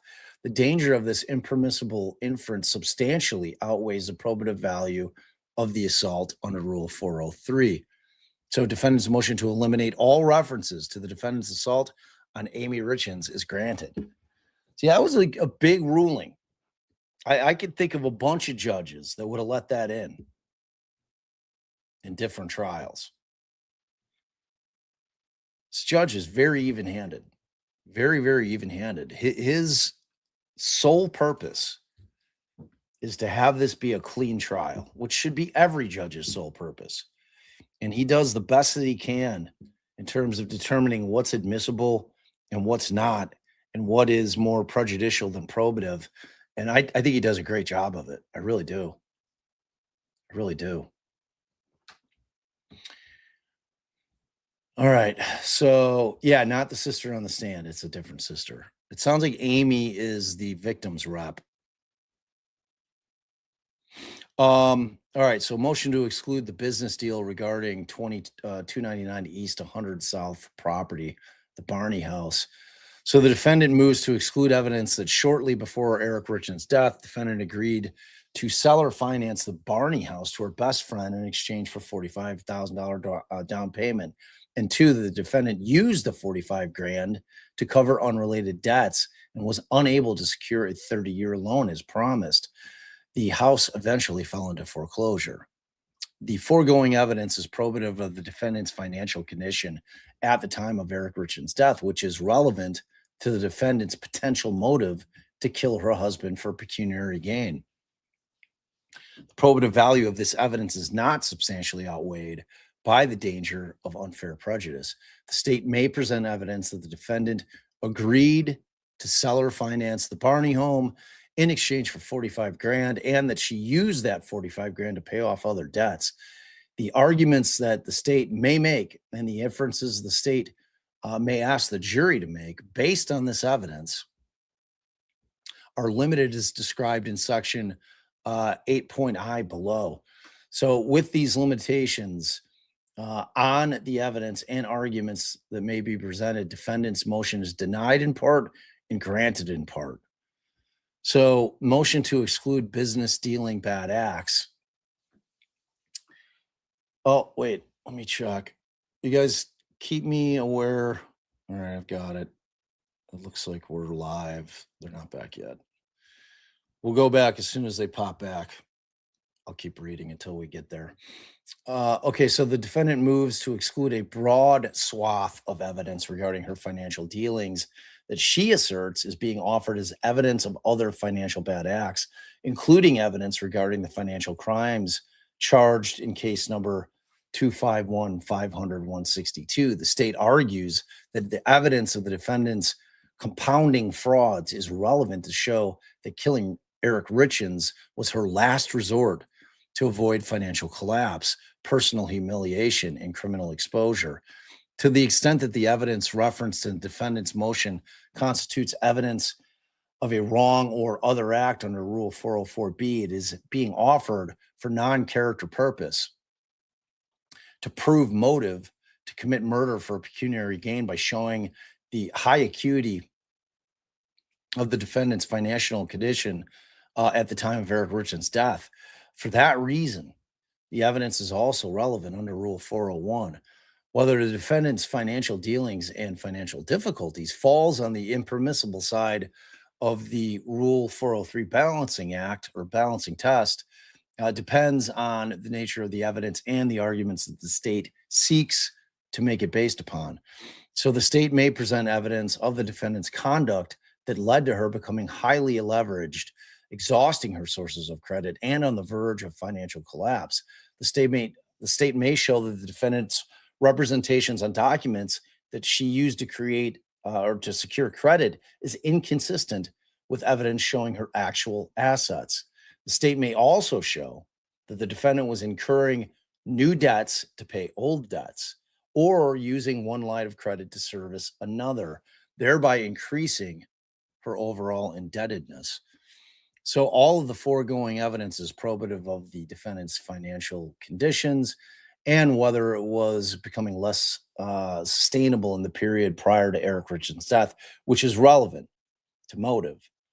Given the importance that evidence of motive plays in a circumstantial case, the probative value of evidence regarding the defendant's financial conditions is high in the context of the evidentiary landscape of this case, and that the probative value is not substantially outweighed by the danger of unfair prejudice.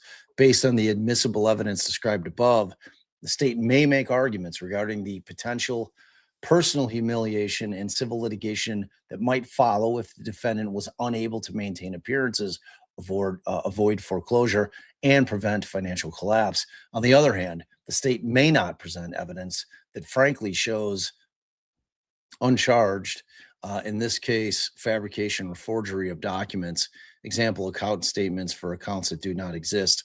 Similarly, the state nor its witnesses may speak in terms used in the criminal code, such as fraud or forgery or illegal.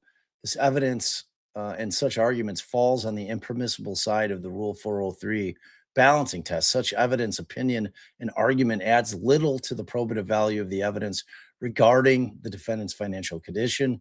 Moreover, any probative value it has is substantially outweighed by dangers that the jury will make impermissible propensity inference that because the defendant allegedly committed a financial crime that isn't charged in this case, that she likely committed the counts that are charged in this case.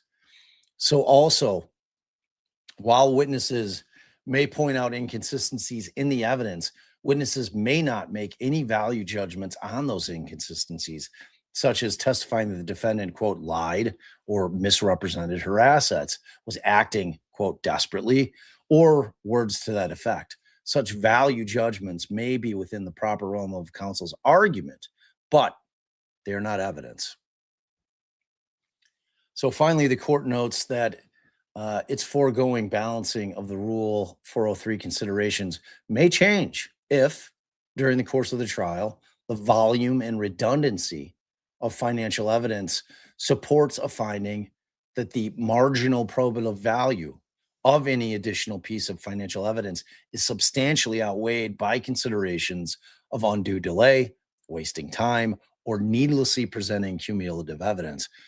So what we could take is this judge would never have allowed Creighton Waters to put on 3 weeks of financial shit if he was sitting on Murdoch. Wouldn't have done it. Not gonna do it. Not gonna do it. Okay, let's keep rolling. So with these limitations and guidance, defendant's motion is denied in part and granted in part. If counsel needs further guidance on the parameters of this ruling, counsel may proffer its proposed evidence to the court for discussion outside the presence of a jury. So we got J, motion to exclude community service letters. So the defendant moves to exclude evidence that on February 12th and 14th of 2022, defendant wrote letters on Carmen Lauber's behalf and represented that she completed community service hours at the Circle R Ranch. Because the letterhead and company were fabricated, and because Lauber will testify that she did not actually complete community service hours, the defendant argues the evidence is irrelevant and prejudicial under rules 401, 404, and 403. Tell you what, Kouri was one slippery motherfucker, man. She was doing all this. This chick was making moves, man, making moves. So the evidence the defendant wrote community service letters for Carmen Lauber is probative of the nature and the extent of the relationship, which is relevant to the state's theory of the defendant's source of the fentanyl. So because the first letter was written a day after Lauber allegedly secured drugs for the defendant, that's probative. There is a reasonable inference that the letters were written as a quid pro quo. The probative value of this evidence is not substantially outweighed by the danger of unfair prejudice, even if Lauber testifies that she did not actually complete the community service hours. However, evidence that the defendant fabricated the letterhead and the existence of the company is unfairly prejudicial under Rule 403. These facts have very little probative value to the charges in this case, and this evidence will invite the jury to engage in an impermissible character-based propensity analysis. Judge is fucking fire, man. He is great. Like that is exactly how he should have ruled on this shit. I bet you 8 out of 10 judges would have let the whole thing in and let them come in and say that she made that shit up. Not only she do this, where she faked community service hours for her drug dealer. She made up the company. That company that's on the letterhead does not exist in the world. Not this judge. Not this judge. He's good. He's a really, really good judge. So accordingly, the state is precluded from admitting evidence that the letterhead and company were fabricated. Defendant's motion is granted in part and denied in part. Let me take a peek over here. Oh, wait. Let me make sure I'm not fucking up. Okay, we're still... Okay, pulling it up. We almost finished. Good job, guys. Good job.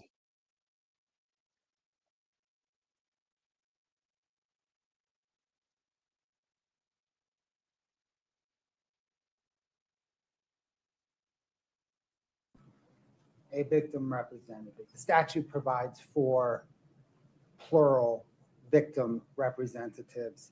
The,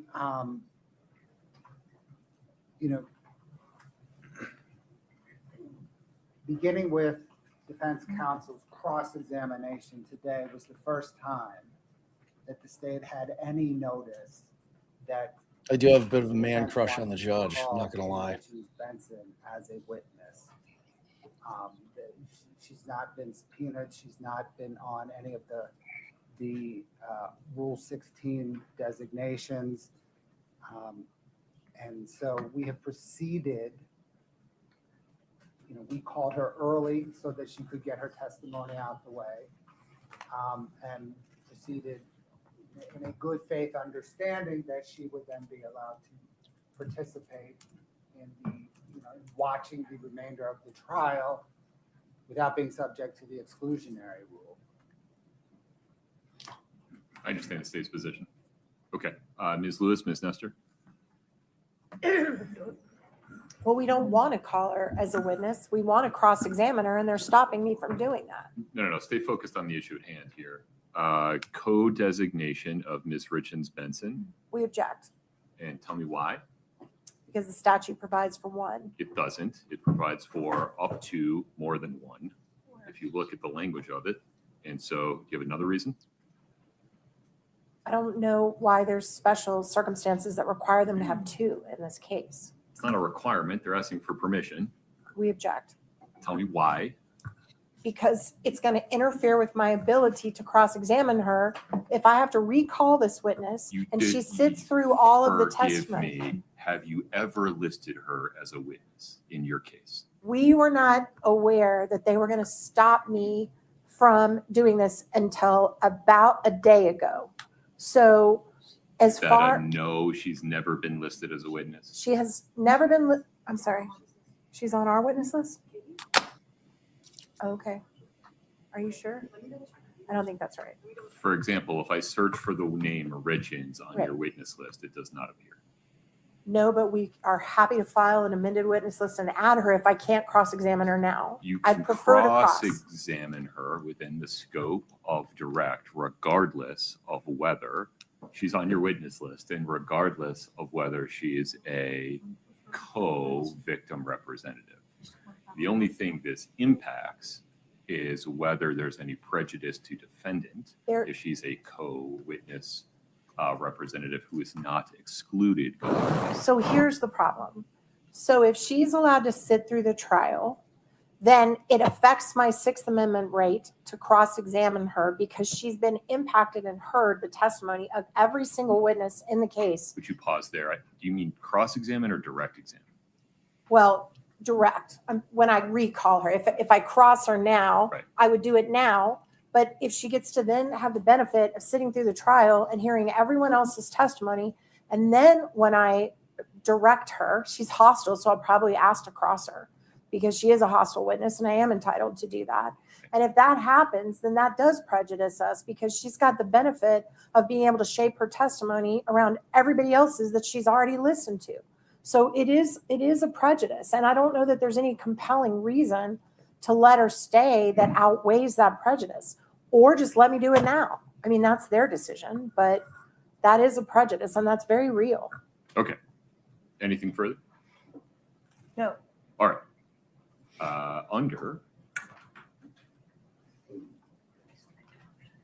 Utah Code 7738(9), subsection 2, the court shall designate a representative or representatives of the victim. The legislature, in crafting that language, contemplated situations in which more than one victim representative would be appropriate. An aggravated murder case is certainly among the situations in which the family of a decedent might want to spread that burden and duty across two family members. The court finds that the state's request to designate Ms. Kouri Richins Benson as a co-victim representative under Utah Code 7738-9 is supported by the language of the statute and a good faith request. Moreover, the defendant's arguments regarding prejudice are not persuasive for two reasons. One, Ms. Richins Benson has never been listed by the defendant as a trial witness that they intended to call in their defense case. And more practically, the court finds that she likely already knows all of the admissible and inadmissible evidence in this case, and there is no additional or marginal prejudice by allowing her to be in the courtroom during the testimony of other witnesses. The state's request to designate Ms. Kouri Richins Benson as a co-victim representative under Utah Code 7738-9 is granted. On that basis, the court does not have the authority to exclude her under the exclusionary rule. Mr. Bloodworth, anything else? No, Your Honor, thank you. Okay. Are we ready for the jury and the witness, Ms. Nestor? Just one moment. Yeah. Did we swap it? Everything's okay. Do we I want think- to take a look at it before? I think we're good. I think we've all agreed on it. Let's just take a quick look. Do you want to show it real quick, Katie?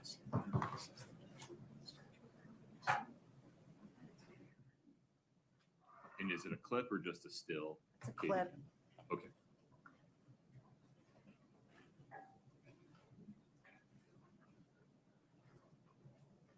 Is that the clip? Okay. Yeah, that. I don't give a shit what his voice sounds like. Let's Guys, invite Ms. even-handed. Richins back in. Very good. And the rule in Utah allows for two victims advocates. He's following the law. Katie, if you take the stand again, thank you. Did we admit it? Yeah, that's where the issue is. The defense didn't list her. Katie, you're still under oath. What did he say? I was You ready for the jury, indisposed. Mr. Bloodworth? Yes, Your Honor. Ms. Nestor? Yes, Your Honor. Let's do it. What did he say about them amending their witness list? I missed it.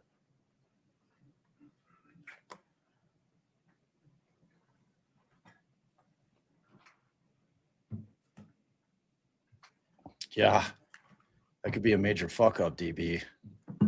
He's not going to allow him to amend the list. I mean, she's not a surprise witness. Did he? Oh, he didn't address that? Oh, boy.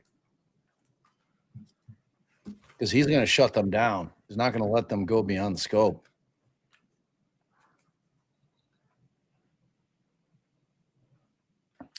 Yeah, it is odd. Like, I don't know why she would assume that the state was going to bring up a bunch of shit that they wouldn't necessarily feel was helpful to their case. Have a seat. Thank you. All right, folks, have a seat. Thank you very much. Ms. Nestor, please proceed. Thank you, Your Honor. May it please the court.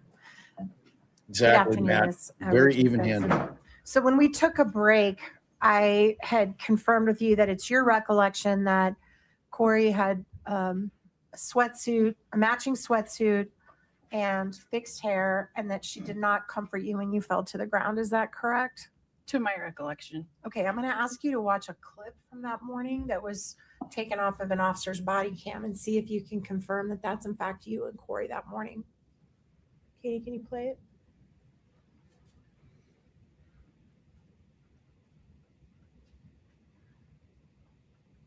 Is that you in the clip? Yes, that's me. Okay. Your Honor, at this point, I'd move to admit as exhibit maybe 3001 for now. The 3002. I'm sorry, 3002? Yeah. 3002, that's correct. Just as letter. Your Honor, no objection to admission. We'll figure out nomenclature later. Sounds good. And Okay. just for the purpose of the jury, just a short explanation that we will supplement this with a blurred version, but for now, there's just a black box over where the children's photos are since it's being played publicly. But that'll, if it goes back to the jury room, that box will be removed and the pictures will just be blurred. You can play the clip. Thanks, Katie. All right, so as you're watching this clip, there's an officer there, but that's Kouri right there, right? And she's squatting down to hug you. Is that right? Katie, could you play that Sorry. again? I'm sorry, this is hard with two Katies. There are two Katies. I'm sorry. I'll call you Ms. Richins Benson. How about Okay, that? thank you. Okay. Okay, so that's Kouri. Freeze it right there, Katie Nestor. Okay, and that hair right there, that's what you're saying she had fixed? Just her hair up and messy like that? Yeah, as you can see, mine was down and messy and didn't have contacts in anything. Sure. So both of you had messy hair, and she's also clearly wearing pajamas. Does that refresh your memory that she's not in a sweatsuit? She was in pajamas. I am not a fashionista, so to me, that's a sweatsuit or pajamas, just to be honest. Okay, and then keep playing, Ms. Nestor. And that's her squatting down to comfort you while you're on the ground, and that's y'all hugging, right? Correct. So your memory about that was clearly wrong. To be fair, it was 4 years ago. Okay. And everything you're testifying about here about that morning was 4 years ago. Is that right? Correct. Okay. You can take that down, Katie. Thank you. Other Katie. And shortly after this scene where Kouri hugs you, and obviously everyone's completely understandably upset, was there a time where you went out into the driveway and spoke with an investigating officer that morning? I went and spoke to an investigator in their car out front of the house. Okay. Maybe not in the driveway. Might have been in front of the house. Correct. Your Honor, objections.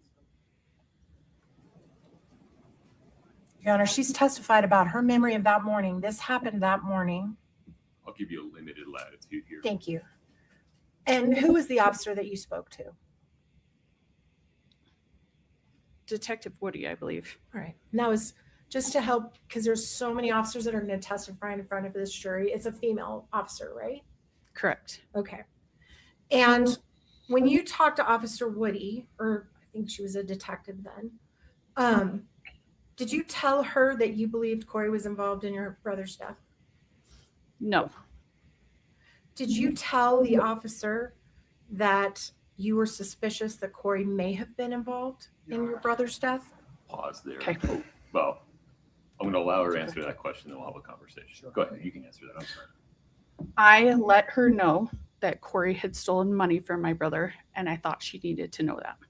And what else did you think she needed to know at that moment? I left at that moment to go didn't- back in the house. You didn't tell her My anything recollection. else. My recollection is that I told her that Kouri had taken money from my brother, quite a lot of money, and that there was tension.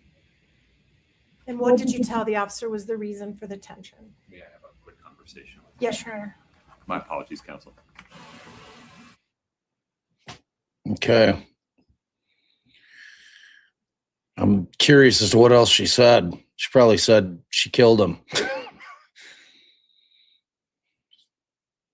I mean, that would be extreme, but I'm sure that's what was going through Katie's mind, right?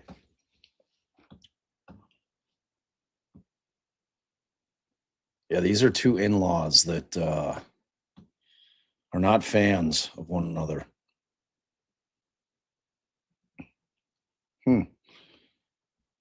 Oh, Tracy wanted me to give a doc credit for the court order we've been going through to as the gavel drops. So thank you for that, as the gavel drops. for supplying that. I'm assuming they supplied that to Tracy, and then Tracy supplied it to me. So I'd like to give credit where credit is due.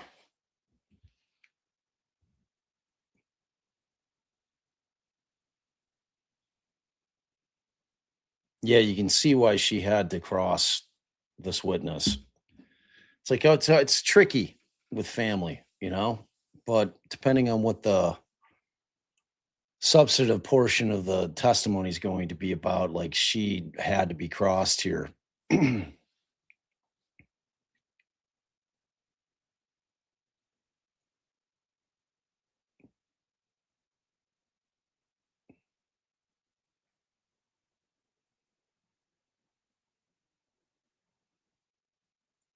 Lunch is over. We're back here. This is live. They're at a sidebar right now.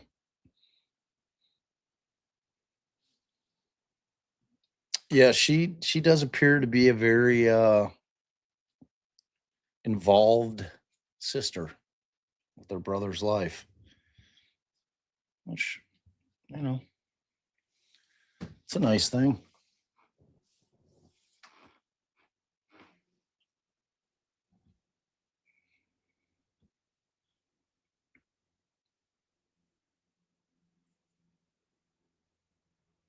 I mean, is it weird? I don't know if it is weird. I mean, oh, thanks. Let me.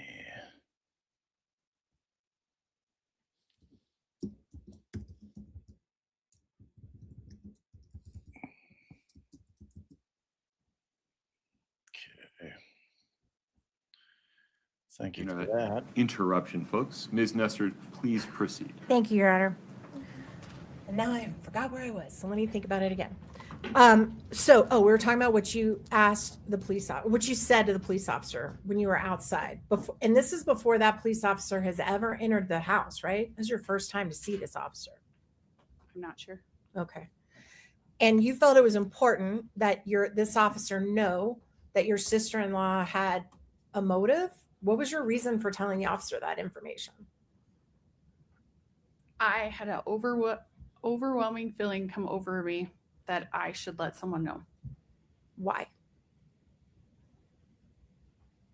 What was your overwhelming feeling? That I should let someone know. Because you believed it was suspicious? The death?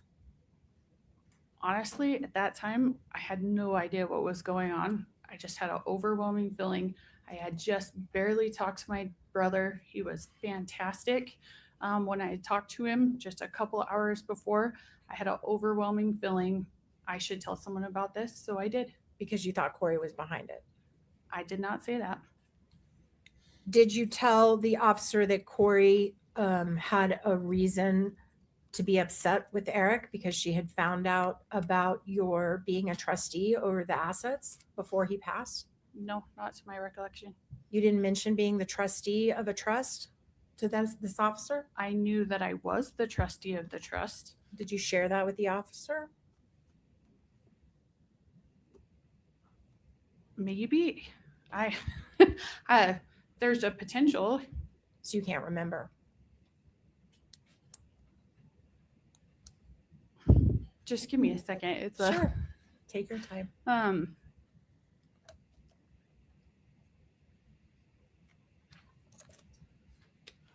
mean, I did know that I was the trustee. So I definitely could have shared that with her.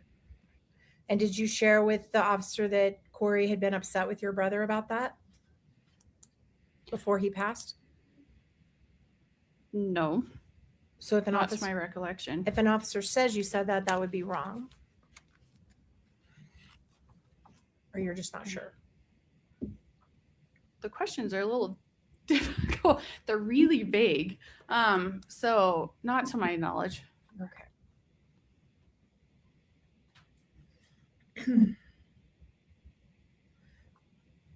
You mentioned that Kouri's son asked if he could have his dad's watch. Is that right? Correct. And you mentioned that Kouri just reset the watch and gave it to him. Correct. So Kouri didn't go through the watch trying to pick certain things out to delete, right? I just watched her swipe it and give it to him, or delete If- it and give it to him. If she hadn't swiped it, and I'm not an Apple Watch person, so maybe you know this better than I do, but that would have meant her son could read everything her husband had ever put on his iPhone, right? I'm not an Apple Watch person either, so I can't answer that for Is you. it your understanding the watches match the phone basically? Mine doesn't always, so, but again, I'm not an Apple person, so I can't tell you. Do you agree there could be a lot of reasons why a mother would not want a young child to have access to everything his adult father had saved on his phone? In a hypothetical, yes, I guess. Okay. You also mentioned that Kouri told you that morning that she was going to sell the house. Correct. She And did. this is the house her husband had just died in. Correct. And she was pretty traumatized about her husband just dying in the house. That I don't know. You'd have to ask her. In their bedroom. Right? What's the question? Sorry. Do you think there's a lot of reasons why a widow would not want to continue to live in the bedroom where her husband died in front of her? Honestly, I can see some people would and some people wouldn't. Okay.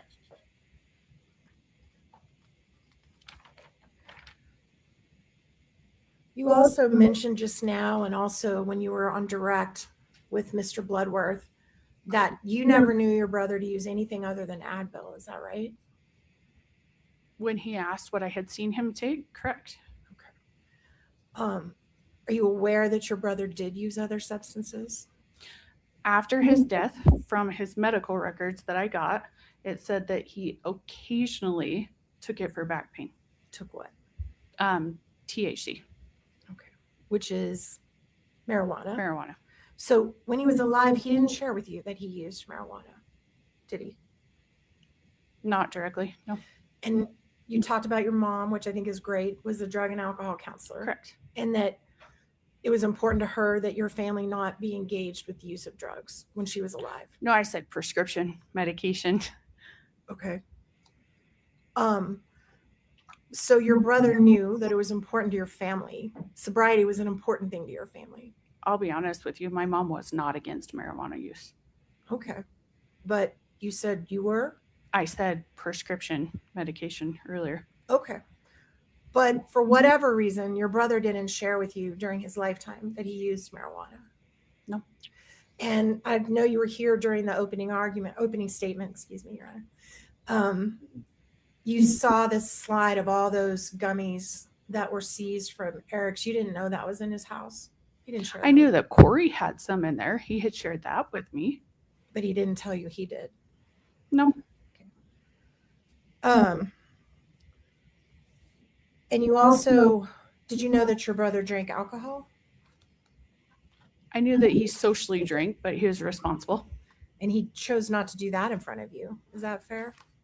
Correct. And it's also fair and totally understandable that your brother's not going to talk about his sex life with you. He actually did. Oh, did he? Yes. Did your brother share with you that he was taking testosterone? Yes, he did. And you knew that? Yes. And Did I'll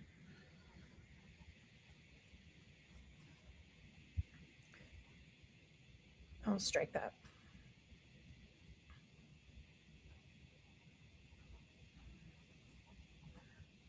Did you go through your brother's phone ever? No. The morning after he passed, was there a period of time where you saw your sister Amy with his phone? she did have his phone. And how long did she have his phone in her possession? Honestly, I wasn't watching Amy very close, so I can't tell you. Okay. Did you ever have his phone that day? No.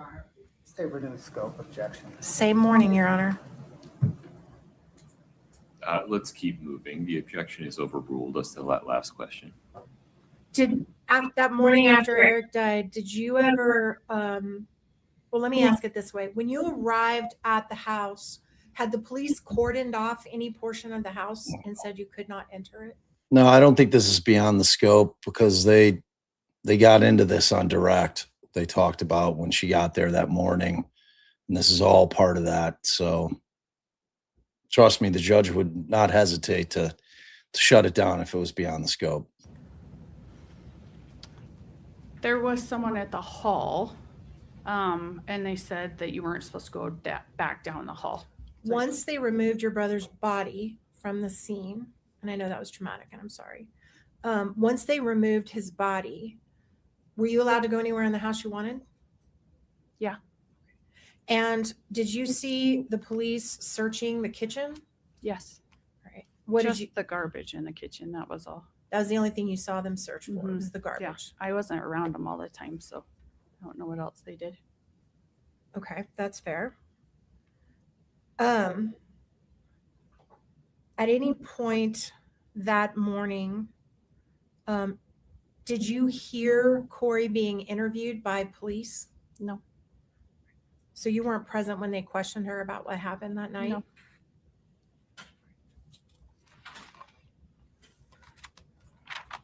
Did Eric share with you that he had used hydrocodone in the past, like in that pill bottle that we saw on the screen? So Eric and I had talked about that. So that pill bottle on the screen, it was old. It was 2016, right? Right. Because Eric had a procedure, but Eric did not want to use much of it. So actually, Eric and I had several conversations when his back hurt and everything. I actually set him up with an acupuncturist and everything so that he didn't have to use any. So Let me stop It you was- right there. Just 1 minute. okay. Let's just break it down. Okay. So you knew that he had used hydrocodone in the past for pain. He did not like to, but if it was extreme, He did use it. yeah, but he would never like take the whole finish the And- prescription. And well, as far as you knew. Mm-hmm. And you knew that he had back pain. Correct. And you knew it because you're the person that he would go to when he was in pain. Correct. And you helped him try to find an acupuncturist for his pain. Yeah, he went to an acupuncturist. How often did he do that? I set up the appointments. They actually helped really quickly. So he went to a couple appointments to I can't give you the exact amount, but And when, okay, I'll strike that. You also talked about the prenuptial agreement correct. that you saw Kouri sign at their wedding. Is that right? I saw it before she signed it. And is it true that in the prenuptial agreement that Kouri knew that if something happened to Eric, she would not recover?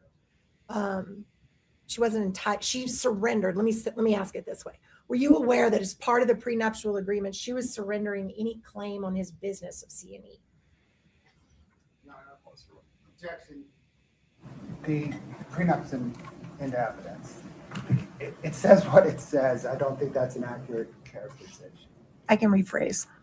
The question is about what Ms. She Richins Benson understood. That's what I was And going to so say. you will be able to point out later whether her understanding matches the text or not. So was it your understanding that she was surrendering any claim to his business at C&E in the prenuptial agreement?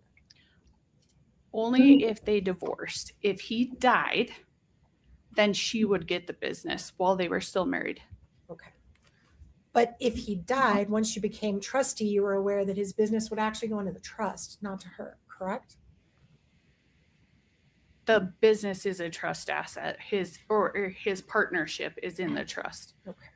And that was done before he passed. Correct.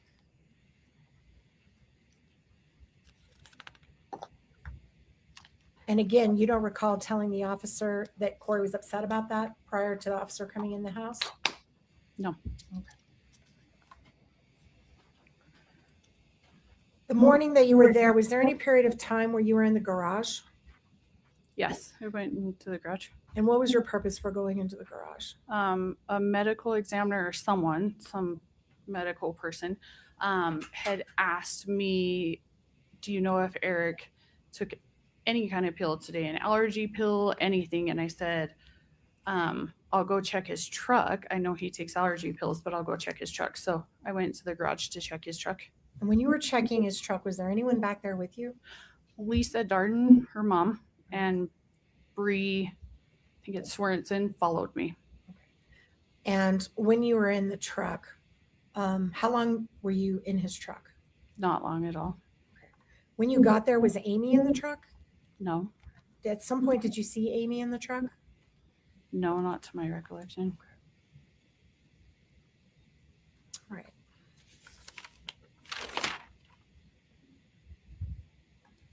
You also mentioned that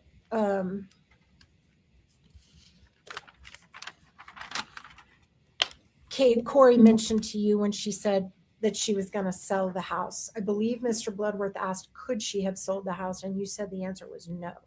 Is that right? Correct? And the reason the answer is no is because why? Because the house was not Kouri's asset. It was in Eric's trust. Her name was not on the deed, anything like that.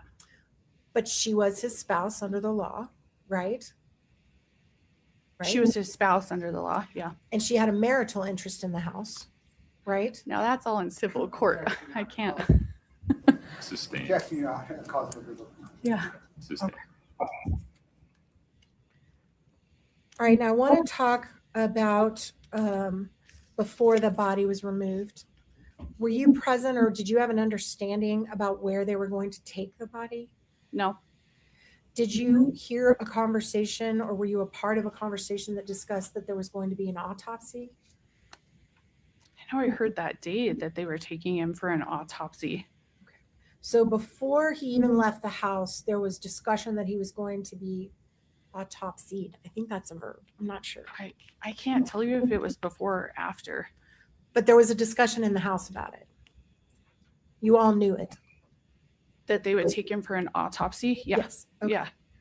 And then the conversation that you testified about where there was a discussion about cremation or burial with Kouri's mom. Correct. At that point, the autopsy was over, right? I don't know when the autopsy was over. When was that conversation? That conversation was on the 5th. So 2 days after he passed. And where was the body at that time, to your knowledge? I'm so sorry. I thought you were finished. I apologize. Okay. The Okay, question can you was ask? on the 5th. Yeah, it was on the 5th when we talked about the burial. So 2 days after they'd removed, or 1 day, I'm One sorry, day. after yeah. they'd removed his body from the house. Correct. So when you were having that conversation, where was your understanding of where the body was? It would have been in one of two places, either at the medical examiner's office or at the mortuary. So bear with me then. At the point that his remains were finally interred, either through cremation or burial, that autopsy already would have happened, correct? Honestly, I remember talking to the mortuary. They were watching to see when it was done. They said that it could take a couple days because it was later. So I can't tell you if it was done or not. I can't Let me ask remember. let me ask you this way. They weren't going to let you bury him or cremate him until they'd finished that autopsy and released the body to the family, correct? I mean, I would assume so, but I've never dealt with this with the medical examiner's office. So And once you all had that conversation with Lisa and Kouri about whether he wanted to be buried or cremated, did Kouri agree to bury him? it went back and forth for a little while. And then did Kouri agree to bury him? Yeah, we buried him. That's right.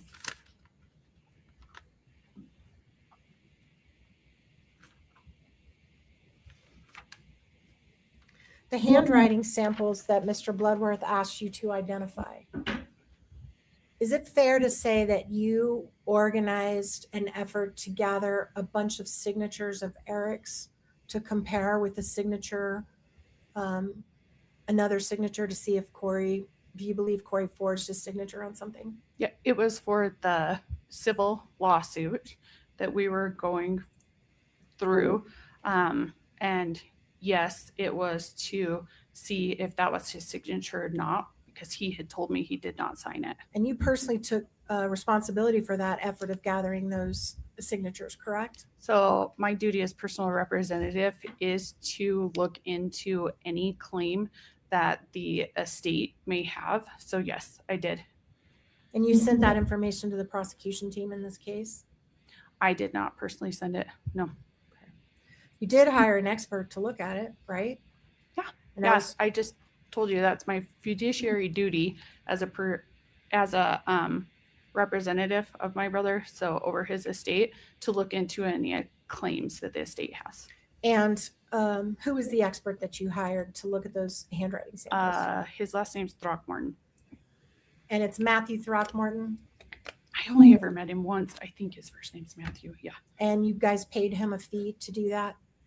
I actually didn't pay him. My law firm did, but then it went on the bill, so I didn't directly pay him. May I approach, Your Honor? Yes.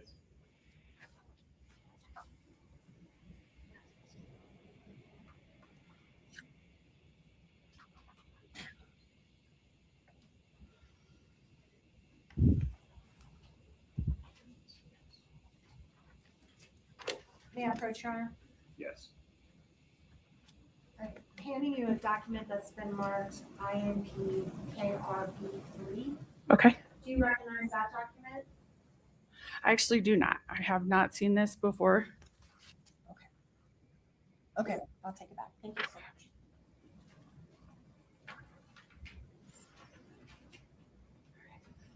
Did you pay other experts in connection with this investigation? I did. Who were the other experts you hired? Is Brooke Carrington one of them? Objection, point of clarification. When she says this investigation, the Yeah. criminal investigation or the civil investigation? Provide a little more foundation, please. Yes, Your Honor, I'm happy to. Did the trust hire a woman named Brooke Carrington to do a financial investigation on Kouri Richins? It's really tricky. It would actually be the estate that did, not the trust that did. Okay. So Brooke Carrington worked for the estate. And were you also in charge of the estate? Correct. I am a personal representative for my brother. And you personally paid Brooke Carrington? Correct. Okay, may I approach, Your Honor?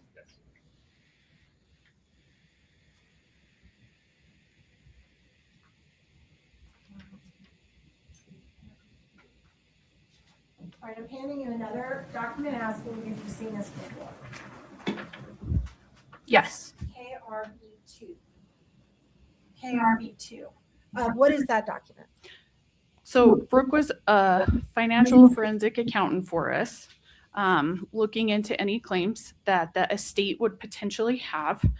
So I paid her for her work on that. And what is that amount that you paid Brooke Carrington? $14,625. And is that your signature on that check? Yes. Your Honor, I move to admit that as Exhibit 3003, Defense 3003. No objection, Your Honor. Defense 3003 is admitted. Can we publish that to the jury, please? Ready to go, Katie? One moment. There you go. What's the date on that check? 6/21 of 23. All right. And are you aware if that was after Kouri had been charged with this crime? Let me think of dates really quick. Yes, it was after, because once Kouri had been charged, Brooke quit working for us. So she sent a bill and I paid the bill once. And why did she quit working for you? She started working for the state and we hired a different forensic accountant to work for the estate. And who provided her name to the state as a potential expert? I'm not sure. That wasn't you? I actually never even talked to any of the prosecution or anything before that. So no, it was not me. I did not even know who they were. I'm sorry. You said you hadn't talked to the prosecution prior to June of 2023? Prior to her being arrested.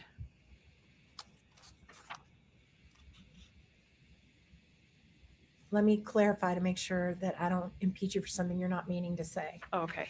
When you say the prosecution, you mean the actual people sitting at the table, not Yeah. their investigators. Oh yeah. Yeah. Them. Because you had talked a lot to the investigators prior to Kouri being arrested. I had talked to investigators. I had never talked to these guys. Totally fair. I just didn't want to come after Sorry. you. Nope. The difference. I wanted- Thank you. I want it to be right. So to go back to that, you had talked a lot to the investigators that were investigating this case on the criminal side prior to Kouri being arrested. I had talked to them.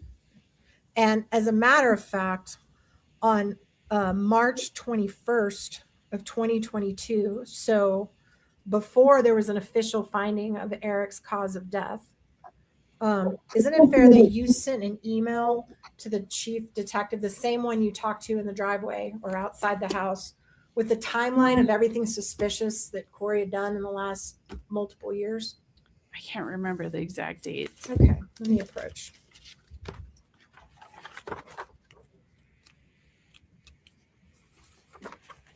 May I approach, Your Honor? Oh, sorry, yes. Counsel, I trust you folks. You can have leave to approach the witness as needed. Thank you, Your Honor. See, no ego.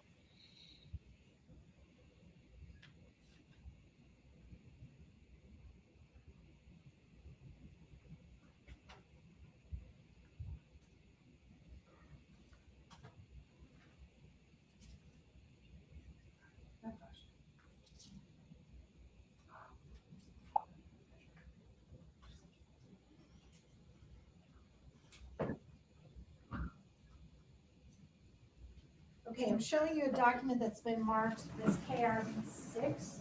Just take a second, as much as you need, and tell me if you recognize that document.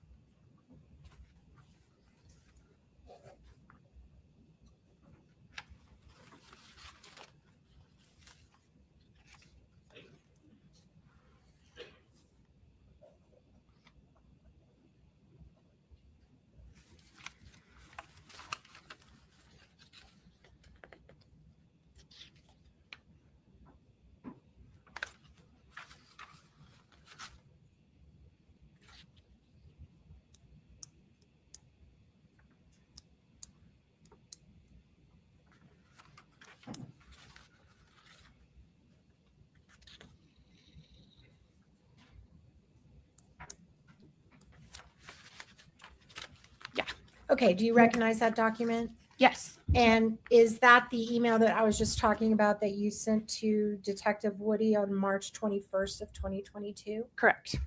And attached to that email is what you called a timeline, is that right? Correct. How many pages is that timeline you provided to Detective Woody?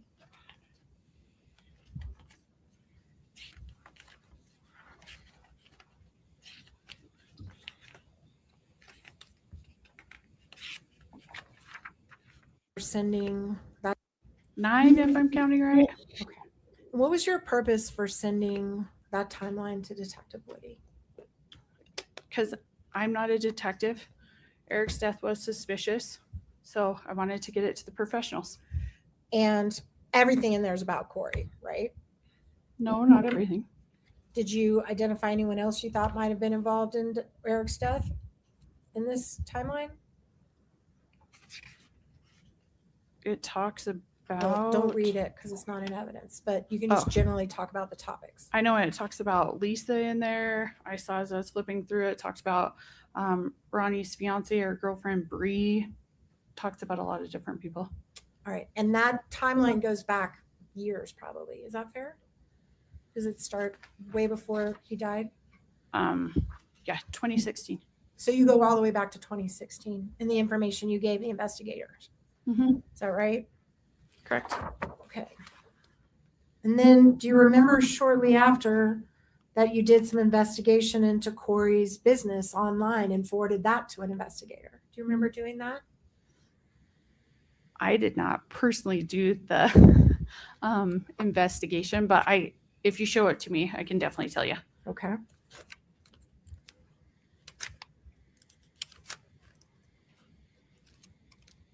All right. May I approach her? I forgot. Sorry. It's habit. That's federal court.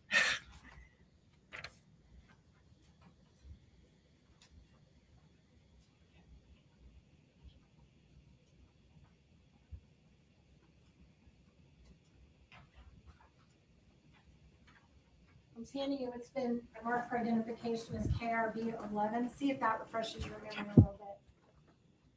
Is that your email address? Correct, it is. So that's you forwarding to the investigator background information on Kouri's businesses?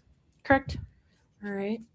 And then do you also remember forwarding on March 28th to the same investigator reporting that Kouri had asked for her wedding ring back from the medical examiner and you thought that was suspicious? Remember doing that? Can you show me the email Sure. again?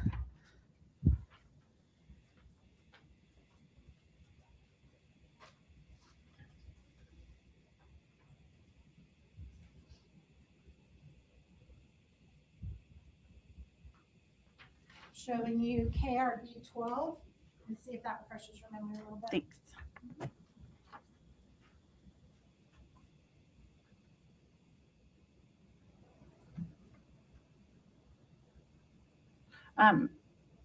Not her wedding ring, my brother's. I'm sorry, the ring that he wore Correct. on his finger. And she was asking for it back, right? Correct. And you thought the detective should maybe test the ring, or you thought that was suspicious and you reported that?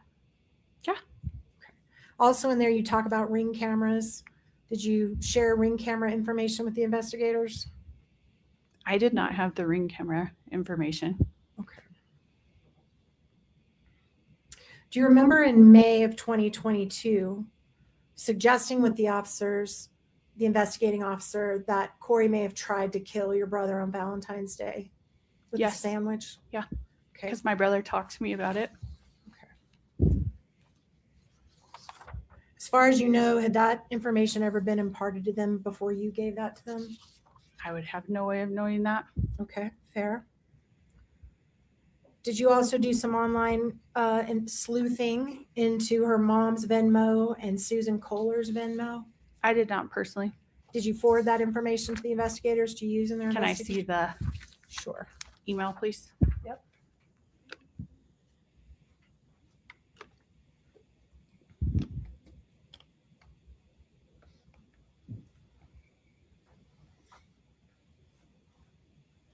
I'm showing you KRB 14 with an email dated April 25th. Does that look like your email address?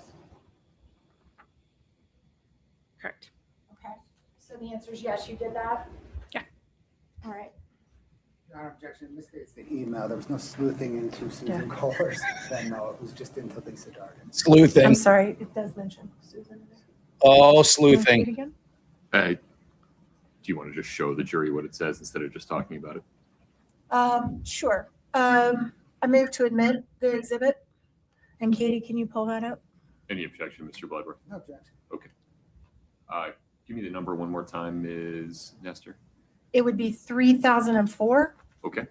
So this will be D3004. This is, for the record, an April 25, 2022 email from an email address in bold print indicated as Richins Benson. We'll publish it now.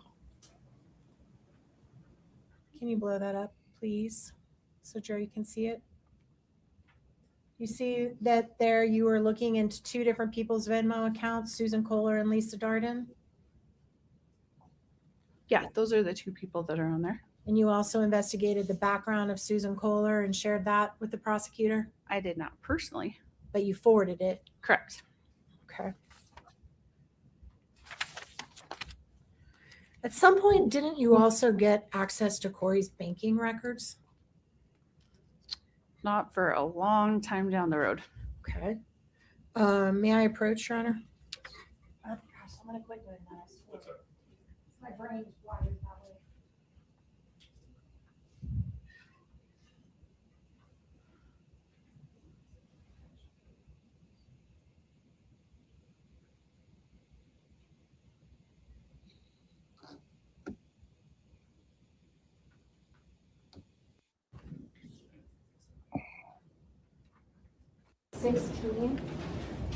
A letter dated November 7th of 2022, which was a few months after Eric died. Can you just read that for a minute and tell me if you remember that letter?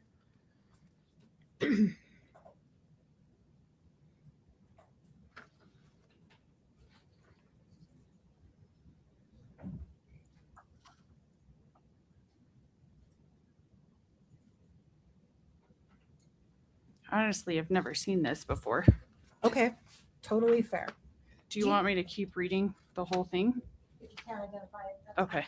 fine. I thought you might have read it. Uh-uh. Do you remember being asked how you obtained Kouri's private bank records without her permission? Did anyone ever confront you about that? I think we're talking about two different things.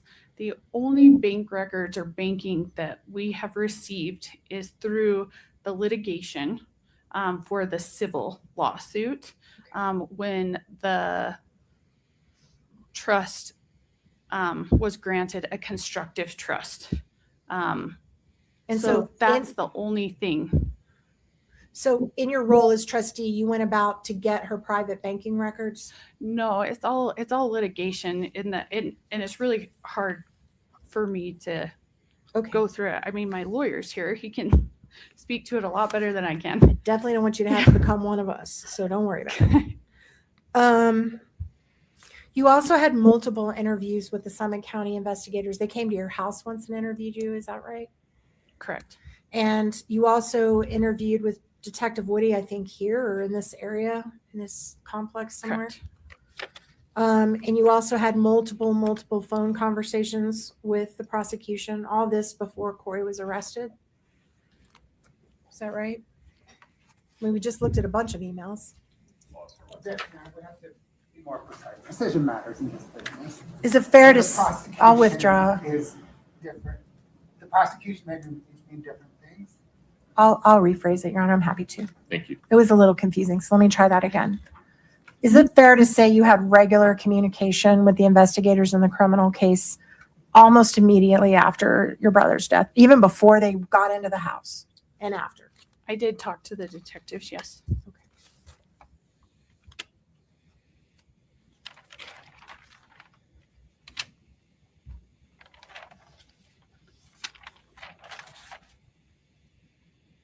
Okay, just a minute.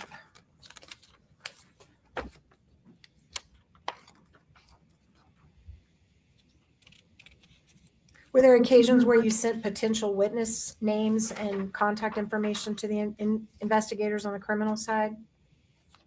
That was in the email you sent. There were some names. Okay.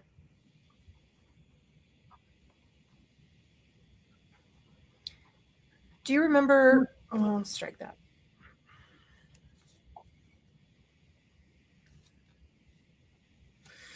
Because you were the trustee of the home, you guys were in charge of, well, let me rephrase it this way.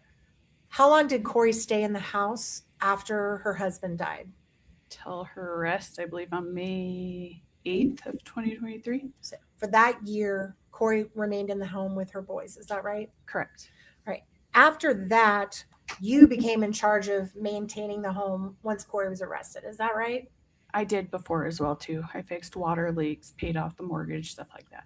Right. And you fixed a water leak in that house on Willow Court? Correct. When was that? It was in February. It was when it was January or February. There was a ton of snow on the ground. So I had to pay people to shovel all the snow to get down to it. Okay. And that was Kouri and Eric's home? Correct. Okay. Well, at the trust house. Got it. I understand. During that time, were there times where law enforcement needed access to the house to search it? Are you talking after? After Kouri's arrest, sorry. Yes, yes. All right. About how many times did you guys have to provide access to law enforcement to search that house? I don't know off the top of my head. If I were to say around 10, 11 times, does that sound completely out of bounds or does that sound about right? So I put my husband over all of that. So I'm not going to have the best knowledge of that. So that would be your husband. Correct. Right. But the private investigator that you guys hired answered to you, right? Not your husband? He was hired by the estate. So he communicated with you directly? Both me and my husband. Did you give him unfettered access to the house? No. How many times would you say that investigator was in that house? That's going to be better to ask my husband as well, too. My husband went with him every time. Totally fair. Did you guys have the video equipment set up inside the house? Like cameras to Yes. monitor? Yeah. When did you guys put that in there? And I apologize, but that is also better to ask my husband. He was over all of that. All right.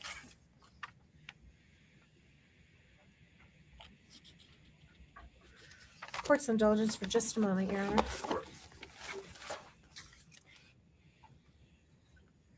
She might be done.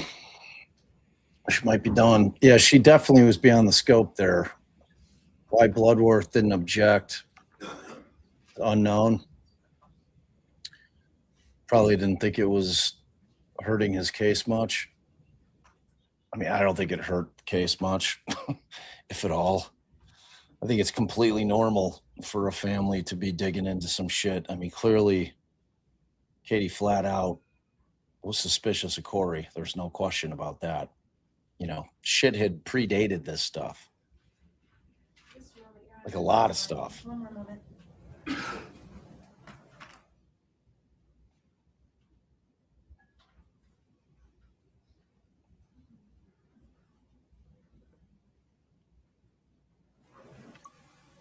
I'm almost done. You're almost there. You've done a good job. So do you remember when you retained Todd Gabler to investigate Kouri Richins? The exact date, I can't remember. I think it was at the beginning of April of 2022.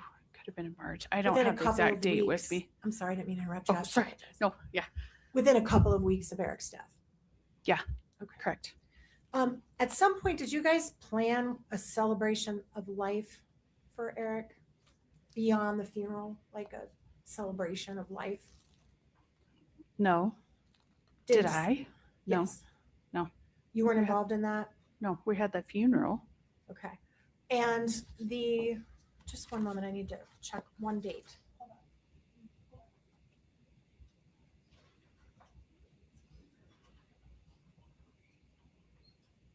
What was the date of Eric's funeral? I'm really sorry if I'm wrong, but I think it was the. Let's see, I have to see a calendar. I think it's March 11th. So I think. within a week or so of his death, probably, give or take. Yeah, it was quick after. And wasn't there a celebration of life on April 1st? Do you remember that? Were you involved in that at all? No, no. Okay, totally fair. Ms. Richins Benson, that is all we have. I'm sorry for your loss, and thank you for answering our questions. Thank you. Mr. Bloodworth, any redirect within the scope of cross? Yes, Your Honor, thank you. Please.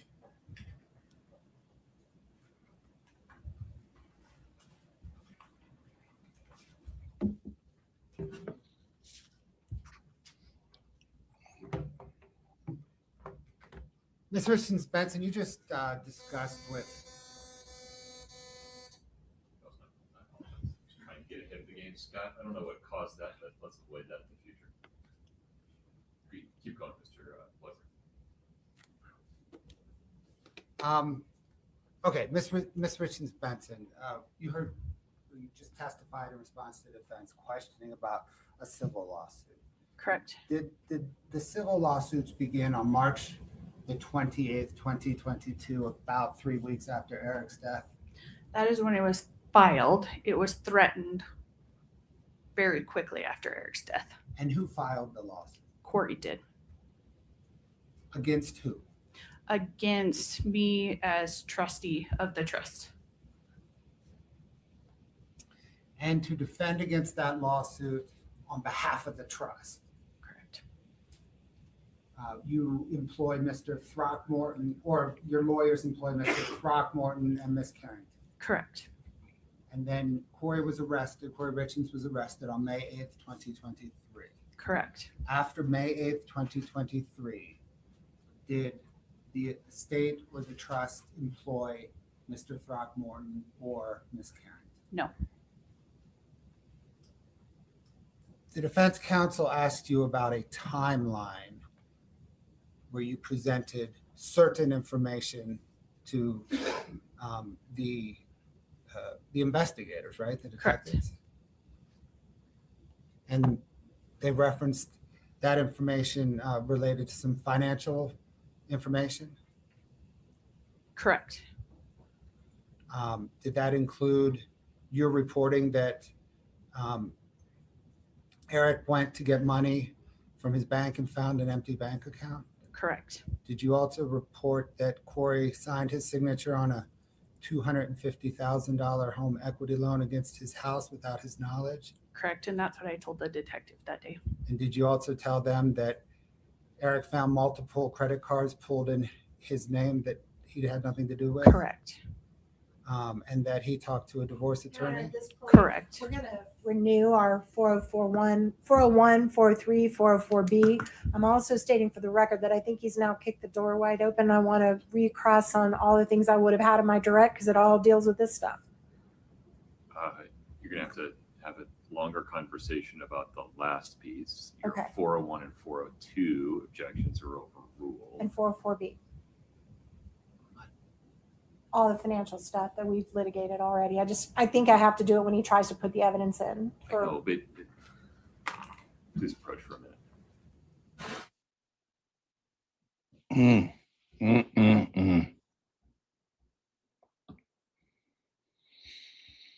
See which way he goes on this. I mean, they're definitely getting into it. Definitely getting into it.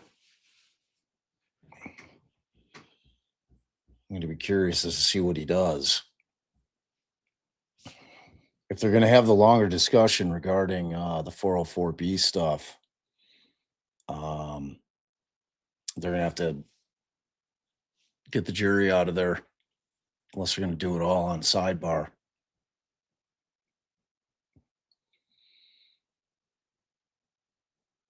No, I don't know that she would have anticipated that Bloodworth would get into it. You know, because it's interesting, because redirect is limited to what was talked about on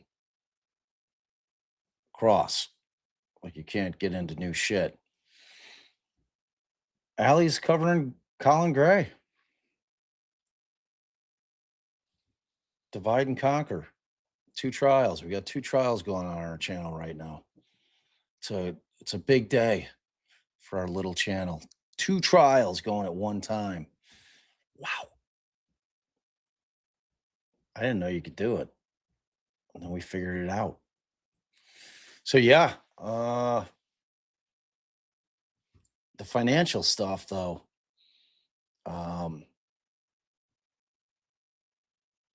you know, he's allowing a fair amount into evidence about the financials because it does go to motive.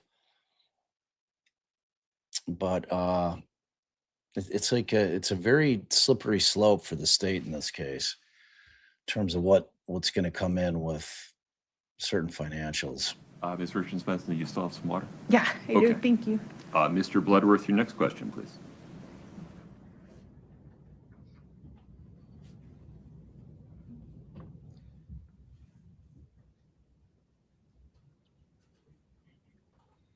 Did you also provide the police with information on Eric meeting with a divorce attorney, Christina Miller, Yes, correct. and Eric meeting with a trust and estates attorney, Crystal Bowman Carter? Yes, I did.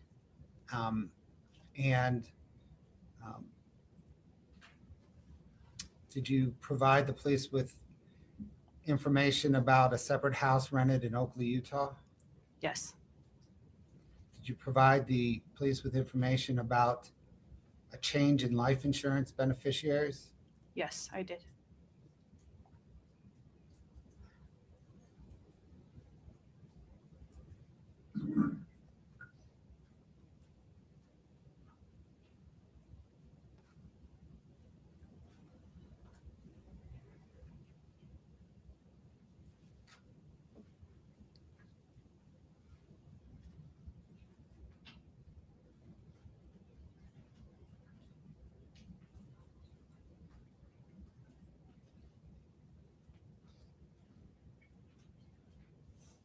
I miss Allie.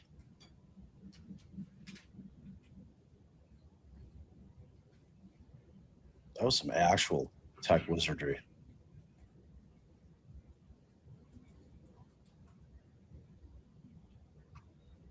Did you provide the police with information on friends of the defendants and Eric's that they should potentially interview? Correct. Did you provide the police with information about a discussion involving the trust and control of the house 2 days after Eric died? Correct. He's You're definitely referring to leading. the altercation on that, right? I Def- Okay. Yeah. Definitely leading.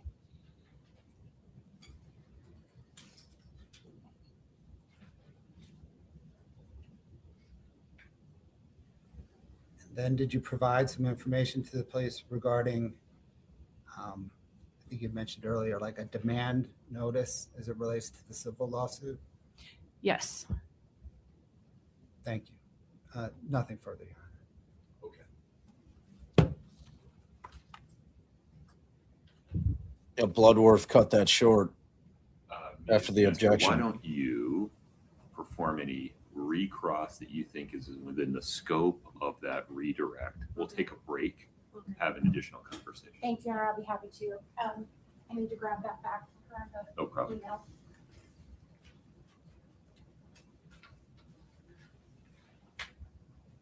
Okay, so just to put in perspective, what just happened, all those things Mr. Bloodworth talked about that you told the police about, we're talking about March 21st, before y'all even know how Eric died, right? Correct.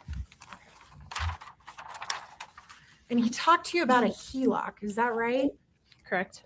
And what's a HELOC? Tell us what that is, what it stands for. Do you know what it stands for? I do not know what it stands for. Home That's equity okay. What do you know it to be? line of credit. Like a home equity loan. That's what it stands for. Okay. Home equity line of credit. Does that Okay. sound familiar? Okay. So tell me as far as the HELOC goes, Mhm. it's your belief that Ooh. Kouri got one of those on the house without Eric's knowing about it, right? Correct. Eric told me. And one of the documents that you executed as trustee, when you became trustee of the trust, was something called a durable power of attorney. Do you remember that? That I executed. I'm using fancy lawyer words. I'm Sorry. sorry. A document you had to sign.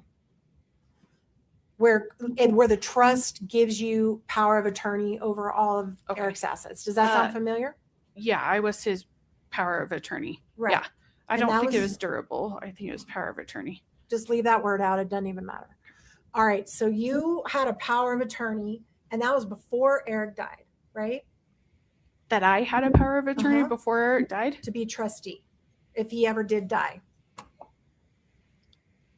Do you remember? I would have to ask my lawyer that too. No I am worries. sorry because I know all of it's very different, and No worries. I don't want to turn you into a lawyer up there. Okay. This is actually really important. Okay. So there was a time where you had to revoke all prior power of attorneys that were granted by Eric in order for you to have the final power of attorney, right? Do you remember that? Is that on like the letters testimony, or you have to show it to me? I I'm will. sorry. Let me pull it up. Katie, do you have the revocation?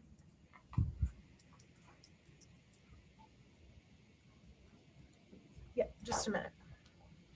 Let me look at what the number is. It's KRB 5 or 6. This one, it's probably, do you see it? The revocation? Okay, can you pull that up on the screen? Only for, Your Honor, we only want to show this to the witness and counsel Understood. for right now.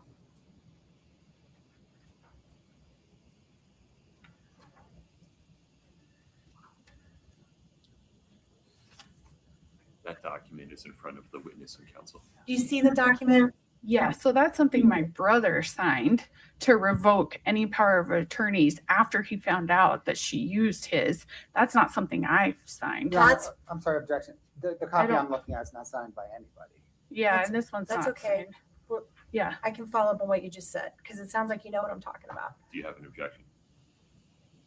I just want to make sure we're looking at the same document. She said signed, and I'm not seeing. Oh, You okay. two are looking at the same document. Yeah, Whether it's the same document. It's not signed, Pause Brad. That for- was my bad. Pause for one moment for me, Katie.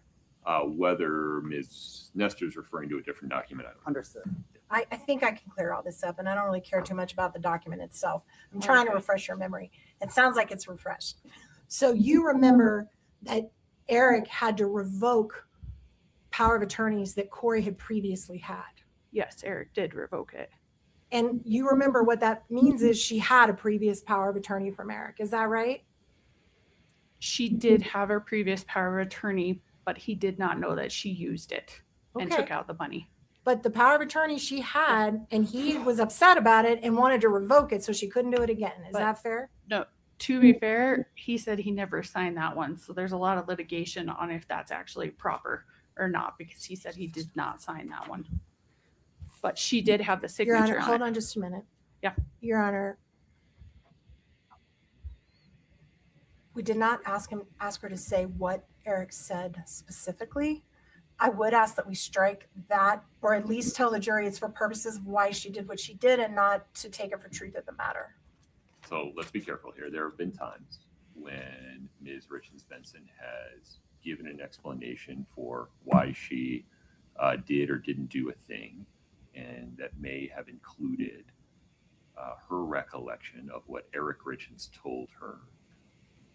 Those comments so far are inadmissible hearsay that cannot be considered for their truth as to whether Eric actually did those things or not, or thought those things or not. Rather, they can only be considered as context for why Ms. Richins Benson, as the listener, the hearer of those comments, did or didn't do whatever she did or didn't do next. Thank you, Your Honor. I appreciate that clarification. So to go back, it's your understanding, I just want to I'm not going to beat a dead horse here, but I'm hearing you say that you knew that there was a previous power of attorney that had been given to Kouri, whether Eric signed it, didn't sign it, that there was a dispute about that. And at some point before he died, he said, I'm going to revoke all previous power of attorneys, including that one. Yes. That's what I needed. Thank you very much. Also, Mr. Bloodworth just asked you about Eric seeing a divorce attorney. Do you remember when that was? The dates and everything, it was in 2020. So It was before he did his will, about 2 years before he passed, he saw a divorce attorney, right? a year and a half. And is it true that you or your husband are the person who set that meeting up with the divorce attorney? Correct? Which one of you? My husband. And did you just know this person? So you're like, hey, use this lady, or why were you involved in that? I wasn't. I just said it was my husband. So you'd have to ask him on that. Totally Sorry. fair. Also, Your Honor, because, may I approach just to be safe?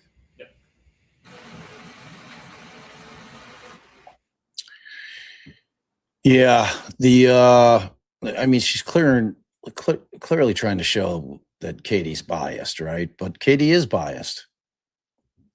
I mean, it is what it is. You know, family members, that's always the rub with them. You know, they're clearly going to be biased as to their family member, whether the family member's a defendant or the family member's a victim. You know, most of the time it's going to be, you know, so I don't necessarily think showing her as biased is that damaging at all. Because I think these things play out both ways. I think they cut both ways. You know, like I don't find it particularly helpful that defense When you counsel were is bringing up the previously fact being that questioned by me, I asked you a question and we decided we weren't going to go into that, but we are going to go into it now. So I'm going to ask it very specific. Okay. Did Kouri ever ask the trust to pay her any money in the year after Eric's death, separate from the litigation? Did she ask you to make any disbursements to her or the boys in the year after Eric died as trustee? Not that I can remember. That's all I have, Your Honor. And we will fully release this witness. She can remain in the courtroom for the remainder of the trial.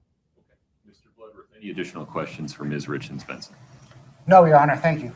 You're welcome to step down. Okay, Thank you. Watch your step, please. I'm okay to just go sit. Yes. Let's see, counsel, should we take a brief restroom break before the next witness? Not knowing how long the next one will take, Mr. Bloodworth. Your Honor, state will probably need 20 minutes. Folks want a restroom break? Want to stretch your legs? Nobody, everybody's shaking their head no. Okay, let's keep rolling. All right. Your Honor, the state calls Clint Benson. All right, Mr. Benson.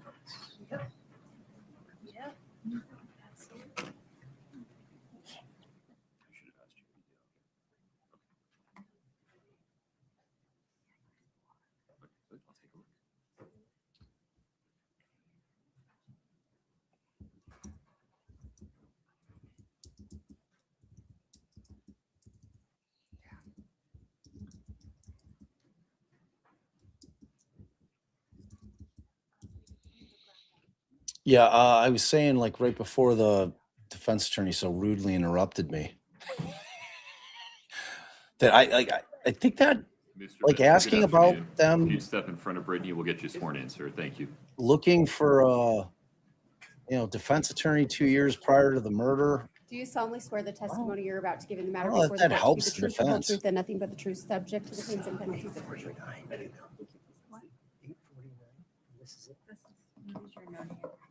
If y'all haven't followed this case, Eric was not exactly trustworthy he didn't feel Kouri was a very trustworthy person. Sounds good. There we go.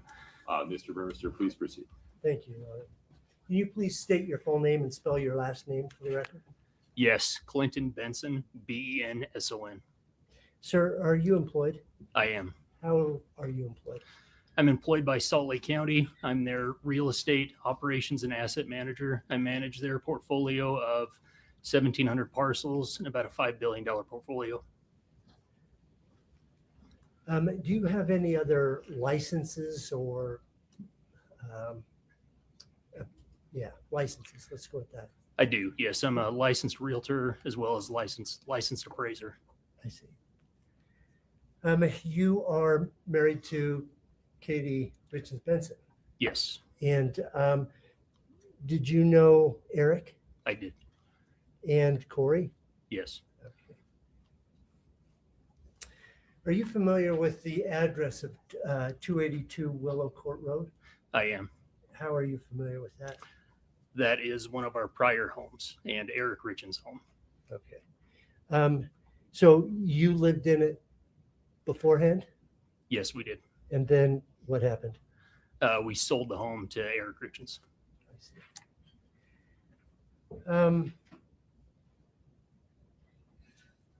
After Eric died, where did Kouri and the kids live? Kouri and the kids lived at Eric's home at the 282 Willow Court address. Okay. And then after May 8th, who was responsible for securing that address? That was me. Okay. And what did you do to secure that home? So on May 8th, I arranged for a locksmith to come and change all the locks.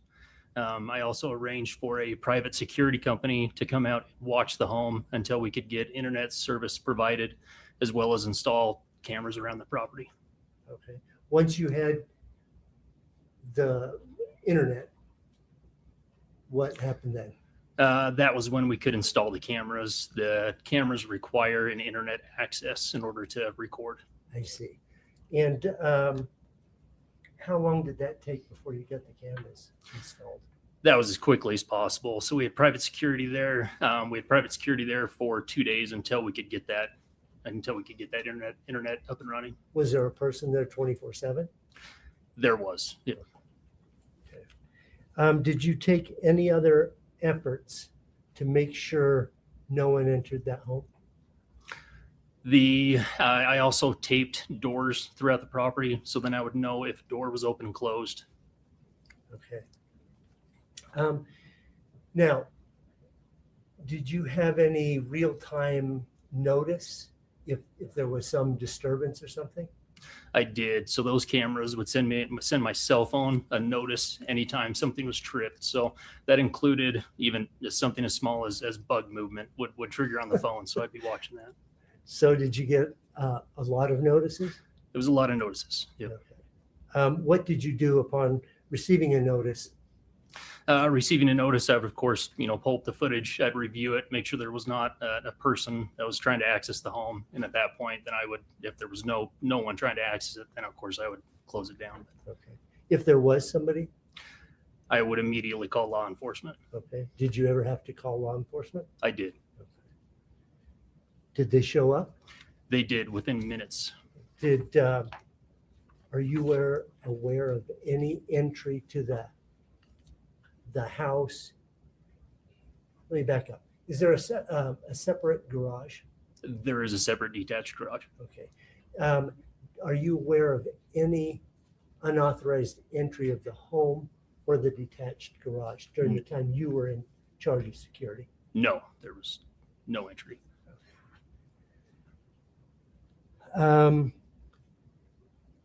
Were there occasions when authorized personnel needed or wanted to make entry?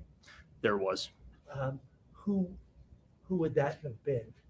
It would be the sheriff's personnel, and they would arrange through me if they needed to access the home. Were there occasions when you yourself went in? There was. Tell me about that. So I would go in the home if the kids, meaning Carter, Ashton, or Weston, if they had requested a specific item, so they still did have clothing in the home as well as some sentimental items, trophies, things like that they wanted in the home. And so, how did that work? Just you did it, and no one else, or? It was primarily me. Occasionally, there was one instance where there was a live animal in the home. Carter did have a lizard, so I had to have help to carry that out of the home. So I had a family member help me do that. Okay, but always you were there? Yes. Okay. And were there occasions when, I think there's been mention about Todd Gabler, do you know him? Yes. Was there times when he asked to have entry? Yes. Were you with him? I was. Okay. How about defense attorneys or investigators? Did they have access? Yes, we would. If they did request access, we would go with them to go through the home.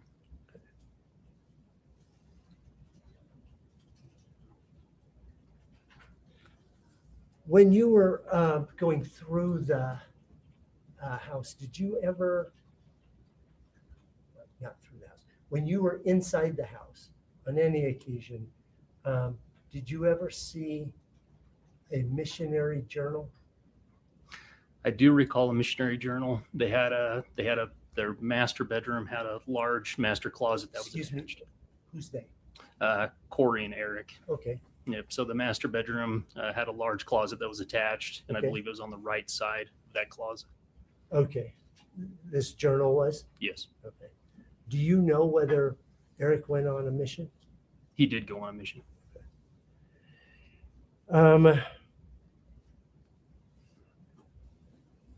During your time in the home, either during this period or other occasions, did you see some written coupons? I did. Yeah. Where did you see those? In the master bedroom. When did you see that? Do you recall? I Approximately. don't recall when I saw it. After May 8th, 23? Correct. Yep. I see. I'd like to turn your attention to October, November of 2020. Were you present with Katie when there was a phone call from Eric? I was. Okay.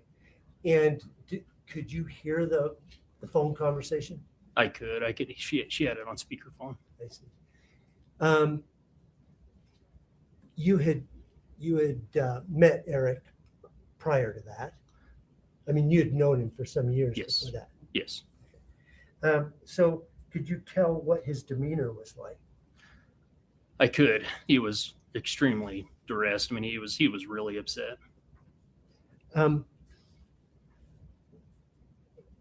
Angry upset or sad upset or a little bit of both? I mean, It was a combination of both. I see. Did he explain to you why he was upset? I'm not asking you what he said. I'm asking, did he explain why he was upset? Yes. Okay. Having heard that,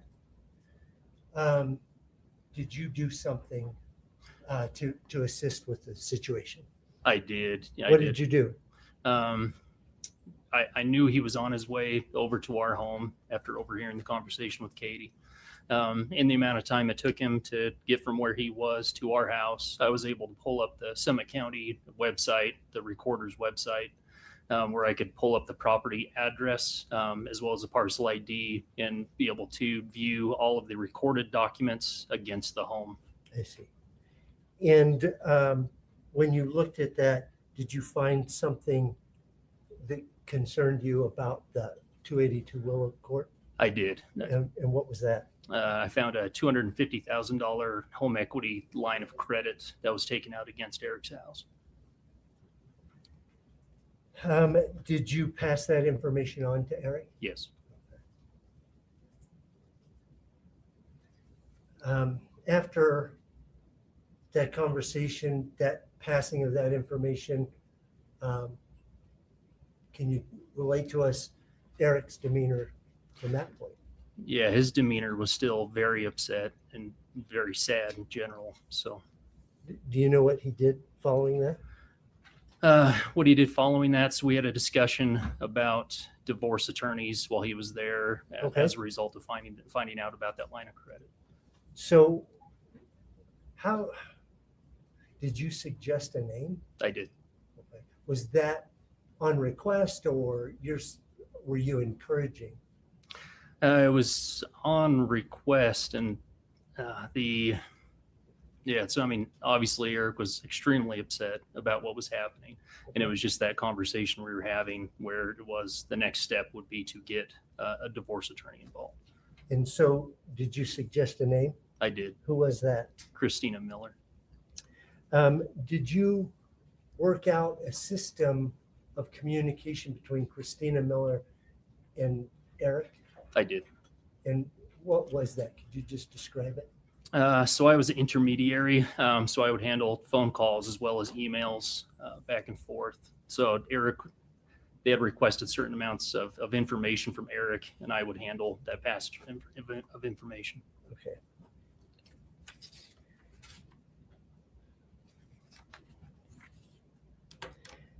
Okay. Holding here, believe we called it 8-49, Your Honor. And I overheard we have continuing permission. Please. I'm going to hand the witness State's Exhibit 8-49. I'd like to direct your attention to tab 13.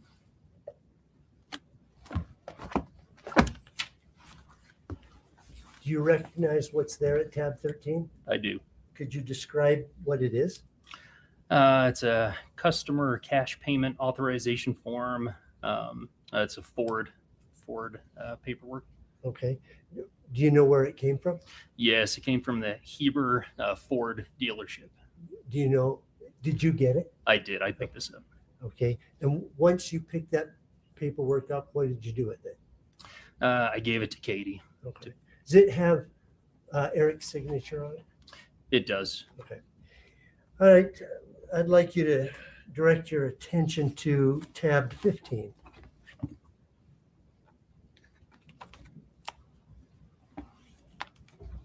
Do you recognize that?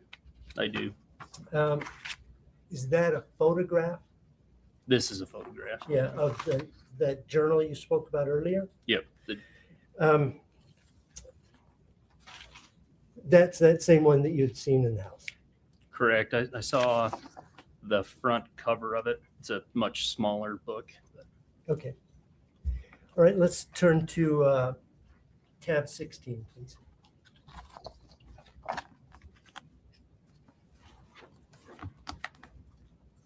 Do you recognize that? I do. What is it? It's coupons. You had mentioned earlier that you had seen some coupons in the house. Yes. Are those the ones? Yes. Okay. Okay. I'm going to direct your attention back to March 4th of 2022.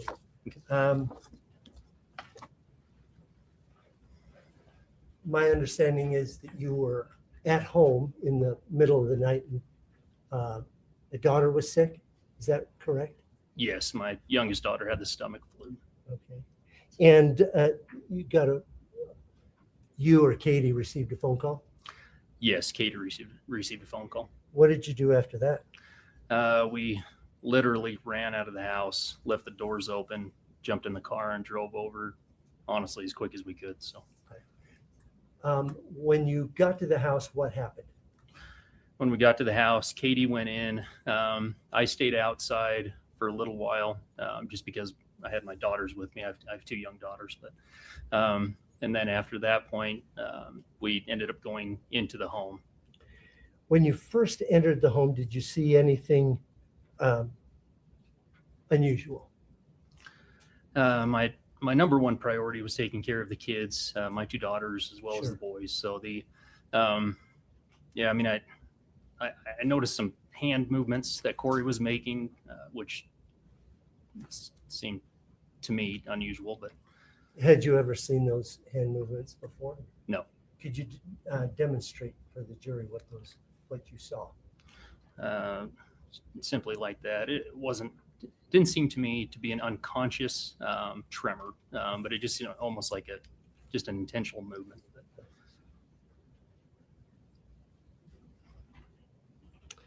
Once you were in the house, where did you go next? I went up the steps up to the bonus room that Eric had. Okay. Who was up there? It was Carter, Ashton, Weston, and then my two daughters. Okay.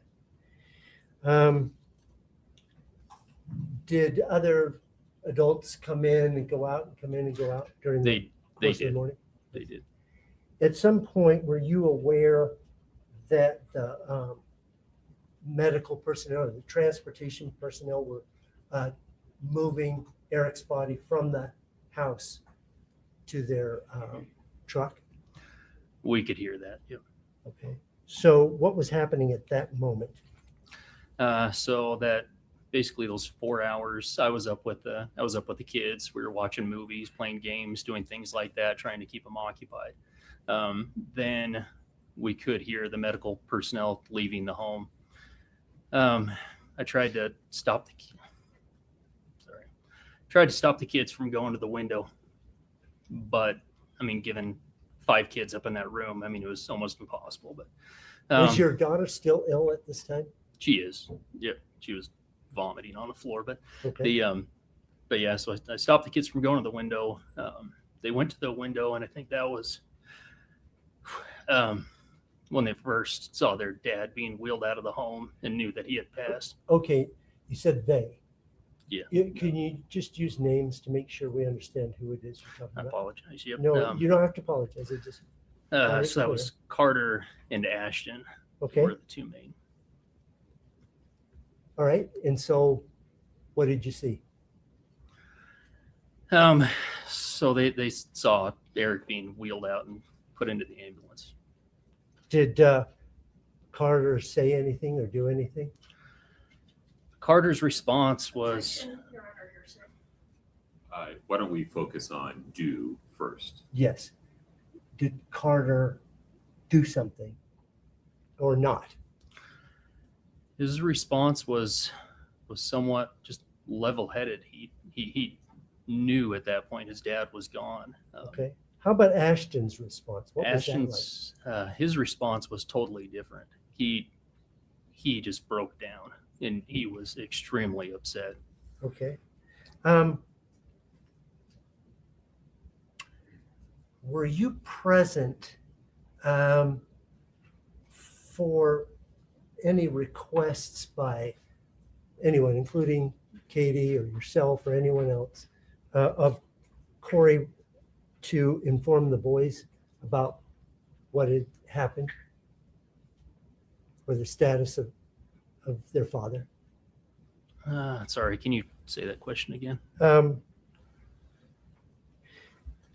Did you hear anyone ask Kouri to tell the boys that their father had passed? I did.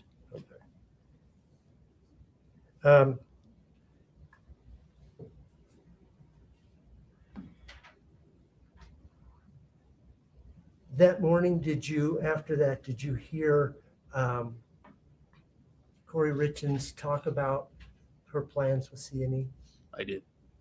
Tell the court about that.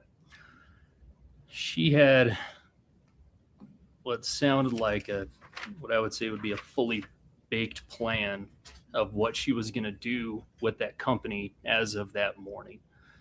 She was going to have, his name's TJ Pellegrino, I believe is his name, but she was going to have him take over running Eric's company alongside with Cody Wright. I see. Can I have one moment, Your Honor? Of course.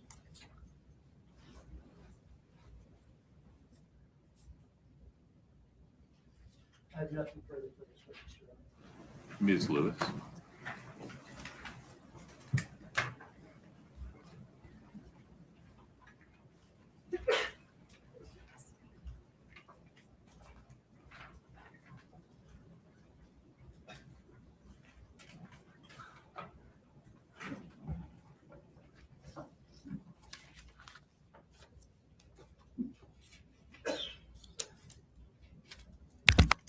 Good afternoon, Mr. Benson. Good afternoon. I believe we've met, but I'm Wendy Lewis, one of Kouri's attorneys. Let's go back to 2012 for a moment. You said that that was when you sold the home, you and your wife sold the home to Eric, correct? Correct. And Eric and Kouri were living together at that time, correct? I believe so. I can't say for sure, but I Okay. believe so. Well, when Eric moved into the home, Kouri moved into the home with him, correct? I believe so. And they were married less than a year after moving into that home together. Yes, that sounds correct. All right. So that home was always lived in by both Eric and Kouri from the time Eric took possession of it, correct? From the time of possession, did they live in that home the entire time together? All right. Yes. Did they live in that home as their primary home? Not talking about when maybe some of them stayed somewhere else, but was that their primary home together from 2012 until the time of his death? I am aware that Kouri had leased a home in Oakley where she was going to live separately for a period of time. So I can't answer that. I know for certain that they've both lived in that home the entire time. Are you aware that Kouri never did live in another home during that period? No. Right. So you talked about then at that same, well, not that same time frame. You talked about then in 2020 that you helped Eric hire a divorce attorney. Yes. So 2 years before his death, you talked about it was that he'd found out some information he was upset about with Kouri, correct? Mm-hmm. Correct. And so you reached out to Christina Miller. You sent an email to her, correct? Yes, I did. Asking if she would represent your brother-in-law, correct? I asked if she would be willing to represent him. So, All right. And you set up the appointment for him. yes, Did you attend the appointment with him? I did not. All right. But you described yourself as an intermediary, but wasn't it decided that all correspondence would be between you and the attorney, not between Eric and the attorney? That's incorrect. Eric did attend in-person meetings with Christina that I was not there for. Yeah, I understand. The- My question was not in-person meetings, all correspondence by email, for example.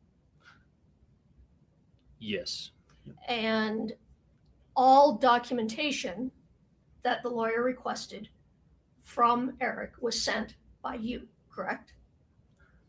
as far as documentation that I knew about.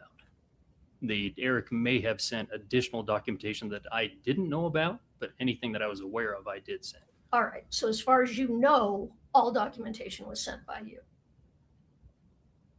As far as I know of documentation that I was informed about, I did send that correspondence. Understood. And you were the one to gather up the documents from Eric, correct? It would depend on if it was an in-person meeting or not. If Eric did something in person, I do not know what documentation he brought to Christina.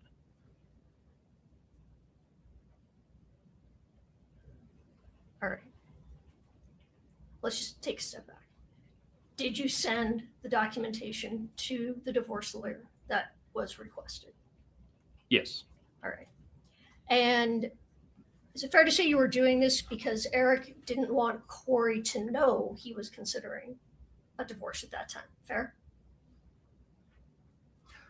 Eric was aware that Kouri was watching his emails and didn't want her to know. So he didn't want her to know he was considering divorce. I can't speak for him, so I don't know exactly what he was thinking at that moment. All right, but he asked all the correspondence be with you and not with him. Email and things being anything sent, either email or mail, was all done by you. I can't say in general all correspondence. I So I've understand. got to clarify that. It's only correspondence that I am aware of. So whatever Eric did outside of my knowledge, I can't answer that. I understand that. And you're not aware of any other correspondence that Eric did. You're just not aware.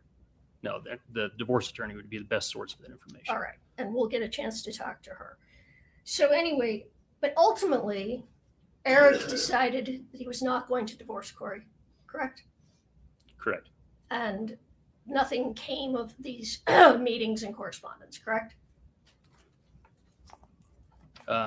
Well, because of the trust was created because of this correspondence. So I'm sorry, I didn't mean to talk over you. yeah, so I recommended Christina Miller as the divorce attorney. She recommended Crystal Bowman to manage and write Eric's trust. I understand that. But nothing happened as far as a divorce, correct? They did not get divorced, no. Right. Fair to say that at that time, you and your family, or at least you and Katie, were supportive of him divorcing Ms. Richins, fair?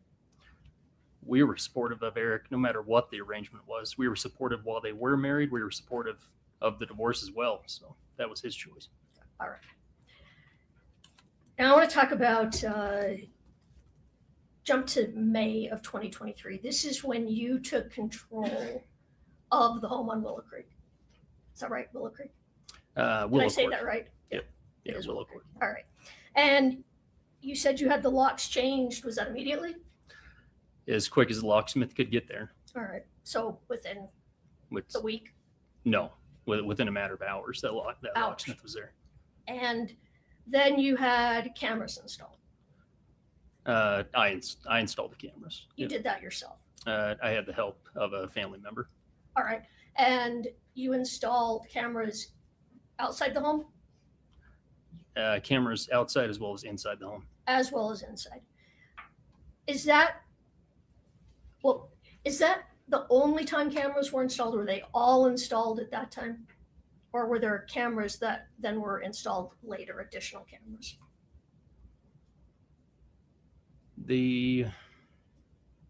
There's a substantial amount of cameras. The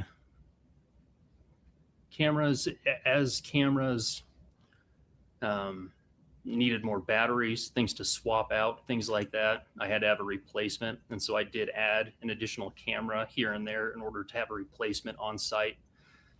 So yeah, I mean, I'd say that the original bulk were were installed, and then later on I would add supplemental cameras for more redundancy, batteries, things like that. All right. Both inside and outside. Correct. When was the last time the cameras were installed in the home? Do you mean the bulk of the cameras, or if I brought in another camera? When was the very last time you installed any cameras in the home or outside the home, to be clear? That would have been years ago. I mean, it's been a long time. All right. Now, you said that whenever someone needed to enter the home, you went with them. Yes. That's true. So every single time someone has entered that home, you have been present? Yes.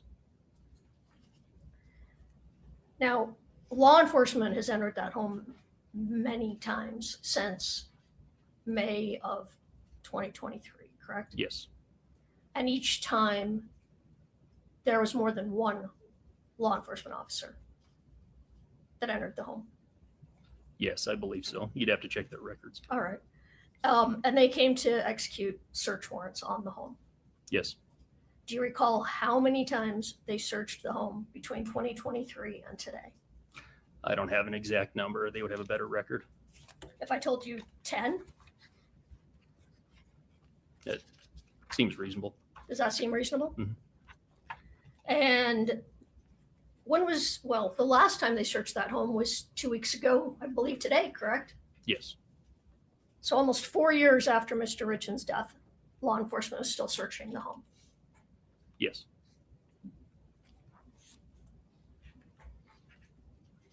Are you aware if they removed things from the home every time they came into the home? I'm not aware. You'd have to check their records. Yeah, I'm just asking if you were aware.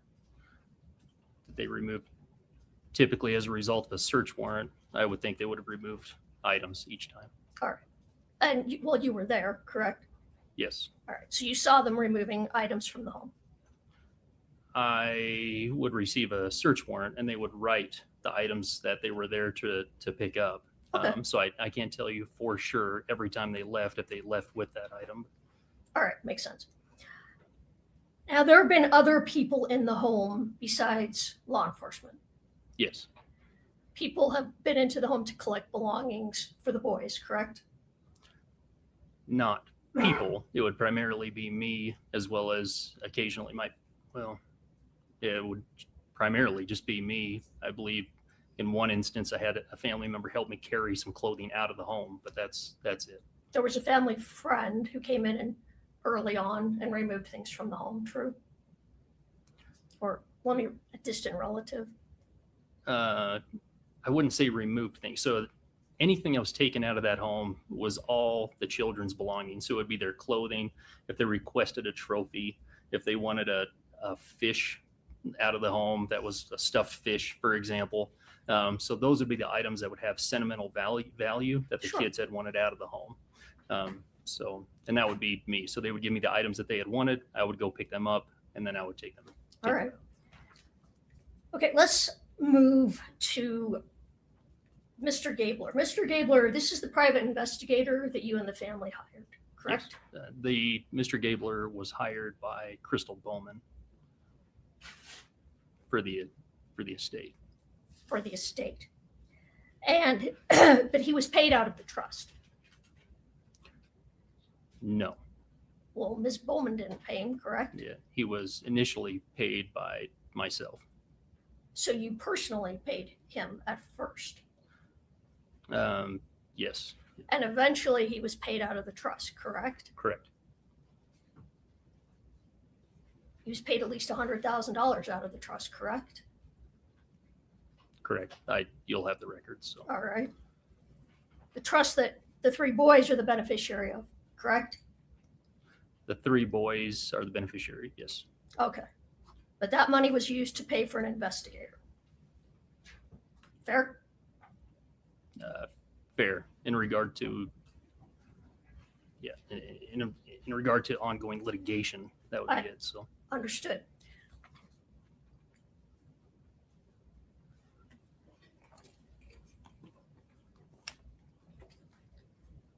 Do you recall when Mr. Gabler was hired? How shortly after Eric Richins' death? believe it was maybe a little over a month after. Around Alright. a month. And part of what he did as your private investigator was to look into Kouri Richins' background. True? True. And he looked into everything about her business, correct? Todd did not directly look into her business, but he in general looked into her background. Well, he interviewed people about her business, true? I believe so. I'm not aware. He did his own reporting. Well, you were very involved in what Mr. Gabler was investigating, fair to say? Yes. And you knew that he was investigating Kouri in order to try and come up with something that would result in criminal charges, fair? No, that's not fair. That's not fair. No. Well, isn't it? I'm Todd sorry. investigated for the truth. He made it clear that no matter what, we had to be comfortable with the truth, no matter what that answer is. And the truth that you were looking for was information to charge Kouri Richins.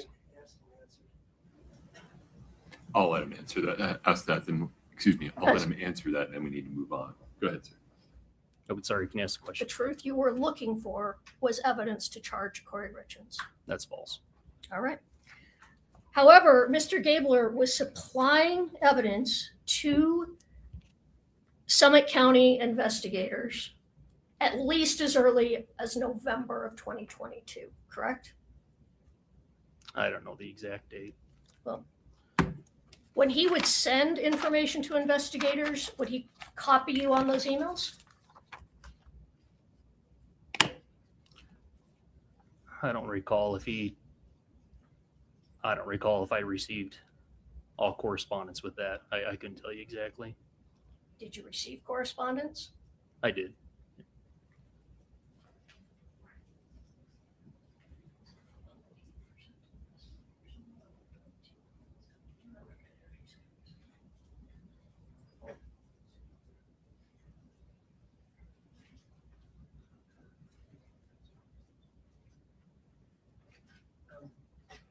Your Honor, may we approach? Of course.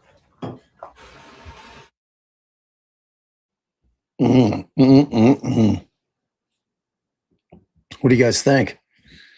Read through the comments. Nice little battle going on here in chat. Love it. Love it. I mean, I think it's safe to say that once Kouri was found out to have done some super shady shit, that no one in the family trusts her, including her husband. And that's fair. You know, I mean, she's running around like all the money that she was, you know, kind of fraudulently getting her hands on was really to run her house flipping business. You know, it's like she was using all that shit. She was overextended on loans. And, you know, she was desperate for cash.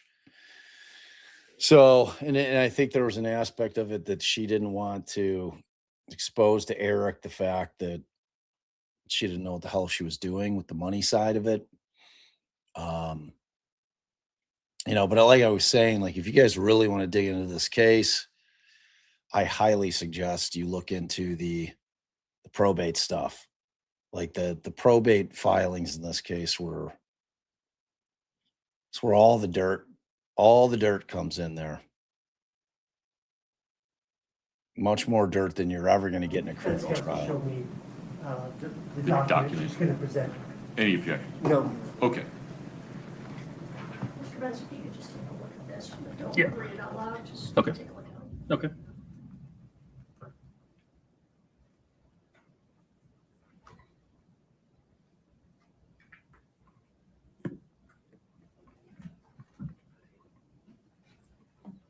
Do you see the date on that, Mr. Benson? I do. So let me ask again. As early as November of 2022, Mr. Gabler was sending information to Summit County Sheriff's Officer, to the investigators, detectives in this case, about Kouri's possible involvement in her husband's death. True? Correct. And you were copied on that. Yes. All right.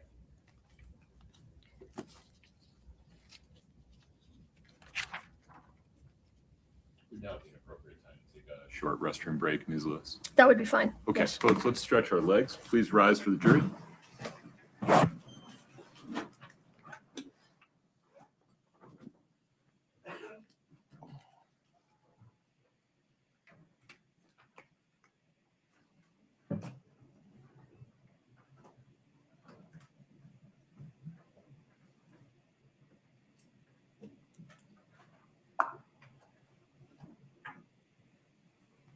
All right, have a seat. Thank you.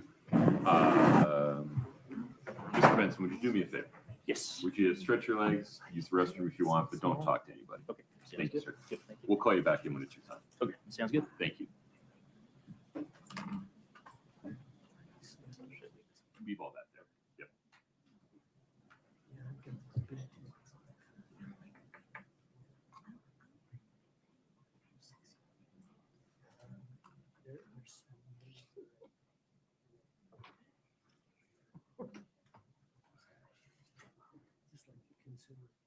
All right, we're still on the record. Ms. Lewis, to head off a potential series of objections from the state, would you give me a preview of the categories of information that are left in your outline for Mr. Benson? I think it's all based on what was on direct. Is Mr. Gabler being in and out of the home, other things about people being in and out of the home, and then the night of, or the night day of March 4th, following up on some of the questions they asked. What he witness perceived didn't do during that time frame? What he perceived, yes. that Okay. sort of thing. All right. Any concerns, Mr. Burmester? No, not on those. Okay. Folks, let's take a 10-minute break. But I'm trying to hold myself accountable. If you would help me do the same. Back on the record at 3:55. Thank you. Court's in recess. Yeah, I don't think we have any blooping. Thank you. I haven't been pausing that much. You know, we got nothing. We got nothing. So I don't know about y'all, but it appears to me that the thrust of, at least one of the thrusts of the defense theory is going to be that, but for the meddlesome family and them digging around, coming up with all kinds of shit, constantly sending things to the investigators that they wouldn't have ever landed on Kouri as potentially being a killer. There hasn't been much that I've needed to rant on. You know, one of the things that is often a cause of rants are shitty judges or really bad attorneys. And on this particular case, I happen to think that Bloodworth is a quality prosecutor. I think the judge is phenomenal. And I think defense counsel is up to the task. I think this is going to be a pretty clean trial. But back to my point, I think that we're going to see a lot of kind of shifting, like, well, you know, it's clear that the family didn't like Kouri for various reasons.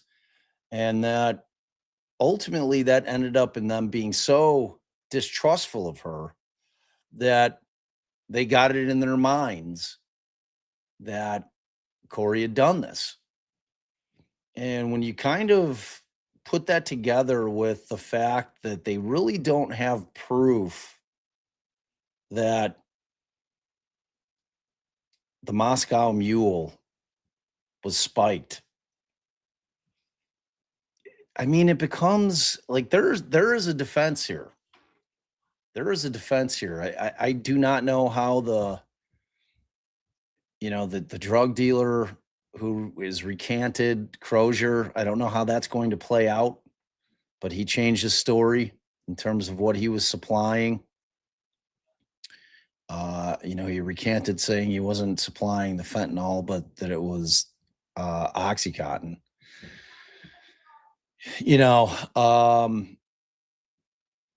I mean, it all kinds of, it plays into this potential for this defense that this investigation into Kouri and ultimately an arrest a year later is really at the behest of what appears to be a pretty well-to-do, powerful family in the community. I mean, if I'm the defense, it's where I'm going with it. You know, because there's a lot of bad facts in here. A lot of facts that when you kind of look at them collectively, you know, totality of the circumstances, you're like, well, you know, it's all circumstantial, but it's pretty powerful circumstantial evidence. You know, and the defense thus far has not seemed to me to be very worried about just kind of diving into some of these landmines. You know what I mean? It's like there's been some things where I'm like kind of scratching my head in that it seems like the defense has stepped right into some of these landmines, and I wouldn't say that they've exploded, but maybe they lost a toe. I don't know. You know, I mean, the bad facts are the bad facts, you know, and the reality is that you can only spin them so much. You know, maybe the approach here for the defense is to just kind of lean into them for being what they were. You know, I mean, it's like you've got the book, right? The book is only nefarious if, in fact, Kouri did this. Then it's unthinkably disgusting, right? If she didn't, then I think it's probably a nice thing for her to have done to try to help her kids through mourning. You know, so that thing goes either way. You know, and it's going to be, I'm curious to see how the state's going to handle the book, because the book is tricky. Like there's almost this need for a presupposition that she's guilty in order for the book to land the way that the state needs it to land. You know, it's like I've seen some comments in chat that Kouri wasn't a very good criminal, and that may be true. But I mean, if you've followed this case from the beginning, I mean, the woman has an answer for everything that she gets caught on. Whether or not a jury's going to buy it, I don't know. I don't know. But she's got an answer for everything, you know, like the whole walk the dog letter. She just comes up with shit. She really does. You know, because we were watching they had a couple of days of hearings in a row, and that's when I developed my heavy duty man crush on the judge, because he was just so well prepared, had such a firm understanding of the law that it was really impressive. And you can see how he runs his trials. I mean, the guy is on top of the game, which is all we can ask. The citizens, this is exactly the type of judge you want to see on the bench, somebody that understands the law, understands the nuances of hearsay, you know, understands 402, 403, 404B. And speaking of that, I don't know if Kyle's still in here, but Kyle had asked for a little bit of a primer on what they call 404B evidence, which is evidence of prior bad acts or crimes or wrongs committed by the defendant, not in relation to this case, but outside of the charges in this case. And it's typically not admissible in order to prove that somebody's acting in conformity with their character on a particular occasion, meaning you can't say, oh, look, well, he did it before, so he probably did it this time. So it's not admissible for that. However, 404B is admissible for motive, opportunity, intent, preparation, you know, planning, knowledge, identity, all those things it can come in for. It's a very powerful tool. It's a very, very powerful tool for the state. Because there's a lot of avenues for them to get it in, and it usually hurts. It usually hurts. We have usually some of our most epic battles in terms of pretrial hearings were always 404B stuff. And, a large majority of the time, like when we would usually win on it, was that it was too remote in time. If it was really remote in time, meaning it was way in the past, we'd usually be able to keep it out, depending on the judge. It's a judge by judge thing. So, yeah, I mean, we're just getting started here. Like I haven't found any of the witnesses to be boring, but again, like I kind of know the backstory because our friend of the show had sent me all of the probate stuff. So I had been digging into the probate stuff, and it was interesting. It was interesting. There is a lot of bad blood.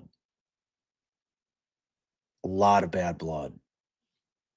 Ultimately, aside from believing that Kouri did this to Eric, the family just thinks that she's a shitbird in general for a lot of reasons. And that cuts both ways, right? I mean, if you're Kouri, you probably hate the Budinskis who are all up in your shit. It's like that always used to be like the, historically the mother-in-law that's always, hovering and helicoptering and being critical of the new wife. Oh, you don't cook? Oh, really? All that kind of bullshit that used to go on with mother-in-laws who didn't think that they were, taking care of their son the way that they should be.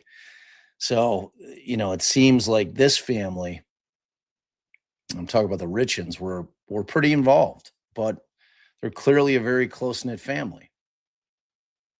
I mean, they're Mormon, which is, I'd say a vast majority of Utah residents are Mormon. Oh, they done over at Colin? Welcome. The alley raid. I like alley raids. But yeah, kind of getting back to it, I could see how the family, but I mean, the argument to that is if you don't have shit to hide, what are you concerned about? But if you got a bunch of nosy Nellies, We're back on the record. Budinskis, shit might Mr. roll. Burmester, may we invite Mr. Benson back in? Yes. Okay.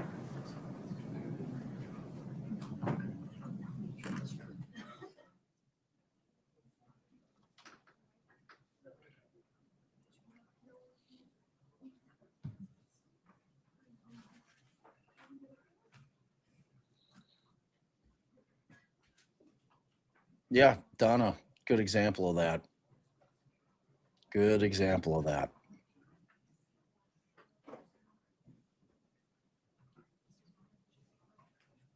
I mean, wait till you guys get into Kouri's mom. When we start hearing some stuff about Kouri's mom, whoo, hey. Can't see me with this setup you've got. Oh yeah, I was trying to hide the Court TV thing. We can do it. Hold on. Hold Mm-hmm. on. Give me a second. Mm-hmm. No problem. Give me a Yeah, second. take a moment. Yep. Mm. If you want to have a seat, that's fine. Thank you, sir. Thanks for asking. Hey. I made that one. Put myself right there. Boop. How'd it go in Gray? Hold on, I'm trying to add another person. How do you put another person in there? You got to go in and hit the edit, Yeah. and then you put in add item, and then you put in another camera slot Ooh. wherever you want to be. Where are you thinking you'd be? I don't Right like. over here next to you. Well, you might. You mean down low? Oh, we do have one like that. Hold on a second. Wait.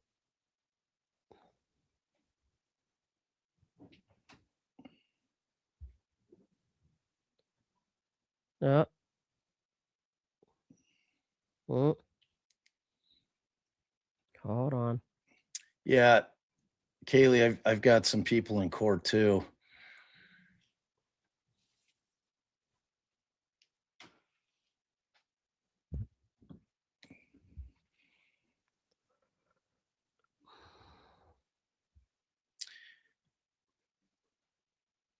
Is that good? Can you see it? Where the hell are you? I don't even see you. Custom layout. I don't know. Huh? Oh, wait. Hold on. Oh, yeah. Yeah, as long as it's not blocking.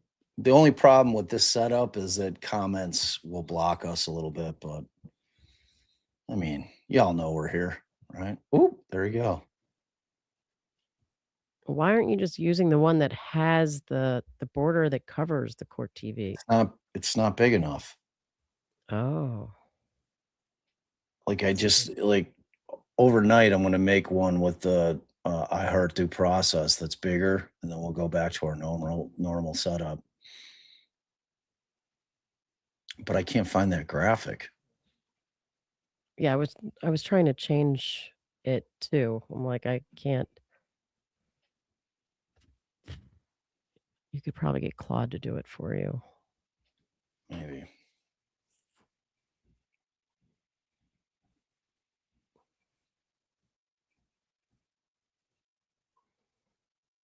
Thank you for your patience.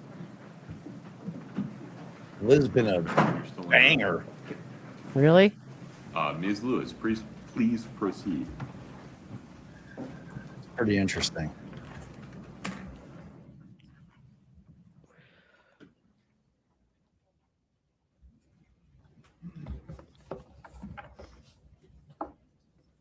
All right, so we were talking about Mr. Gabler. As part of Mr. Gabler's investigation, he was allowed into the Willow Court home a number of times, correct? Correct. And he would go into the home and look through things all through the house, correct? Correct. Were you with him? I think you said you were, but you were with him every single time he went into the home. Yes. And did you see him move things around the home when he would go in? Yes. All right. And this was, well, let me rephrase that. Do you know when the first time was that he went in the home? Babe, closed captioning. I don't know an exact date. You would probably know that date. He would know what you said. Or he would most likely. I don't know it. So that's why I was asking. All right. Yep. Yeah. Okay. All right. But we talked about there were approximately 10 searches between May of 2023. Well, actually, I think April of 2023 and 2 weeks ago. Mm-hmm. He was in the home in between those searches, right? Correct. And in between those searches, he would find things and put them in different places, correct? Todd documents everything that he does. He records it. I believe he records sound, does everything when he does his own investigation. So he records. I'm sorry. I believe he would record it if he was in the home. So sometime I believe it would be at least an audio. So yeah. I mean, he would audio record what he was doing while he was in the home. Yes, Todd's very specific about recording what he does. Would he ever video record what he was doing? I know that I believe he would audio record. I don't know specifically about a video, but you would have to consult with Todd. There were blink cameras in the home though, or Yes. cameras Yes. recording what he was doing, right? Yes. Did you ever turn those cameras, those videos, or those recordings over to the prosecution? Those, they overwrite every 60 days. I believe that you've subpoenaed to get the video recordings, which we've given. You have given those Yes. to who did you give those to? You.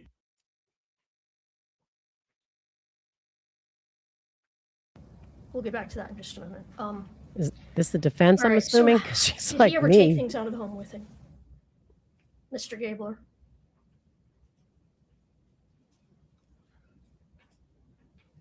If it,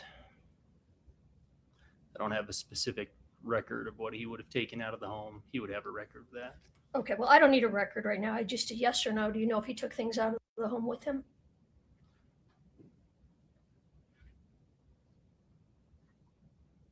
Is that a defense attorney, people? I haven't been watching. Sounds like a defense. It's not cross? I'm thinking that he may have taken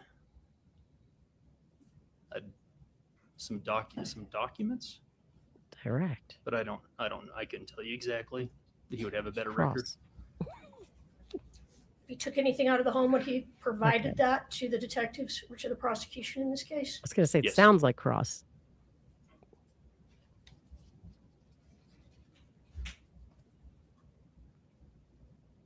Got a When Brady you were in the home issue. with Mr. Gabler, just the two of you, did you stay right with him throughout the house?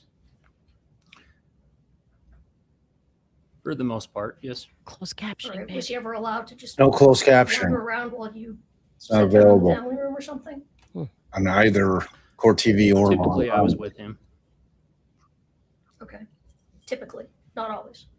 I can't guarantee that he wasn't ahead of me walking into a room when I was in the living room. So I would think typically I would have been right there with him.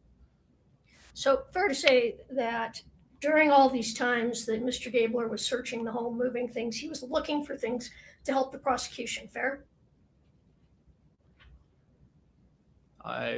No, that's not fair. What was he looking for?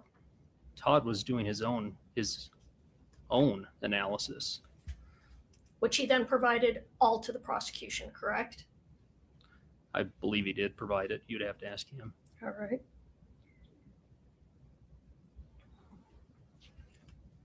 Now, there were times that you were alone in the home, true? True. And what were you doing in the home when you were there by yourself? When I was in the home by myself, it would be property management type things. So it would be flushing toilets, making sure that water would still run, making sure water wasn't leaking, making sure water heaters were turning over so that way they didn't go moldy, things like that. So it was primarily home maintenance type things.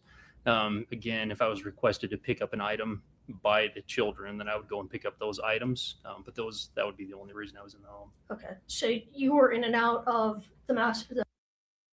Wait, this is Eric's brother-in-law? Yes, there's a Yeah. bathroom in there. So And you were in and out of the bathroom. yes. All right. I have a few more questions, but can I just have one moment, Your Honor? Of course.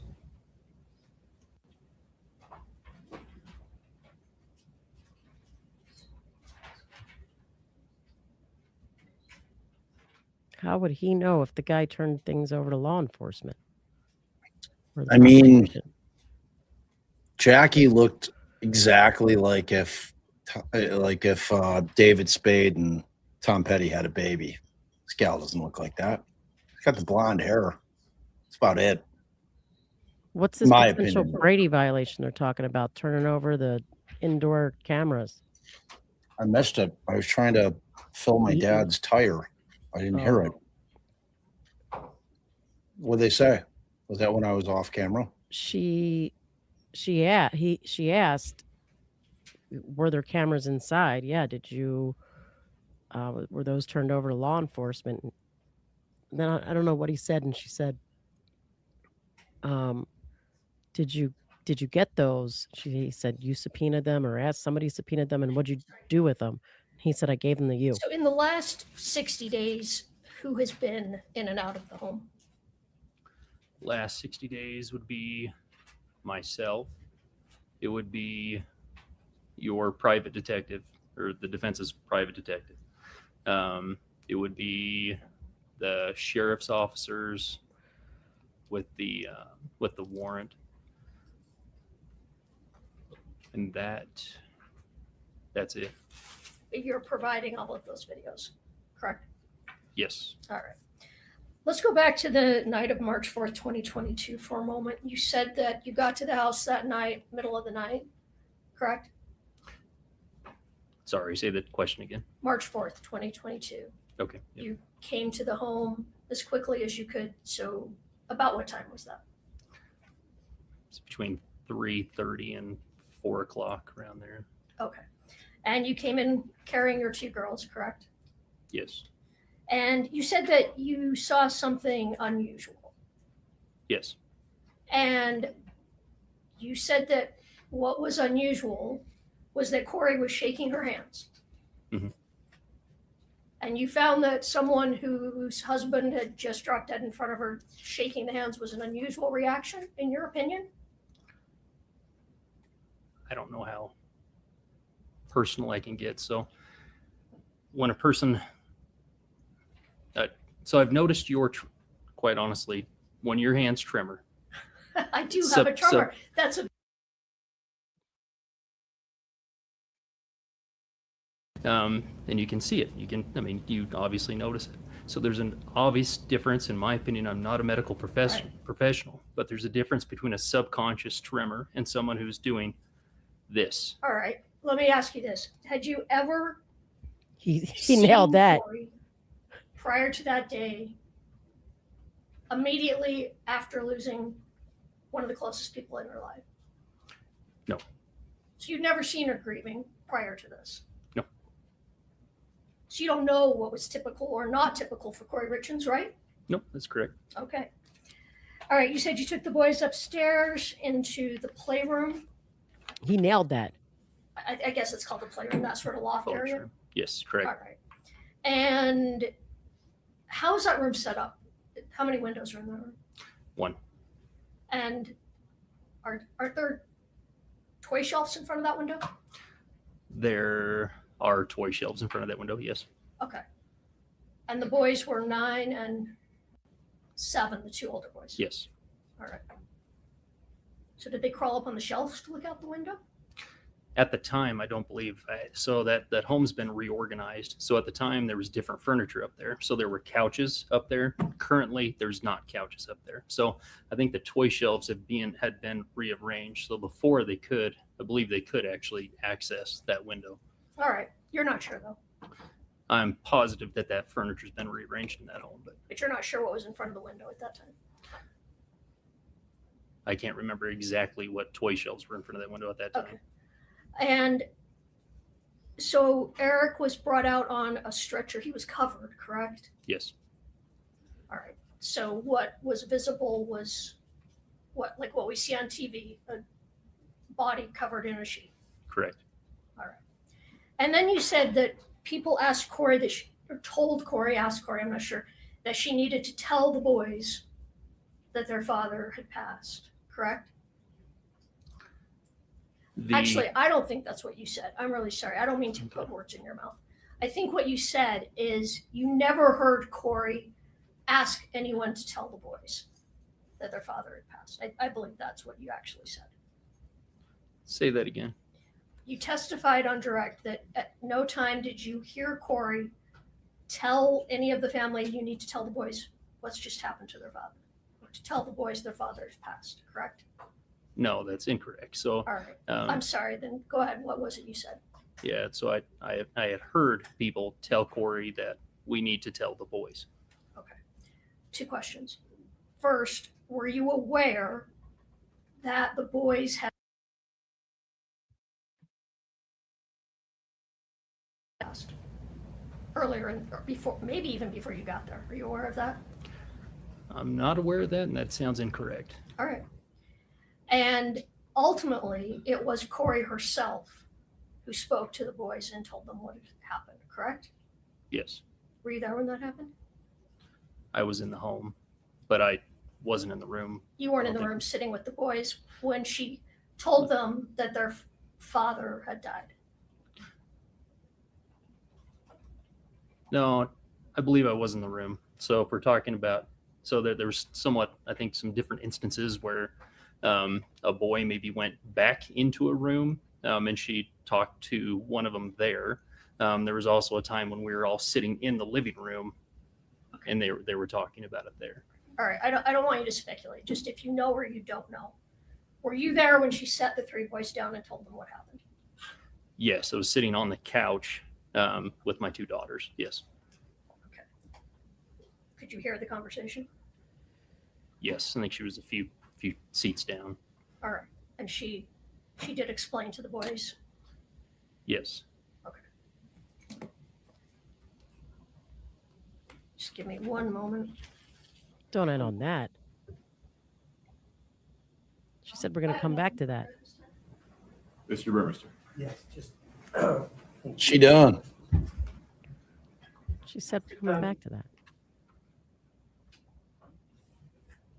Regardless of how the furniture is today, do you have a distinct recollection of seeing the body being wheeled out that window? I do.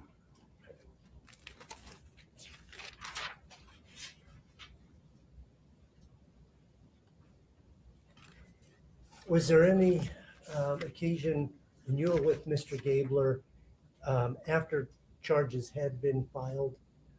Well, first of all, I'll ask that.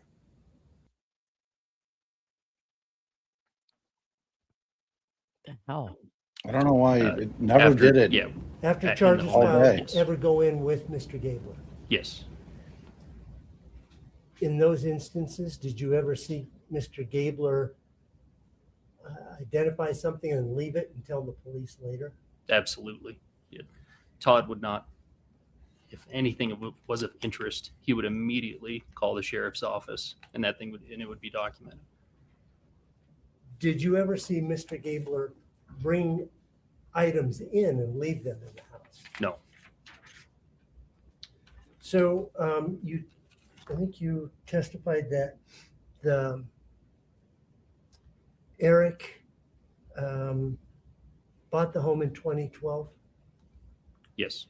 from you, Correct. Me and my wife. and the next summer, 2013, is when Eric married Kouri, correct? Yes. In the backyard of that house. Correct. Correct. Okay, thank you. Nothing further, Your Honor. May this witness step down, Ms. Lewis? Can I ask just one follow-up? Of course.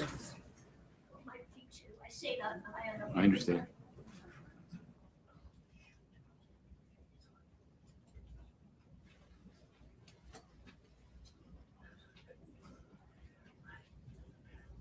So you just said that anytime Mr. Gabler would find something of interest, he would call the Summit County Sheriff's Office? Correct. For a proper chain of custody. So as he was looking for evidence against Kouri, he would call them and tell them to get a search warrant? I believe so. Yes. Nothing further. Mr. Burmester, anything further? No, Your Honor. You can So step down, sir. what's Thank all you. that about, babe? You're muted. Leave that there. I appreciate it. I was indisposed. I didn't hear it. Oh, I thought The state's just next the- witness. Deputy Wynn, please. Okay. What did he say? he asked about the subpoena. Subpoena of what? Give me more. I missed it. I don't know. Go back. It was the last question.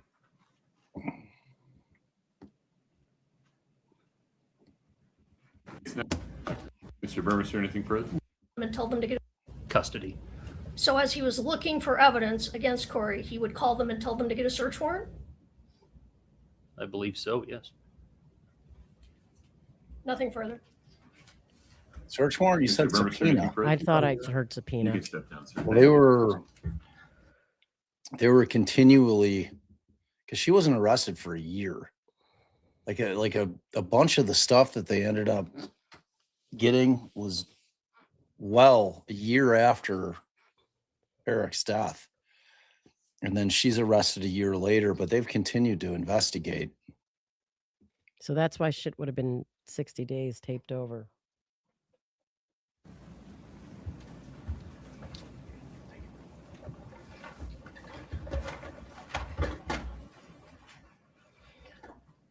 Sir, if you could state your name and spell your last name, please. It's Deputy Vincent Nguyen, Nguyen, Yeah, that Where was do you work? different. Summit County Sheriff's Office How long have you worked there? since 2012. What's your assignment at the sheriff's office? How do you Right spell his now, last as name? a patrol deputy, I missed it. And what about back in 2022? What was your assignment then? patrol deputy. What does a patrol deputy do? No, Respond to I can calls see it. and report or document incidents, crimes. What kind of calls Yeah. does a patrol deputy get called on?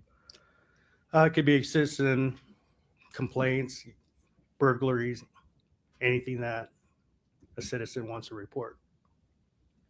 Did you have law enforcement experience before coming to the Summit County Sheriff's Office? Yes. What's that? I worked at the Corona Police Department for over 3 years. Thanks, Iceman. At the Summit County Sheriff's Office, are you issued a body camera to use? Yes, I was. And tell the jury about what do you do with your body camera when you're on duty? So my body camera is always on until I activate my lights or manually activate it on the body camera itself. Then it starts recording. And was that the same back in 2022? Yes. Were you on duty on March 4th of 2022?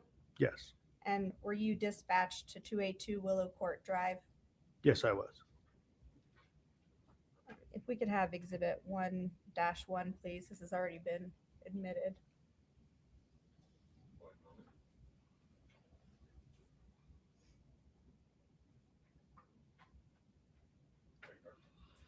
Do you recognize this? Yes, I do. And is this the home that you responded to that morning? Yes. Is it located in Summit County? Yes, it is. What time did you arrive at this home approximately? Approximately 3:40 in the morning. And when you entered, who was there? Sergeant DiPotello, Deputy Pimentel, and also fire personnel. Was Miss Richins there? Yes, she was. What about her kids? Were they present? I was made aware that they were in the residence, but I did not see them. And you were wearing your body camera on that day, Yes, I was. and it was active. Yes, it was. All right. If we could show the witness exhibit 1-4T, please.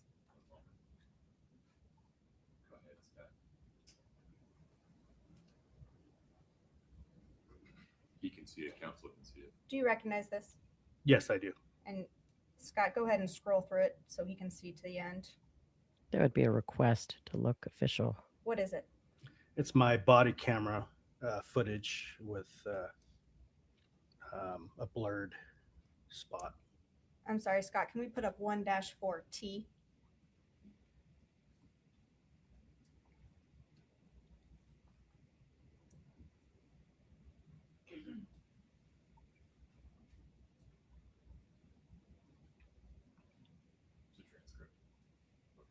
Do you recognize yes, this? transcript And what is it a transcript of? of what was on my body camera. Fair and accurate representation of the words that were spoken on your body camera that night? Yes. Okay, I'll move to admit 1-4T.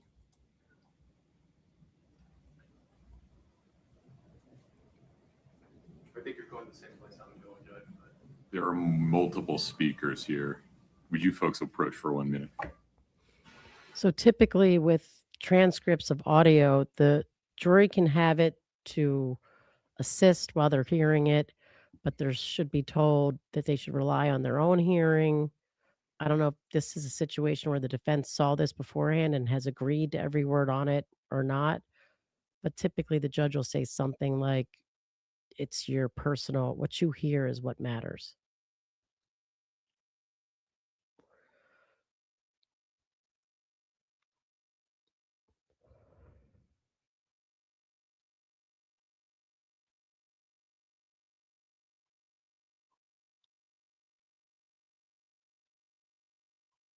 I guess we have no bloop time, babe. What's going on?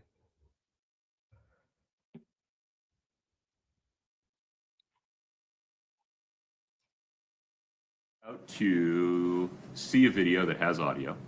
the audio is also represented as part of a transcript on the bottom. There are multiple speakers in this video. There's the deputy, there's some other people, there is the defendant. You may take everything the defendant says as true and give it whatever weight you think it deserves, if any. You cannot take what the deputy or the other people say is true. You can only consider those statements for context regarding what the defendant was responding to, the effect on the listener. Anything further on that, Mr. Ramos? No, Judge, thank you. Okay, so let's see. Do you want to admit that number that you just mentioned? Yes, please. Would you give me the number one more time? 1-4 with the letter T for Okay. transcript. Exhibit 1-4T, as in Tesla, is admitted. Where do you want to go next? Now, if we could show the witness 1-4D, like David.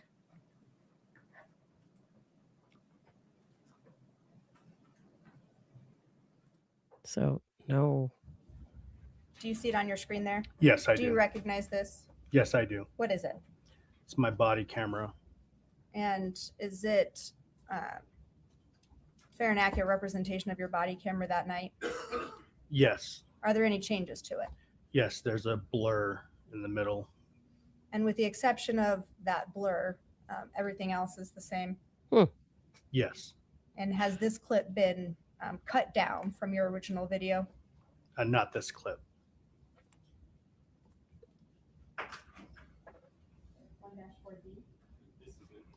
Okay. I'll move to admit 1-4D. No, Judge.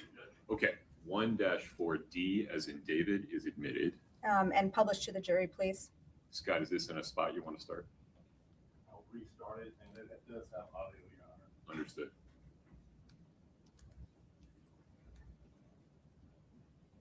Go ahead, sir.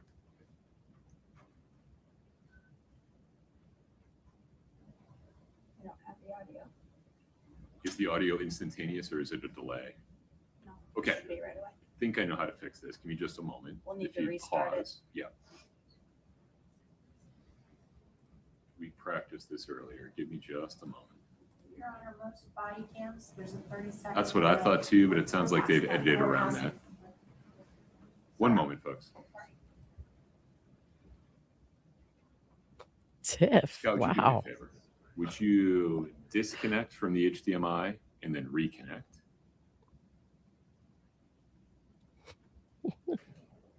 Ladies.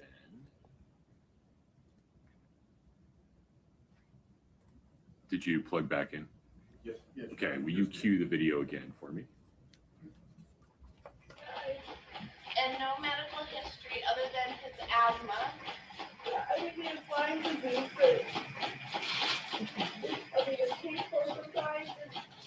What does he take? What medicine does he take? Can you find it and tell us?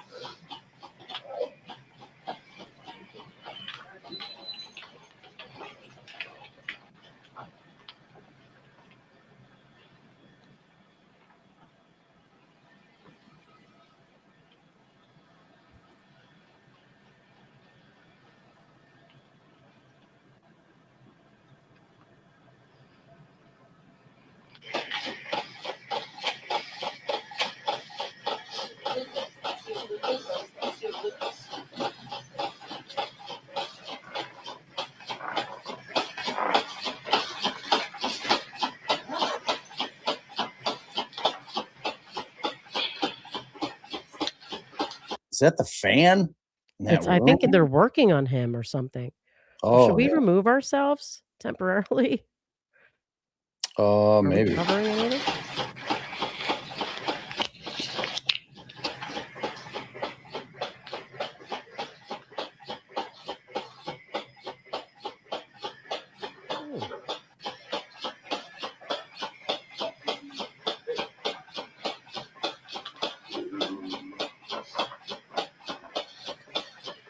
Sure, yeah. Hey guys, and no downtime. Did the nieces go since we got here? He's had 2 Eppies American. 2 Eppies, 1 American. Blood sugar is 458. Is that her standing there? Pam, you want to come out?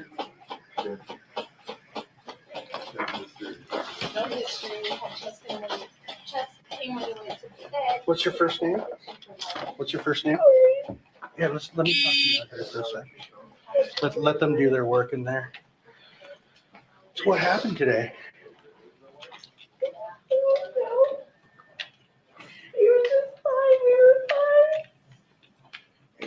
When you say we were fine, I could do that. what time did you see him when he was alert? We had a drink together at 9 to celebrate That something at sounds. work tomorrow. Okay. We went to bed. I went to bed with my kids. He went to bed in our bed. What time did you guys go to bed? 9:30. 9:30. Oh my gosh. 9:45. And then what alerted you to him today? Right now. When I just woke up, when I sleep with my kids, I'll just wake up and I go back in my own bed. Mm-hmm. I just crawled over on his side. And he was laying in bed. Okay. He was on his back on the bed, and I just. Okay. And he That was on. ain't the You said one. he was on his back. Okay. Where are your children now? Asleep in that room. 2 are awake with their ear to the door. Mm. Someone come out. Please somebody No, come out. where are the other two at that are awake? No, hallway bedroom. And where's that at? It was there first one to your left. Okay. Is there any family members we can call right now? Yeah, I need to call my mom. I need to call my mom so bad. Okay. I think I don't know. 911's on the phone. I don't know. Here. Okay. I call my mom. Yep. I'll give you a phone right now. Okay. I need to call his dad. He's gonna be okay, right? Like I got in bed and then I just got. Yeah, they're doing their best. Okay, ma'am. Here, you can use my phone.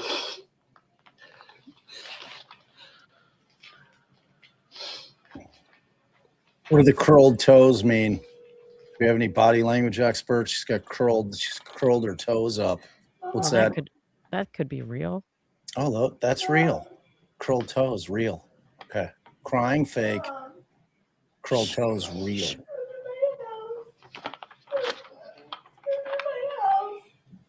What? I don't know. Something's wrong with Eric. The police girls are here. I don't know what's happening. He wasn't breathing. I don't know. Rewind that shit. Pause it a sec and rewind it. I'd be like, the paramedics are here. The medical, you know what I mean? Yeah. I don't know. Something's wrong with Eric. The police girls are here. It's an ambulance. He wasn't breathing. I don't know. Eric. Where's he at?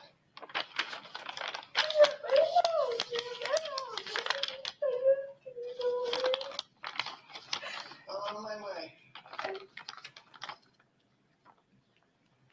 I think my partner found your phone. Is this it right here? Does he have any medical conditions or anything like that? He has Lyme's disease. Lyme's disease? Nothing major. I'm sorry. Okay. Mm-mm. So no heart problems or anything like that? No, he just said his chest was hurting when he went to bed, but that's, not. If he doesn't drink enough water, when he gets on the bike downstairs, I don't know. It didn't. If I cover my face, no one will see I'm not really crying. Mm. And then he just said he was really tired because he got his allergy shots yesterday morning Okay. with my son. They went They're to waiting to bed. see jazz hands. That's what the jury's waiting to see. Sorry. And when did you discover him? What time? I got my phone. Maybe 3. About 3. Did you immediately call the 911? Yeah, well, I got up and, well, as soon as I turned over and he was cold, Mm-hmm. I just felt like something was wrong. So, I mean, I just put the blanket on it because I just thought it was cold. So I just, and then I sat there for a minute and I just didn't feel like breathing or anything. And so oh my God. Okay.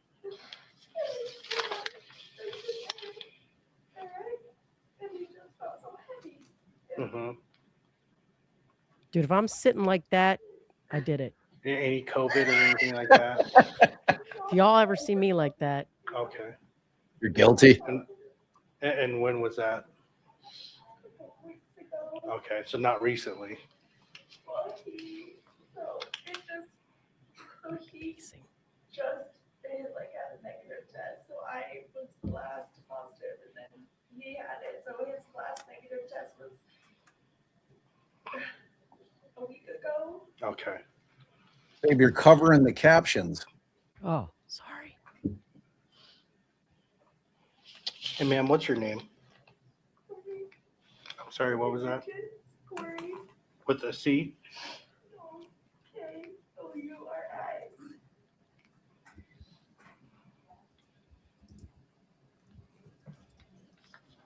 I'd be pacing personally, but I don't know though. I mean, you can't know.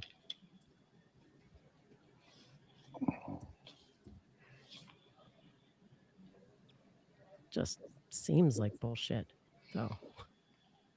Does your nose run when you cry? I mean, it depends. I think if I'm like really crying, That's what I mean. yeah, you get stuffed up. My nose runs. Whenever I'm crying, I'm sniffling. Yeah, because your nose is running.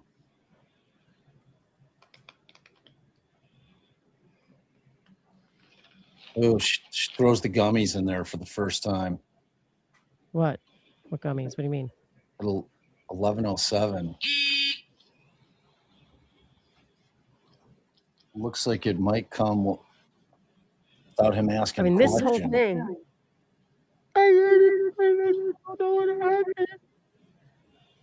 It's Weed gummies. Sometimes he'll take a gummy before he goes to bed. Mm-hmm.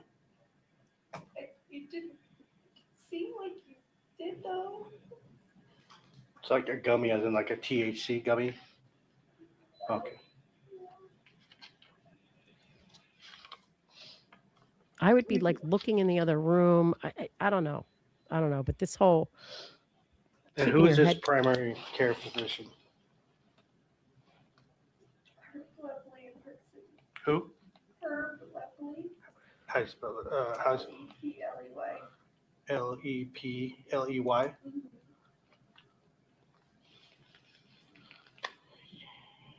When was he last seen?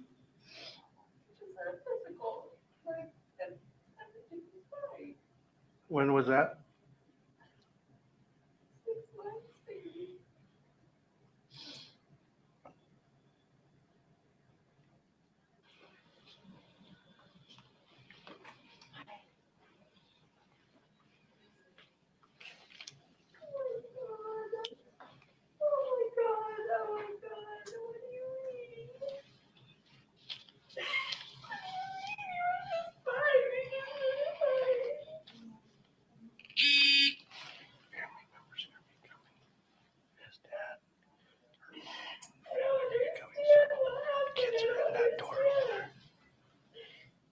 There's 2 kids that are awake. They're in that door.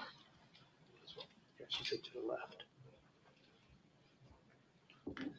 Yeah, I think the master bedroom. Or the master bedroom. So basically, she said, went to bed at 9:30. She slept with the kids because then she goes to bed when she was in bed. And around 3 o'clock, moved into her bed. He was cold and heavy. He has Lyme disease. He got an allergy shot yesterday. He might have taken a gummy, THC gummy, last night. So, other than that, just Lyme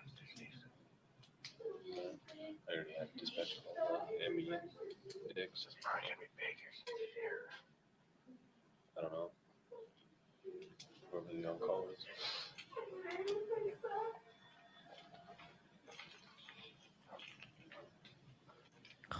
Face her, for God's sakes. I don't understand. Like he wasn't safe. Like he. Mm-mm. No. Mm-mm. Did you call someone to come here as well? I don't remember.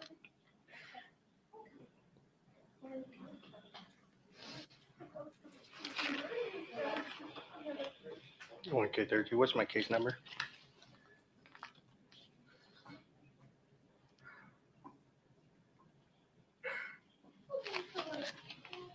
Copy.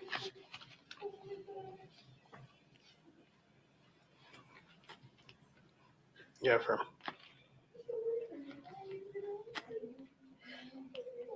And the complaint's going to be the wife, first name of Kouri.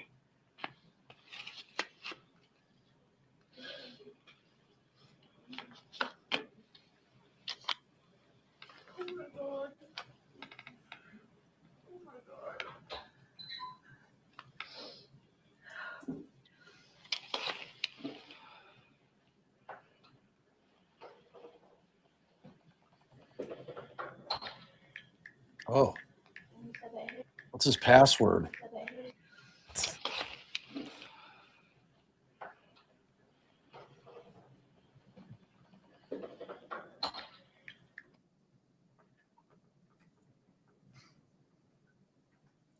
Say, can I get on your Wi-Fi? I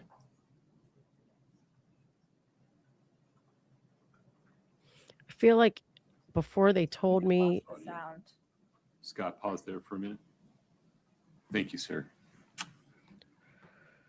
Scott, don't change anything for a minute, please. Yeah, don't change anything for a moment. Let me see if I can fix this from my end. Why? What happened? Oh, they lost sound again?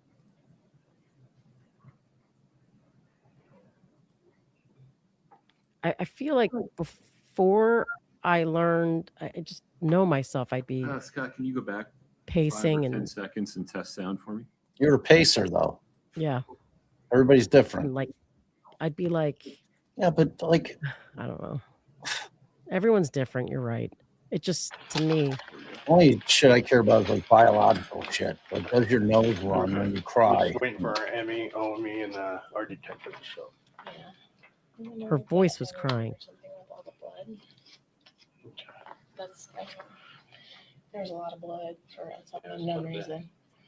Were you first on scene? That's weird. We were second. The Southside Fire guy was here before us. And there was blood before they. A little bit coming out as soon as we start doing compressions with the Lucas. It's when the blood came out. So. Okay. And what is this right here? Is that it? Where he's taken for Lyme disease? Yeah. Sort of just looked at it and said it was filled in 2016. Yeah, that one. Is that under his name? I think he sleeps on that side of it though. With what? I don't know. That might be hers. Is it in It's his his. name? Oh, it's his. Okay. But it's empty, right? There's nothing in it? Maybe we gave him Narcan. That would have, you know, there's pipeline in there. And then you arrived, he was already on the floor. Right? Yeah, she had pulled him down to the floor. Prescription bottle from 2016, empty, just sitting out. Mm-hmm. I'm gonna need to ask you some questions real quick, okay? Has he ever been in the military? No, No. Does he use tobacco? no. No. And what does he do for a living? He owns a stone mason company.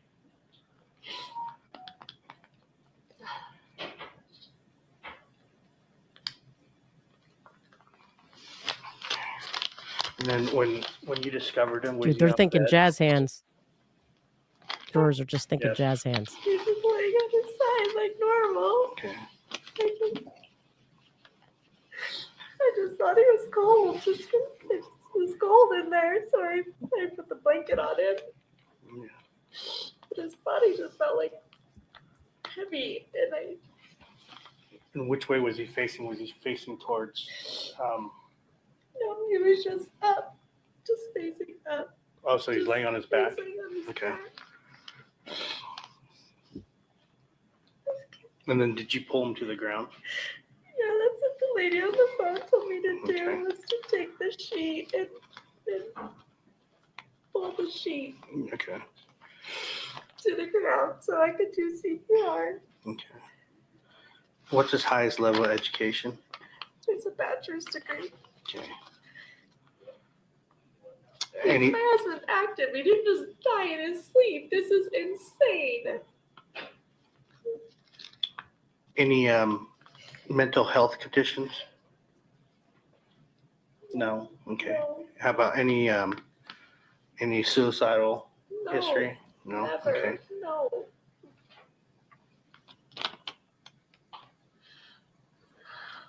Has he been seen by a doctor in the last 30 days? No. Allergy doctor. Has any prescriptions been filled in the last 30 days? No.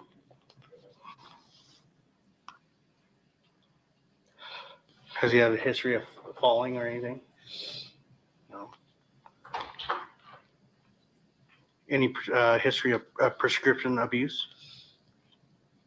No. I mean, when he was in high school and stuff, yeah. Okay. Pain pills, I think. I thought that was barred. Or maybe a reaction to Any mention of that? Pause it. I mean, he said he didn't feel good from them. I thought the judge had barred any mention of that coming in. What was that? That there was an allegation that he was a pill popper in high school. If so, the state messed up. Yeah. Go back 10 seconds. He didn't look good last night. Or maybe a reaction to his shots yesterday. I mean, he said he didn't feel good from them. Like, he didn't look good last night. He looked pale last night. And I asked if you were okay. And he said, yeah. But he was saying his chest was hurting. But Does he have any history of illicit drug use or anything in the past year? no, never. Okay.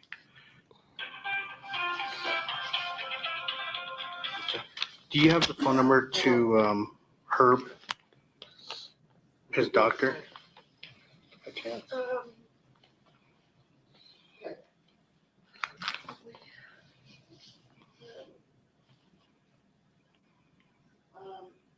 I don't know yet. We'll see when we get there.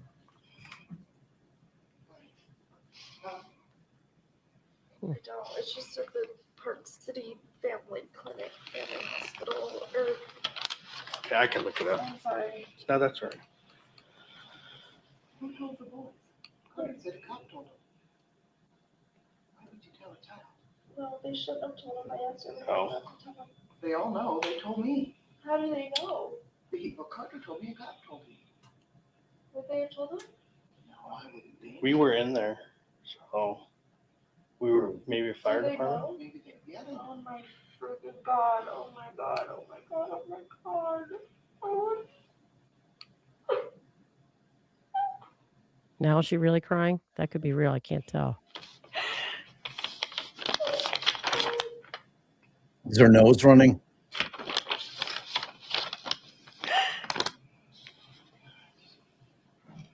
Oh my God. God, that number just kept ringing this morning, and I'm like, Yeah, because we couldn't find her phone. I thought somebody called from a cell phone, and then when you Google it, it says it's a spoof number. I'm gonna go up here to these people. Mom, is the door closed, my room? Yeah. Yes, we. They won't let me. Is he still in? So I'll explain to you what the process is right now. Because he was in good health and at his age and everything like that. Okay, our medical examiner is going to come and do their investigation real quick, and then also our detective, just to make sure that everything's documented, correctly. And then from there, they'll explain to you what's going to happen. Most likely, what I'm thinking, because he has no serious health problems or anything like that. His age, most likely, they're going to take his body to the my God. medical examiner's office just to make sure that, there wasn't anything else. Okay. All right. Do you have any questions for me right now? No, he had allergy shots yesterday. Yeah, and that's what she was saying. Last night when I was here. What kind of allergy shots? He gets weekly shots. Him and his boy get weekly shots. They're both just feeling good.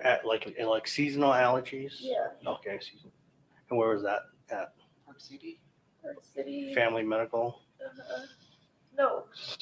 Jeremy Ranch, Granger Medical. Granger? Okay. Oh my God.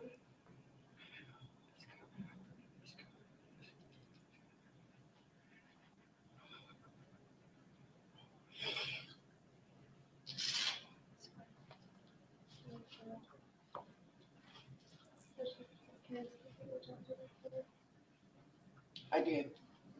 They're all watching TV. I said, you guys got to go back. I would know if that's my child, whether that's the way she behaves. Yeah. Well, Walking around like this. Cam? Yeah. Need to go. there's some smoke on old Lisa Darden too, the mom. Okay. So, do this here with you. Yep.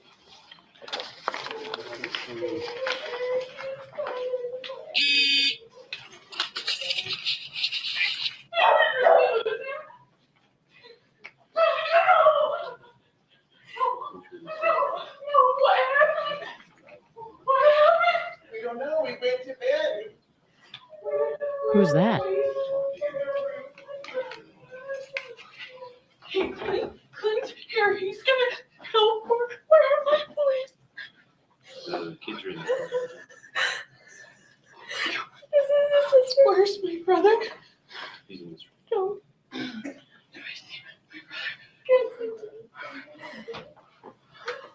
Baby.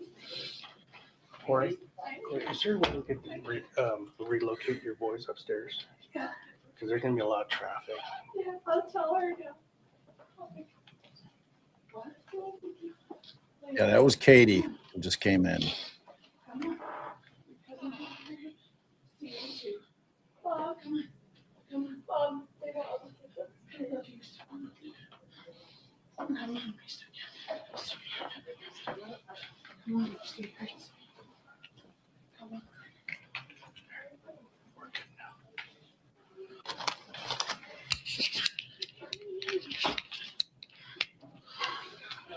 I can explain to her if you want to go. I miss everything. I miss Chris, Will, everything. I miss power of attorney. I miss everything. You don't have to Go worry upstairs. about that kind of stuff right now. Upstairs with the boys. Go upstairs with the boys. Yeah, Clint, go upstairs. I'm sorry. This No, it's all natural, okay? Just take a deep breath. Take a deep breath.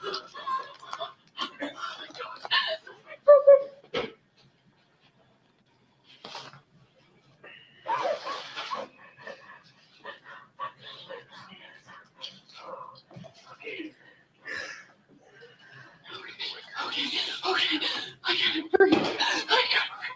Oh my God, I gotta breathe. I just talked to him like a couple hours ago.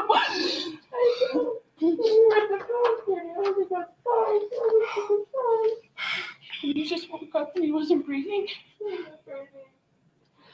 I went to bed. I went last bed. It's a nightmare. She's like, can you take your hands away from your face?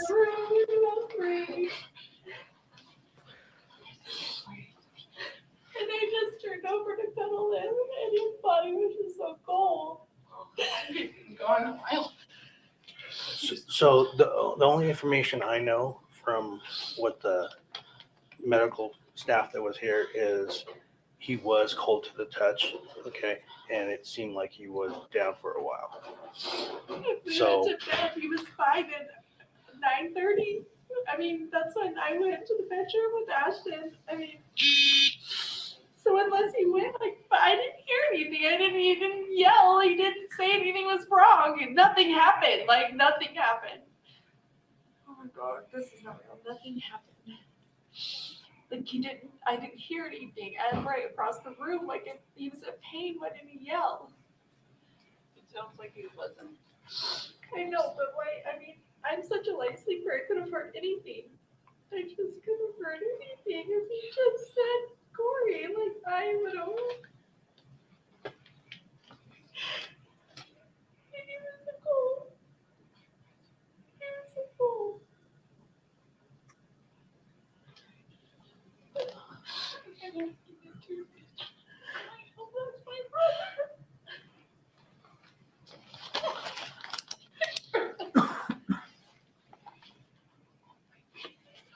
This guy's like, I gotta go. My boss wasn't there. He knows well.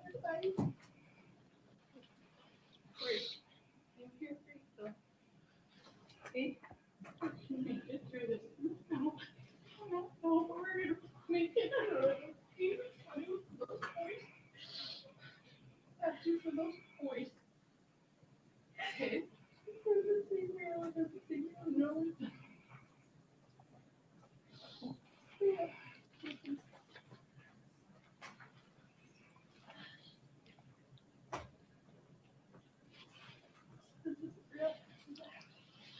I'm probably gonna go. I can't see your back. I can't talk to you. I'm sorry, I can't. I couldn't tell you. I can't. Okay, so what do we? You just have to. Look it up. What do we have to do? What's that? Is there anything that we need to do? So we're just going to document some. So there's some protocols we have to document. Like I explained to them, next thing is our detective and our medical examiner is going to respond to the location. They're going to do their investigation and document everything. And then most likely because of his age, his health and everything else, We do autopsy. most likely. But that's their that's their field, not ours. See, she can't So stand up. for us, our thing is now we have to just secure the scene until they get here, and then once it's released, it's up to them. And then most likely you guys will be able to, I told the guy that. I said you could go to the funeral home in Morgan. Okay. And that's something you could talk to our 70. medical examiner. 70. about. How do you know? Did you see it? I mean, they take those all the time.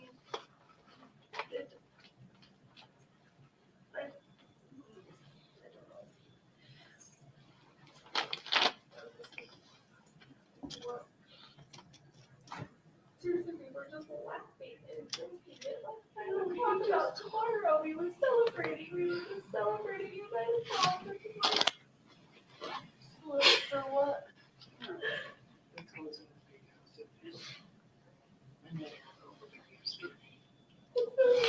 So excited.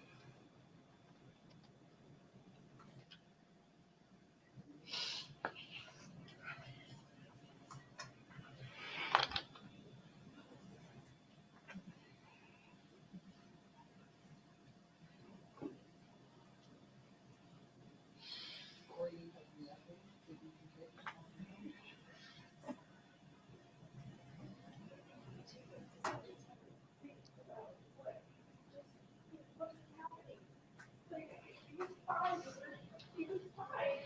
Like, and he.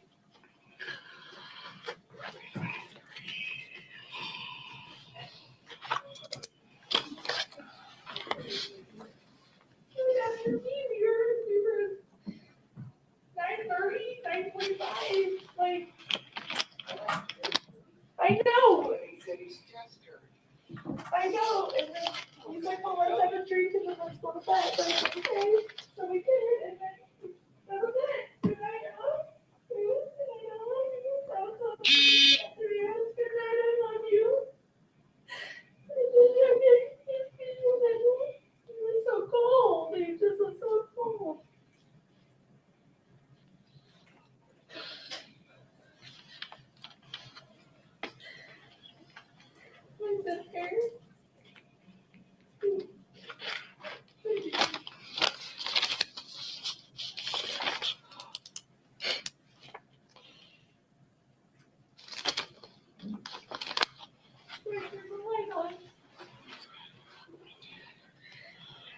Is there any like animals that sleep in the bedroom with him?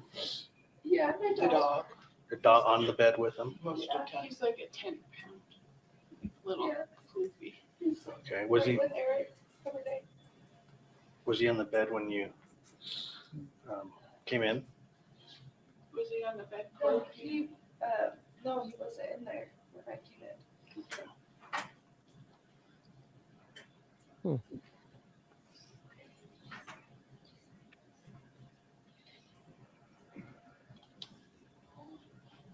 Is your dad on the way, Katie? I don't know. what to He do. called me, and I just like screamed, and everyone woke up, and then we're here. I don't think he can even function. Corey. I'm trying to find someone to go with. Oh, my dad's almost here. Oh. Oh my god, I can't tell him, Katie. I can't even. I'll do it. I can't. I don't. It's fine. He was fine. I'll do it. My sister's almost here. Can you just please explain to them the process Yeah. that they can't pass the threshold until that's it's really what you're doing. Yeah. Okay. yeah. Was that what you're doing? Okay. Yeah, I thought you were like seeing if I was gonna pass out or something. No, 'Cause and- I'm like my. And that too, you know. I'm so shaky. I think I'm gonna stay sitting until I will go. It's Why okay. does he have that stuff on his nose? It was like, what is that? So like I said, I'm not a medical personnel person, but what the ambulance said was he did have blood I in his saw mouth. all the blood So, everywhere. you know, they don't know. It might have been an aneurysm. They don't know. His dad has blood clots. I mean, he had blood in his stuff. It was like, looked like snot or something. Yeah, I don't- because when they do the CPR, it gets the blood flowing and it gets moving. And if it's not pumping, it'll, Oh my god. When I was trying to just do the chest compressions, it just.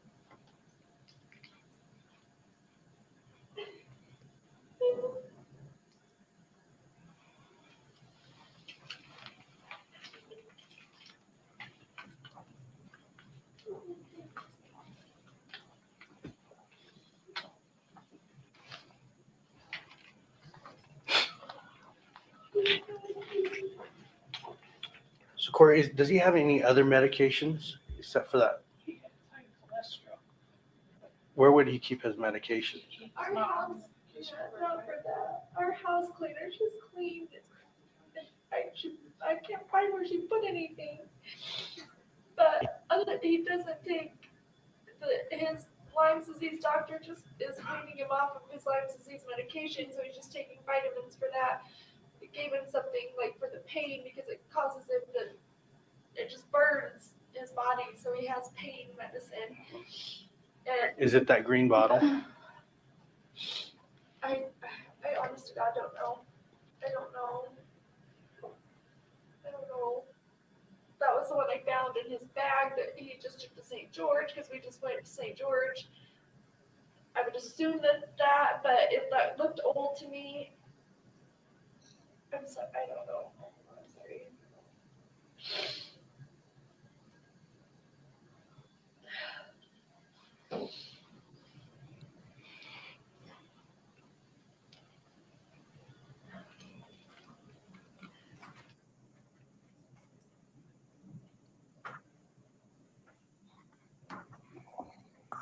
All right, so Deputy Wynn, I want to show you a couple other exhibits. They'll pop up on your screen there and we'll kind of move through them. So first we'll do exhibit 1-4S1. And let's do 1-4S2. I'll ask you all the same questions about these. 1-4S3. 1-4S4. And 1-4S5. You recognize all of those photographs? Yes, I do. And Are those still shots or screen grabs from the body camera we just watched? Yes, it is. I'll move to admit those 5. Objection, Judge. 1-4S1 through 5 are admitted. Are we publishing to the jury? If we could, please.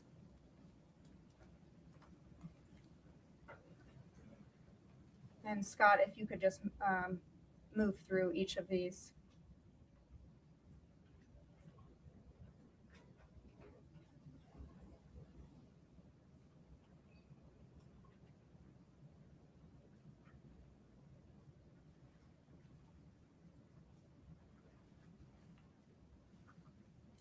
Now, if we could bring up Exhibit 2-41 for the witness. Do you recognize what kind of document this is? Yes, I do. What is it? It's a voluntary written statement that we provide. And whose name and signature is at the bottom? Miss Kouri Richins. Okay, I'll move to admit Exhibit 2-41. No objection, Judge. 241 is admitted. And if you could publish that, please. Pause it real quick, babe. And maybe zoom in on the text for a moment. I just want to say, and Brown Eyed Girl made a comment, as a psychotherapist, peer-reviewed articles have suggested psychology and the law move on from behavior analysis. It's junk with respect to all. So, yeah, I was going to ask you to pause to comment on this anyway. Like, my comments about my interpretation of her behavior, I don't consider that, like, even if I was a juror, to be evidence that that's just like me as a person turning off like my lawyer hat. Like, it's looked like bullshit to me, but I acknowledge that there's no way for me to know how someone else would react in a situation like that. I've seen other things where I'm not suspicious at all, and I'm like, oh yeah, there's no tears. So, Yeah, some people don't have tears though. Like some people, Right. their tear ducts don't work. I mean, like all that shit's things that I think that you can maybe glean something from. I found it very, very strange that her mother didn't comfort her at all. and that she didn't At lean to all. her mother for comfort. I thought both were strange. Either way, Yeah. either way, there was no comfort given or taken from mom to daughter, which I thought was weird. And the mom is the one who suggested, because Kouri was saying initially that everything was fine, everything was fine, everything was fine. And when mom shows up, mom out of nowhere says that he had chest pains that night. Like Kouri had not mentioned anything about that. Hmm. And I thought that thermostat said 78, but I don't know. No, I looked at it. Oh, you did? Yeah. All right. Because 78 ain't, we don't keep our room cold, But yeah, as far as behavioral analysis, it's everybody deals with trauma differently. It's like the hell was it? There was like a case, they were litigating it about this company that was like evaluating where they were claiming that they could tell if somebody was lying during a 911.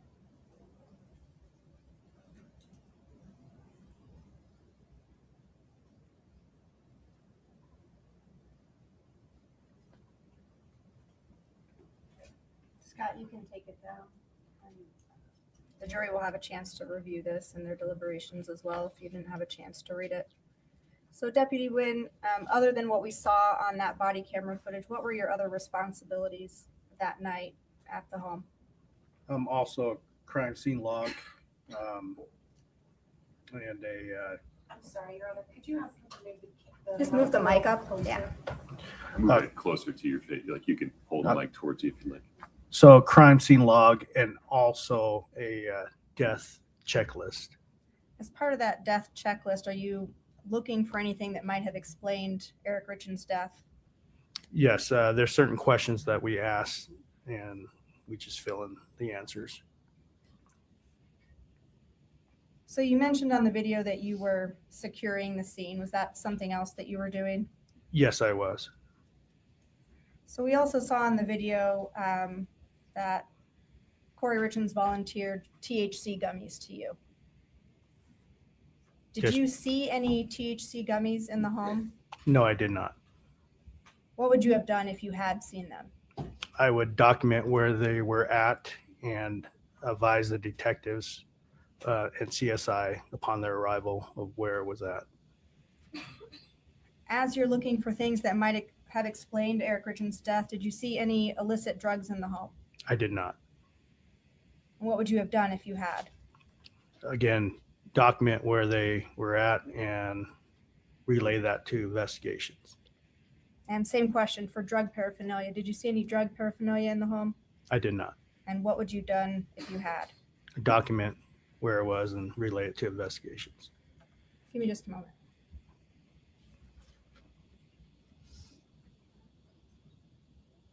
Those are all my questions for you. Thank you, Deputy Wynn.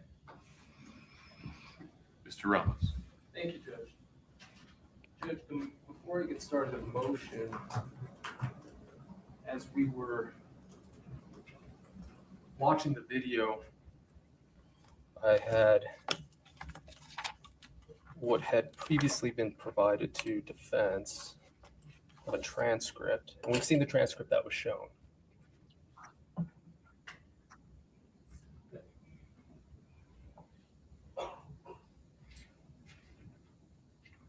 Mr. Ramos, is this the same or different than 1-4T? So, and I'll explain. Or is it a partial? So it appears to be sections, kind of clips. So as this was being presented, that's what I was going off of.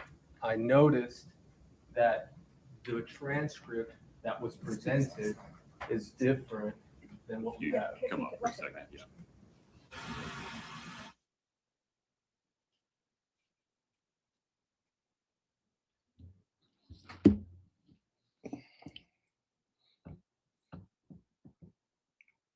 There's clearly got to be some difference in the transcript that he has than what was shown underneath that video. I wonder what it is. Yeah.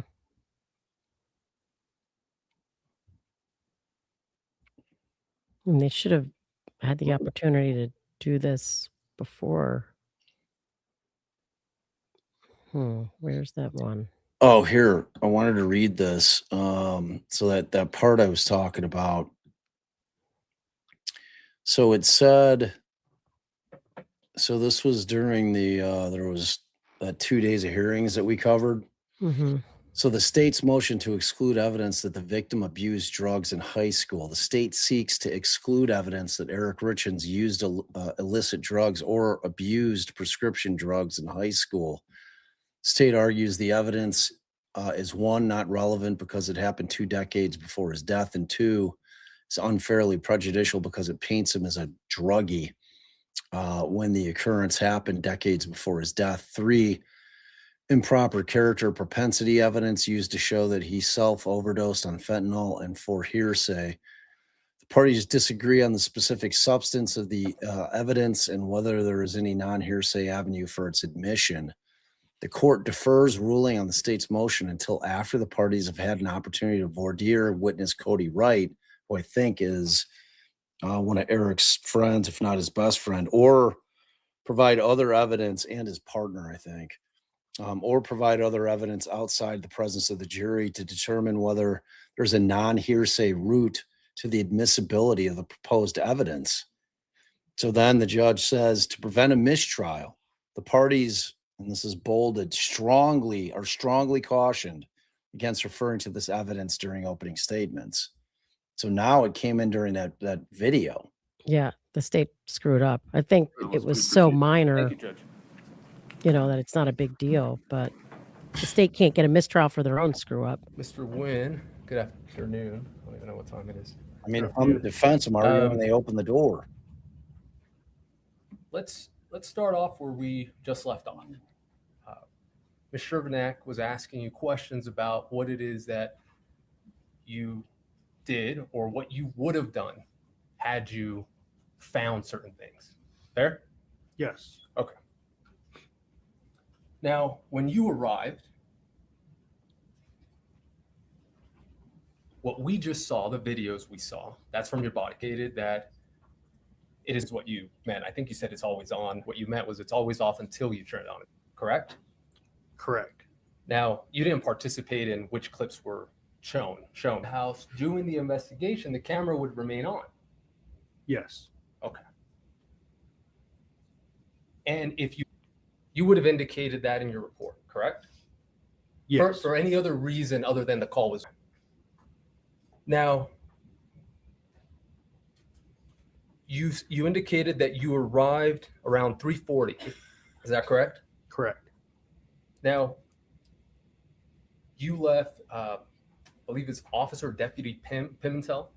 You let him get out, check out. Is that correct? When it was time for him to go off duty? I think so. Okay. How long were you there? I don't recall. 2 hours?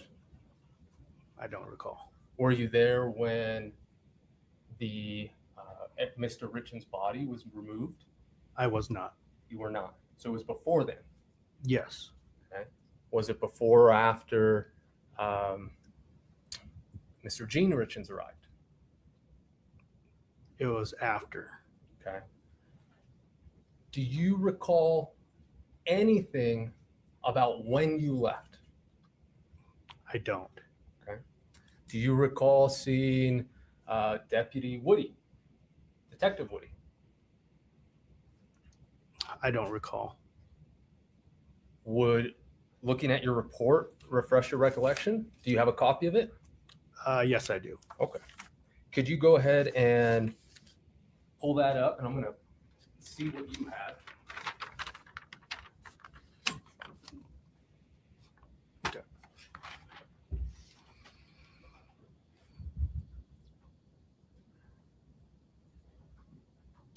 Give me 1 second. This is different from what I It's have. probably have it on the other side. Yes. Sorry.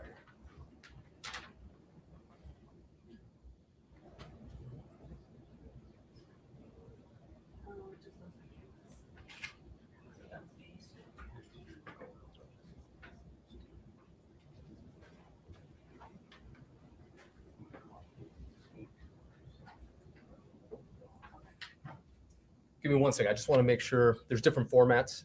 So I just want to make sure I have the same one you do. Fair? Fair.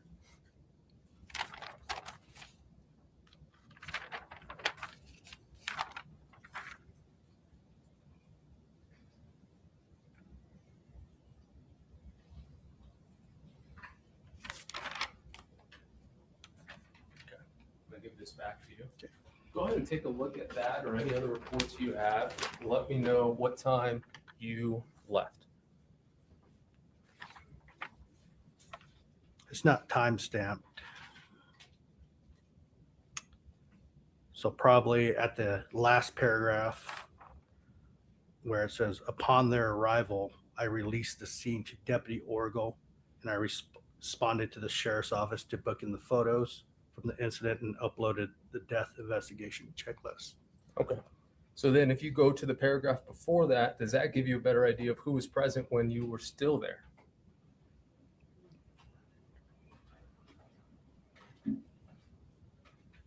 Yes. Tell me. Well, while waiting for. You don't have to read it. You Oh. could just, if that's refresh your memory. So after Sergeant DiBotello left, upon Deputy Orgel and Detective Woody and the medical examiner Sessions upon their arrival, then I left. Okay. So then at some point after you let DiBotello go off watch, you then waited for those three individuals, correct? Yes. Orgel, Orgel, yes. Orgel, apologies. Sessions Yes. and Woody. Yes. So they arrived and then you left, correct? Yes. Did you speak with Woody? I think, no, I don't recall. I don't recall. Okay. I don't recall. Would you have put it in your notes? Yes. Okay. And it's not in your notes. No. And your body cam, based on what you just said earlier, would have still been on while Woody while Oracle, while Sessions was there, right? Yes. Unless you would have shut it off, Yes. which you didn't. Yes. Now, I'm going to put up just a still in just a minute of your body cam, okay? But before I do that, I want to ask you about your body cam. What software or what hardware does your body cam use? I don't know. You're not familiar with Axon? It wasn't an Axon. It wasn't an Axon. No, it was not. So what is it? It was at the time WatchGuard. WatchGuard. Now, those WatchGuard that you use, does that have an audit trail system? I don't recall. Okay. When you're done with a call, what happens to that video? It gets uploaded. Automatically? Upon, I think that system, when we stop it and we go to the station, it uploads. Okay. And did you do that here? Do it where? In this case? Yeah. Okay. I'm pretty sure. And where did you do that? I don't recall. Now, this wasn't the first time you were wearing that body cam, was it? It was not. Okay. How many times had you worn that body cam before March 4th? A lot. 5? More. 20? More. 100? More. Thousands? Possibly. And in those thousands, you've uploaded videos of your body cam, correct? Correct. You're familiar with the footage and how to upload it. At this time, I don't remember because we changed systems and I don't remember how that system worked. Does it have a little USB cord? No, I think it automatically Wi-Fi at that system was a Wi-Fi. Perfect. So now we have Wi-Fi. Which Wi-Fi? At your home? No. Okay. Where? A secured Wi-Fi at the office. Okay. So you would have come back here, just across the ways here, correct? Yes. And would it have been in your desk? No. A separate room? No. Where? In my car. In your car. Yes. So you connect to the Wi-Fi in your car or to the station? Station. Okay. So you come back and you do a Wi-Fi upload, correct? Correct. Now, at one point, you're told that it's been uploaded successfully. I don't get notification that it's been complete. So you just show up and it just automatically goes? Yes. You don't press a button saying upload? No. Okay, so now the software system it's an automatic Wi-Fi connection without you having to do anything to your body cam. Is that correct? Correct. Okay. And at one point, you did review what we just saw, or the full length of the body cam we just saw, correct? Correct. And you made sure that it was complete, correct? Correct. Okay. So if let me ask you this. In your report, since you don't remember, in your report, can you please look to see if you indicate that you shut off the body cam for any reason? I did not. So you did not shut it off? No, I did not put that in my report that I shut it off. Okay. Now, sitting here right now, you don't know if you shut it off before Mr. Orgel, Miss Sessions, or Miss Woody arrived, correct? Correct. Okay. Let's talk about how you secured the crime scene. Where we saw you going around the house was limited to the first floor, correct? Correct. Did you go anywhere else? Just the living room. Okay. You didn't go in the kitchen? No, You didn't go in the garage? I did not. The detached garage? I did not. Okay. Now you took photographs, right? Yes. and you started getting bits and pieces about what happened, correct? Yes, correct. Okay. And you started telling your fellow deputies about it, correct? Correct. And you start piecing everything together, right? Correct. Okay. You heard, for example, or you saw rather, when you arrived, EMS personnel, correct? Correct. Now, do you know any of those? Did you know any of those EMS personnel before arriving? Before arriving, I didn't know who was responding. But individually, have you worked with them before? Only one. Which one was that? Sergeant Cernich. Cernich. He's the one in the red, right? Correct. Okay. And Cernich and all the other EMS are talking amongst themselves about what happened, correct? I assume I wasn't listening. Okay. When Detective Woody appears, shows up to relieve you, you don't recall whether you gave Woody any information about what you have learned? I do not. You would have put that in your notes. That I would have passed on information. Correct. Possibly. If not, I would just tell her, explain her a brief of what I observed and to pass on information. Right, because this is a case where there is a dead body, right? Yes. And a detective is coming, right? Yes. You yourself told the family, told Kouri, hey, this is the protocol. This is what's going to happen, right? Correct. Because of his young age, right? Correct. Because he didn't have any mental health problems. Correct. Because he wasn't suicidal. Correct. All of these questions that you were asking Kouri were important, correct? Correct. And you were using it not only to fill out a form, right? It was to gather information. On the form. But for yourself.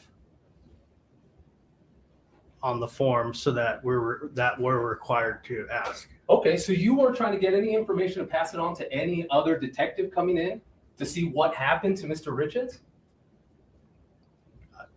Yeah. Yes. I was getting additional information. Of course, because Yes. this is important, Yes. right? Just like as counsel had indicated earlier, precision in this profession matters, and it matters even more in your profession, correct? Correct. So, you're there, you're gathering information for whatever's to come, correct? Correct. Because you don't know what's going to happen to this case that you were dispatched to, correct? Correct. You don't know if somebody's going to be charged, correct? Correct. You are a fact gatherer, correct? Correct. More importantly, you're a truth seeker, correct?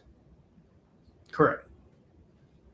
Because you don't care or shouldn't care what this piece of evidence here means, correct?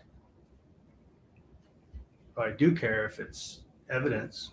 But that's important. My point is this, is you are going to approach every single piece of evidence equally. Correct. Okay. And in order to do that, you need to know what it is that you're looking for, correct? Not necessarily. Okay, let's take this example. You knew that they had taken a celebratory shot, correct? A drink? A drink. Yes. Okay. So, you know he's young, Mr. Richins, correct? Correct. You know that the protocol is to have a deputy and a medical examiner come in, correct? Correct. Because it's unusual that he died, correct? Correct. Okay. So maybe something is in this drink, correct? Possibly, but Possibly. Possibly. Did you possibly go to the kitchen? I did not. You did not. Did you possibly look in the sink? I did not. You did not. Did you possibly tell another deputy who was Wow. there, go to the kitchen? I did not. Did you possibly tell somebody else, go look in the sink? I did not. You did not. That This guy. possibly is important. Right? Yes. Yes. When somebody loses their life, it's important. Right? Yes.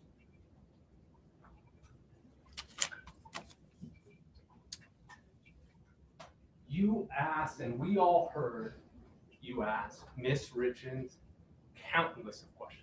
Countless questions, right? Yes. I counted them. And she answered all of them.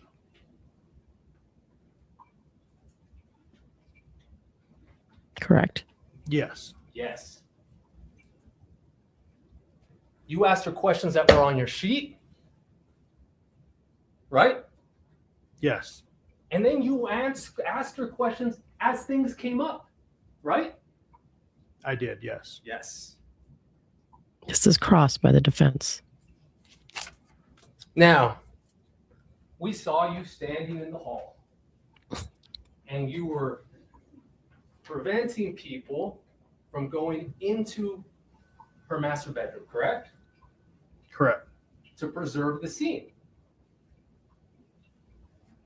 Correct? Correct. Okay. Now, the reason you're doing that is because of all of these possiblies, correct?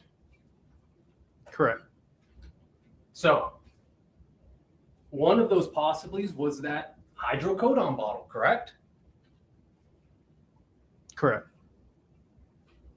Now, you took a picture of it. I don't recall taking a picture of it. Do you recall somebody taking a picture of it? Yes. Do you recall somebody opening it? I don't recall. Do you recall somebody taking a picture of the inside of it? I don't recall.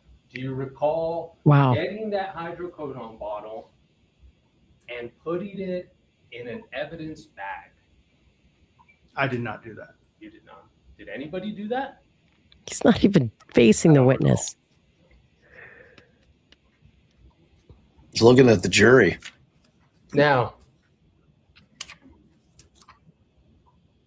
having a celebratory drink, you found out,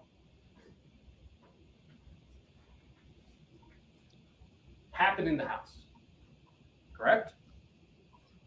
Yes. They didn't go out somewhere, correct? Correct. And you knew that Miss Richins' mother was also there, right? I didn't know. You didn't know? I didn't know she was there. Really? I mean, I have 1 second. What do you guys think of this guy's just, huh? What do He's you like- think? What do you think? I don't know. He needs a drink. He's got all worked up. Who? The defense attorney. He's not getting a fucking drink. He is at the water fountain. What? Yes. It's like going to get some kind of piece of paper, man. Nah, dude. He just picked up a cup at that water cooler behind him. There's a water cooler? Yeah. Bleep back 10 seconds. I believe you. But I'm going to still go back there. Oh, yeah, I see it. Oh, yeah. Oh, yeah. Oh, yeah. Oh, yeah. Getting some water. I think he's asking very important questions. I do too. I do too. It's just like, I don't know. Yeah, it's not I a think water some fountain. It's a looking at the water. jury can be, you know, you connect with the jury, you let them know you're saying something important, but the whole like look at the jury and then point. Well, Like- look at it like this. I mean, had they collected those fucking glasses, if she was not smart enough to have rinsed them out, which I'm assuming that maybe she did, it solves the case potentially. if there's residue in those cups. I mean, did he finish the whole drink? I mean, typically when I've heard about people kicking on fentanyl, like if they get a bad batch of Coke that's been laced with fentanyl, the death happens very quickly. You know, Yeah, but where's the rolled up dollar bill? If he he's not where's the snorting it. No, no, no, no, no, no. The state's theory is that she made 2 Moscow Mules. I get it, but we're saying if what she's saying is true, he snorted it, right? No, What's the defense saying? she's claiming that he got a bad batch of THC gummies from some cartel dudes that used to like work at some ranch, that he was getting some illegal shit, some black market gummies. You know, whether or not they can prove that is a whole different thing. You know, but somebody had asked a question if I thought that the defense was kind of creating somewhat of a burden by bringing that concept up. And I mean, I think you're writing a check. You know, they didn't bring it up in openings. All right, but well, in Montgomery, Pennsylvania, 2/24/23, the DA warns about THC gummy edibles. The public today that fentanyl and heroin have been found in some THC gummies sold at 3 Tobacco Hut stores in Montgomery County. So it happens. It happens. It happens. I did not know that. It sounds like bullshit. Like, I That's mean, what I thought. who's cutting like gummies? No, I don't know that anyone's cutting a gummy as much as everything's cross-contaminated. I don't know. Cross contamination. What is this like like some kind of super black market drug dealer who's got all the shit, makes homemade gummies? I mean, Norristown. They found that some THC gummies. and like the pill bottle, like I would have picked up the pill bottle to see if Kouri's DNA and or fingerprints are on it, where she's putting it out purposefully. Right. Like, why the fuck would a 2016 empty pill bottle be sitting out in the open? Somebody said that, maybe you're using an old pill bottle to hide your drugs in. Well, they didn't collect either of those things. You know? Right. All right, let's go.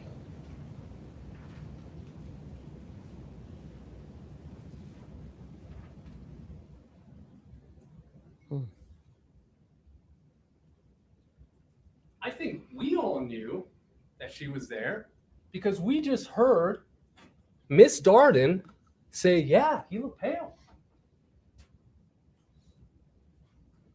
So you didn't know that Kouri's mom was there the night before? I did not know she was in the house the night before. Fair. Now,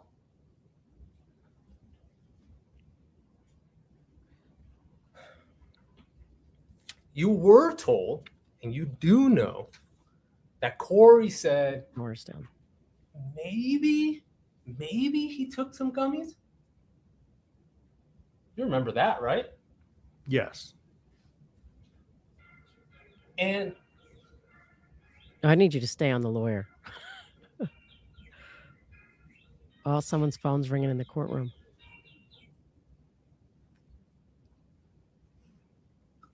And you have, I imagine, familiarity with gummies, right?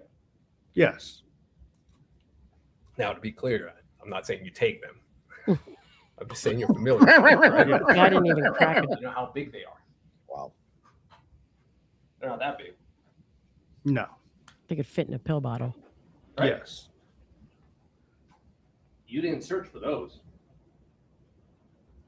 No, I did not specifically search for those. Not specifically. Please elaborate. I didn't go out and search because I was not in charge of looking for medication or anything like that. Oh. So you weren't in charge of it. Who was? Deputy Pimentel. Okay. So you told Deputy Pimentel to go do that. that was his job to look for medications or anything like that. Right. But what I'm saying is, somebody would have to tell him, hey, go search for this. I passed that information to Sergeant DiBotello. Correct. You're passing along the information. Now, you were there for an unknown time, and you indicated Pimentel was the one who's in charge of looking for that, correct? Yes, he was assigned for that duty. Now, at one point, you relieve him. Oh, correct? Deputy Pimentel? Correct. I don't recall. You just indicated a little bit ago that you relieved him so he can leave. Oh, when he left, yes. Yes. For him to leave. Correct. You relieved him, right? Yeah, not the medical checklist duty, but to relieve him to leave. Correct. Yes. On his way home. Correct? Correct. Okay. So who did you assign to take over his responsibility? I don't recall. Could you please look at your report? Yeah, I didn't indicate.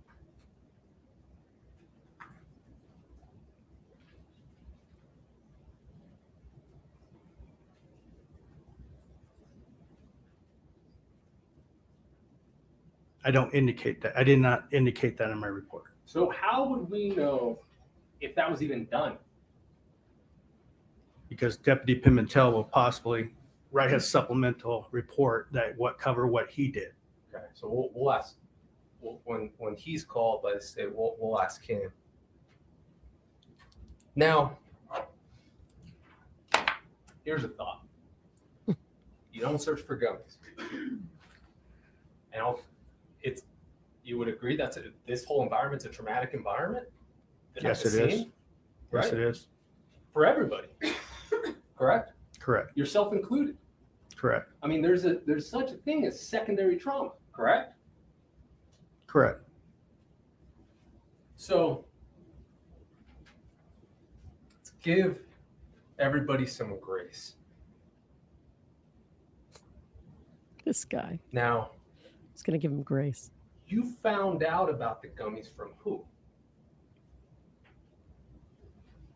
Found out what gummies.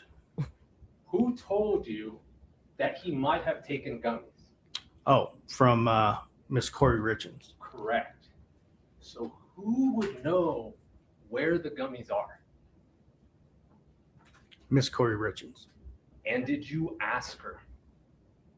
I did not specifically ask her about the gummies. Not specifically about the gummies. Please elaborate. I asked her about his medical prescriptions. Nope. We're talking about the gummies. Did you ask her, Miss Richins, about the gummies that she told you about, that she volunteered? Did you ask her where they were? I did not. You did not. Did you tell Pimentel to ask her? I did not. You did not. So it's not like they were hidden somewhere. You knew where they could have been. Correct? I did not know where they. You could have asked a question. You couldn't have asked where they were. I could have. And you did it, right? Correct. Now, you have been an officer since 2012. Correct? In Utah, yes, correct. What about before? 2003. 2003. In that time, you've learned quite a bit of things. Correct? Correct. How to investigate. Correct? Correct. How to document. Correct? Correct. How to interview. Correct? Correct. How important each case is. Correct? Correct. Because everybody counts or nobody counts. Correct? Correct.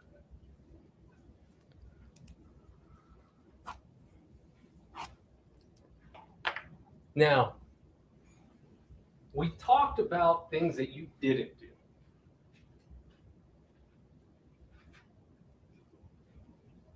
Let's talk about one thing you did do. Miss Richins told you how she got into bed and felt Eric's cold body, right? Yes. And she starts trying to say, well, I mean, we keep the temperature up, right? Or down, correct? Yes. And what do you do with that piece of information? What do you notice? The thermostat. That the temperature was set at 70 degrees. Cold body, and you check thermostat, correct? Correct. And you even make a note that you thought it was a little warm, correct? I put down the temperature, correct. What was the temperature? 70. And what did it actually read at? 71. That's attention to detail, right? Correct. Because she told you something about a temperature and you wanted to verify it, correct? Correct. But she told you about the But gummies it's and you only didn't. what you want to verify, correct? No. It's not. We'll leave it. Let's talk about times. Everybody's looking at that clock right now, and I'll try to shut up real quick. But I might need to come back tomorrow and judge. You gathered information about time, correct? Correct. You even get down to the minute at some points, correct? Correct. When you're filling out the form, for example, let's go back to that. You remember there was a group of EMS people, including Mr. Cernich, correct? Correct. And you're writing down, what time did you guys get here? Correct? I did not ask that question. Did you overhear it? I did not. Really? Okay. We'll leave it alone. I'll leave it alone. You Okay. need to document when things happen and where they happen, correct? Correct. Because you know that the information that's going to go into your report is going to be seen by other officers, correct? Correct. By possibly prosecutors, correct? Correct. By possibly judges, correct? Correct. By possibly jurors, correct? Correct. So, in your report, go ahead and review it and tell me if you identify times there.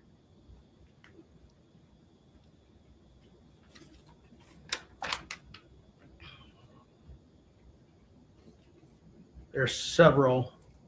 Let's start with the first. Are you on paragraph, let's see, 3? Yes. The narrative? Okay. And what is that time related to? The time they had a drink. Which was what? 9 o'clock. Now, is that exactly 9 o'clock? On my report? No. Did it actually happen at 9 o'clock? No, Miss Richins advised me that they had a drink at 9 o'clock. Okay. And did you, I don't know, confirm with her how she knew that? No, I took her word for it. Correct. Now, you arrived at 3:40. Okay. What time were you dispatched? I don't recall. Were you dispatched? Would your dispatch? You guys are hilarious in chat. So some people, YBE is madly in love with this lawyer. She likes his attacking approach. I've seen a lot of other people can't stand his approach. Let me put it this way. If this was it's not too dissimilar from Alan Jackson when he would go at witnesses in the Karen Reed case. So I would just ask you, are you basing your feelings on this cross-examination in terms of the way he's kind of performative? He does that weird thing where he doesn't look at the witness when he's asking questions, which is a little unusual. But if you believe that Kouri Richins was innocent going into the trial, I'd be curious if I'd be seeing the same comments, because Alan went pretty hard at some people. Yeah, Alan did. And I love when a defense attorney goes a little hard at a person. It's just something about this guy that, like, it's too much on, like, every point. I don't know. It needs Look, to be a balance of sometimes look at the witness. Yeah, The I mean, pointing. that's He asks a different shit. question. He asks, That's "Hey, what's different. your name?" That's different. That's like, that's what I was saying. That's definitely weird. Like that when he doesn't look at I think he's staring straight at the jury when he's Yes. asking these He's questions. talking to the jury. Which is strange. We once had a witness that didn't look at the person asking him questions, which was strange as well. And wasn't even looking at the jury. But the other part that is important is that this guy's the first responder. This guy is taking notes of important things that are being said, which in theory are supposed to go to the detectives. Because I can tell you, the detectives never collect. Like we used to use those copper mugs when we would make mules, bourbon mules or Moscow mules, whatever the case may be. But these things were not collected by the detectives either. I mean, let's be clear here. There is definitely a failure by law enforcement in the early stages of this investigation. There was a failure, and it has to be pointed out. And But he's pointing it out.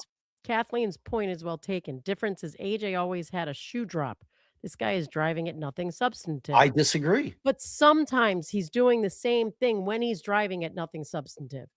Well, I don't consider his failure to potentially have collected or mention the potential murder weapon is not being substantive. I think it's quite the opposite. I think it's incredibly substantive. I know, but he's also doing it when he's like, and who told you about this gummy? And you have a keen eye to detail. I mean, which is important questions they ask, but not the ones you need to be looking at the jury like I'm saying something really fucking important right now. Because I think it's damning if she had run back and washed out the mugs or whatever she served the drinks in. I think that's equally damning. Unless she rinses her glasses, doesn't leave anything in the sink. Most people don't. I mean, one way you could tell is by looking in the sink. Right.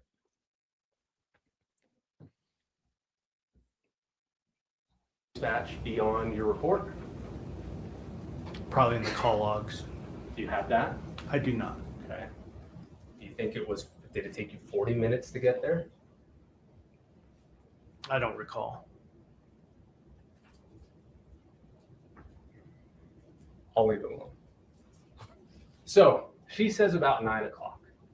You get there at 3:40, approximately, right? Yes. Now, during this time, you had some conversations with EMS. I believe it was Offred that we saw in the video. Is that correct? Upon arrival? No. During your investigation, during the video we just saw at the end, she indicated. All right, the point, and I want to pull this up. I'm not going to belabor this, but I just want to point some things out. But any actual point is getting lost and going hard over 70 versus 71. The point of him doing that was that she mentioned the fact that they kept the bedroom cold. And he was pointing out the fact that he noted that he took in that information, noted it, and saw to checking out the temperature on the thermostat in order to illustrate the fact that the other things that he learned, that maybe they'd taken gummies, that he had ingested a drink, which may have been his last living act, yet he did nothing in terms of that. That's why he was pointing out the deficiencies in the earlier portions when questions were asked as stark contrast to the fact that she said that they kept the room cold. And he thought that the temperature was a little warm.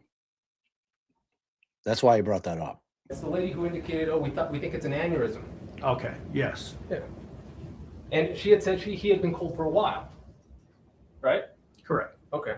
Now, the reason times are important, right, is because you need to try to figure out, hey, when did he die, right?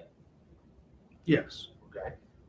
So when you say around 9, when you put around 9 in your report, or Ms. Richins says around 9, that's not exact, correct? It's going off her statement. A generalization, correct? Yes. Okay. Now, let's go to the next one. When's the next time you see a time arrival there? The time they went to bed, And when was that? 9:30. So you say go to bed. Now, is that really when she closed her eyes and she was asleep? The time she went to bed, I'm sorry. Correct. Just went to bed, right? Like to the bedroom to start going to sleep. To retire for the evening. Okay. Judge, I think I'm pushing it. May we rest here and pick it up tomorrow? No, we're not. Is that okay? Your Honor, I guess the fundamental question is how much longer? Right. You didn't see the judge wave you in because you're busy looking at the jury.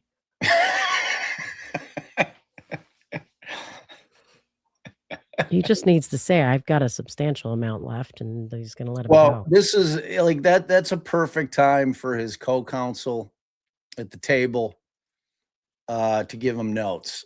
Like if they're noticing that jurors seem off put. Yes, you're going to know, you're going to mention that to co-counsel. Be like, the staring at the jury thing while you're asking questions, maybe lose that. Ladies and gentlemen, we've worked hard today. I appreciate your patience. Let's recess for the day. I just don't think this Some guy is that instructions, important of a witness. Please, with fair warning that you will quickly become tired of me saying this, but I have to say it nonetheless. First, I need you to be back ready to get back to work tomorrow morning at 8:30, please. And if I can navigate my notes here, give me one moment. This evening, please remember, do not speak to anyone about this case. Don't speak to each other about it. Do not let anyone engage you about the case. It is off limits. Please do not read, watch, or listen to anything about the case. You have to either actually or effectively change the channel. Move on if you see a headline.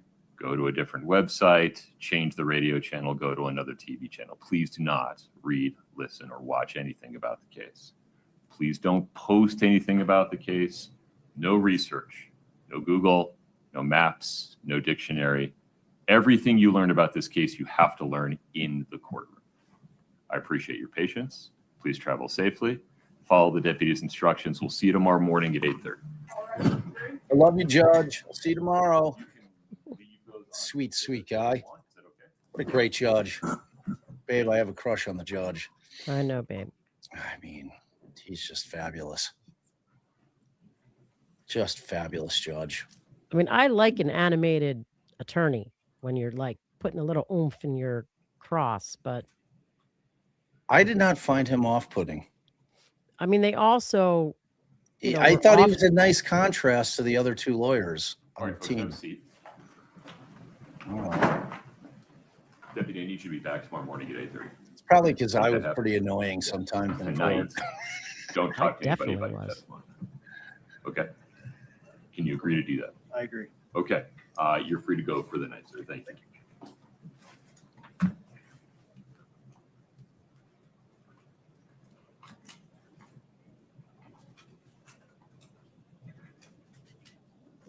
One moment, Counsel.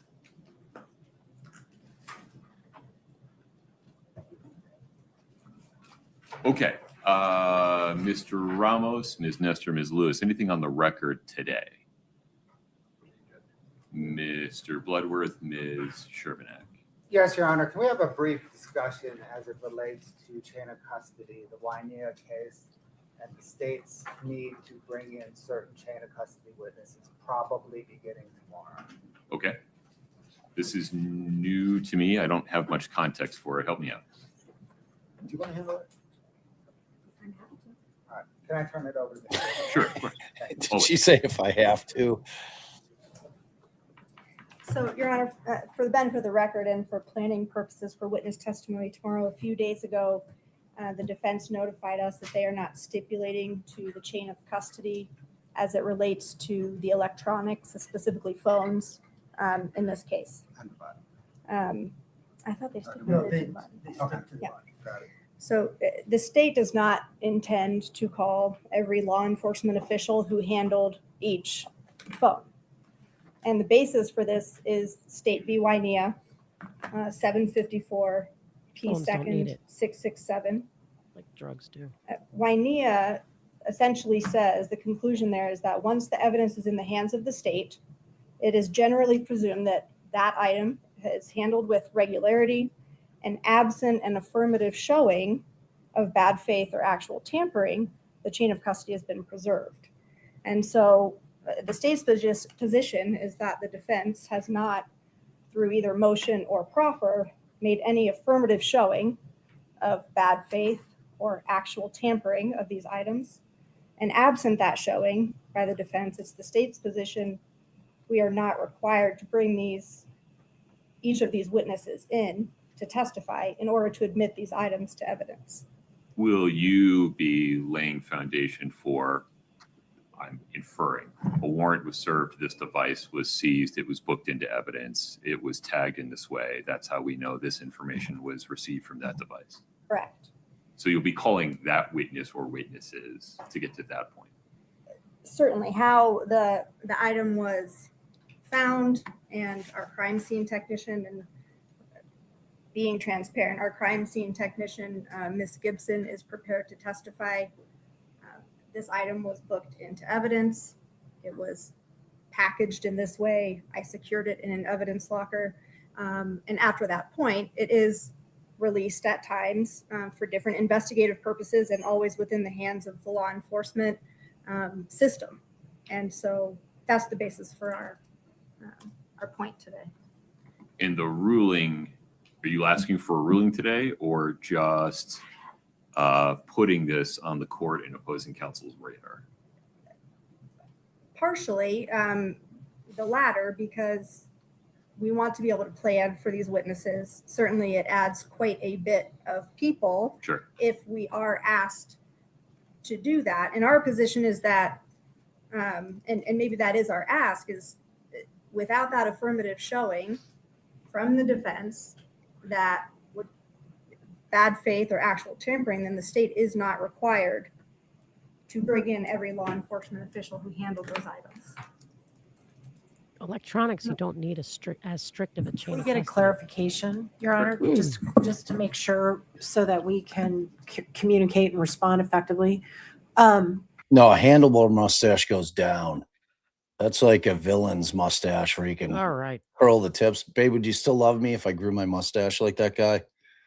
Did you see it? I didn't see it, but no. So she's talking about once they've got the phone. There, that checked guy, into gray suit evidence guy, from bald then guy. on, you're not talking about the people who located it and turned it into Ms. Gibson. You're talking about once Ms. Gibson checks it into the evidence locker or takes official control of the item, everyone who touched it after that, is that what you're referring to? Correct. Okay, thank you. We've That's got no the issue. clarification I needed. Okay, so I think I understand the state's position. Does the defense need to put anything on the record about this today? Can we talk about it overnight and respond in the morning? Yeah, candidly, can the send first you an people email. you should respond to are the state. Yeah, we'll talk to Ms. Schwerner. Okay. We can take this up first thing in the morning. Yeah. Give me a preview of who you're calling tomorrow. we need to finish with Yeah, so we have Deputy Wynn. We intend to call the paramedic on scene. We have 2 other first responders who were there, Andy Cernich and Deputy Pimentel. And then after that, we are at Miss Gibson.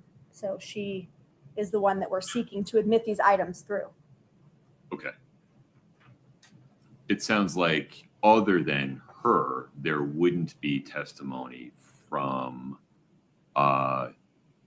investigating officers who executed the search warrant and bagged the evidence. Is that correct? Correct. Okay. I'm sorry, can you say that again? It sounds like other than crime scene tech Gibson, they're not planning to offer testimony of investigating officers who executed a warrant and bagged the evidence. That's what I was asking. That was my clarification. I think we now know. So, I don't know how the judge okay, knew. so that's a This is part of different, the discussion I think you need to have with the state. okay, so they don't want to call anybody except Miss Gibson? That's Not it? comfortable getting into this on generalizations because there's lots of evidence that was seized and it may be different depending on which piece of evidence we're talking about. I'm talking about cell phones. There are a couple of those, if not Right. more. Yeah. There are. Your Honor, That's the state true. intends to call the officer that located the phone. Yes, that's and then different. The crime scene tech, I think it's almost exclusively Chelsea. That's helpful. That bagged the phone. So for example, without just for my helping me understand the argument here, Yeah. I recall the phone that was in the cup holder when Deputy Maynard stopped Ms. Richins when she was in her vehicle. For example. For example, who's getting called to say, I took that phone and put it in an evidence bag? So I think to use that example, the example is something like Deputy Maynard gets called and says, I walked over to Kouri Richins' car. She handed me the phone. I took it. I handed it to briefly to Deputy Woody. I sat there and saw her hold it for a few seconds, but she handed it back to me. And then I took it with me to the home where I handed it to Chelsea Gibson, who bagged it. Okay, I appreciate that. And then that's back to being fine. Something similar for the other phones. Yes, there's phones. There's also, they're the ones that have multiple kind of chain links of custody after in the state's possession because they get brought out to be downloaded and put back and Right. then brought out to be analyzed. But the state's position is once we get it to Technician Gibson, Correct. we, in the absence of an affirmative showing of bad faith or actual tampering under Wainea, we've satisfied our, my words, not the case's prima facie burden of showing chain of custody. We have satisfied, yes, everything after that will go to weight, not admissibility. Right, I understand. Except the extractor. We're not trying to be ridiculous. We don't want every single person whose finger ever touched the phone. We haven't asked for that with the evidence. We are not asking for that for anything. Need the extractor. Except for the body.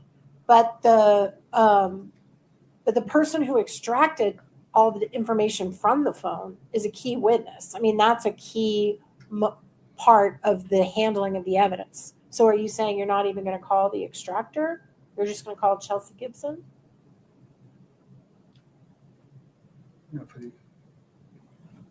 Counsel, rather than doing this in real time, We will. in front of a room, have a discussion with each other. We will. Let me know if there's something specific you want me to get into. We Yes, can sir. readdress this tomorrow morning. Okay. Okay.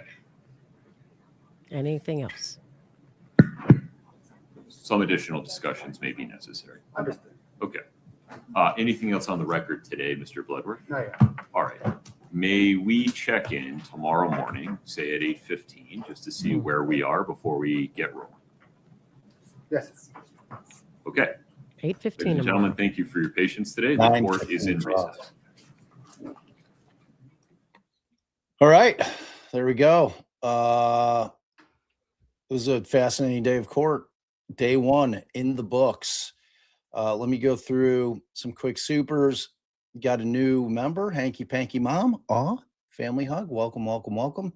Pixie70, member for 8 months. We appreciate you and your constant Continued support of the support. channel. Deja, 24 Oh, months. Love it. Thank you. OG. We Thank adore you. you. Donna McCartney.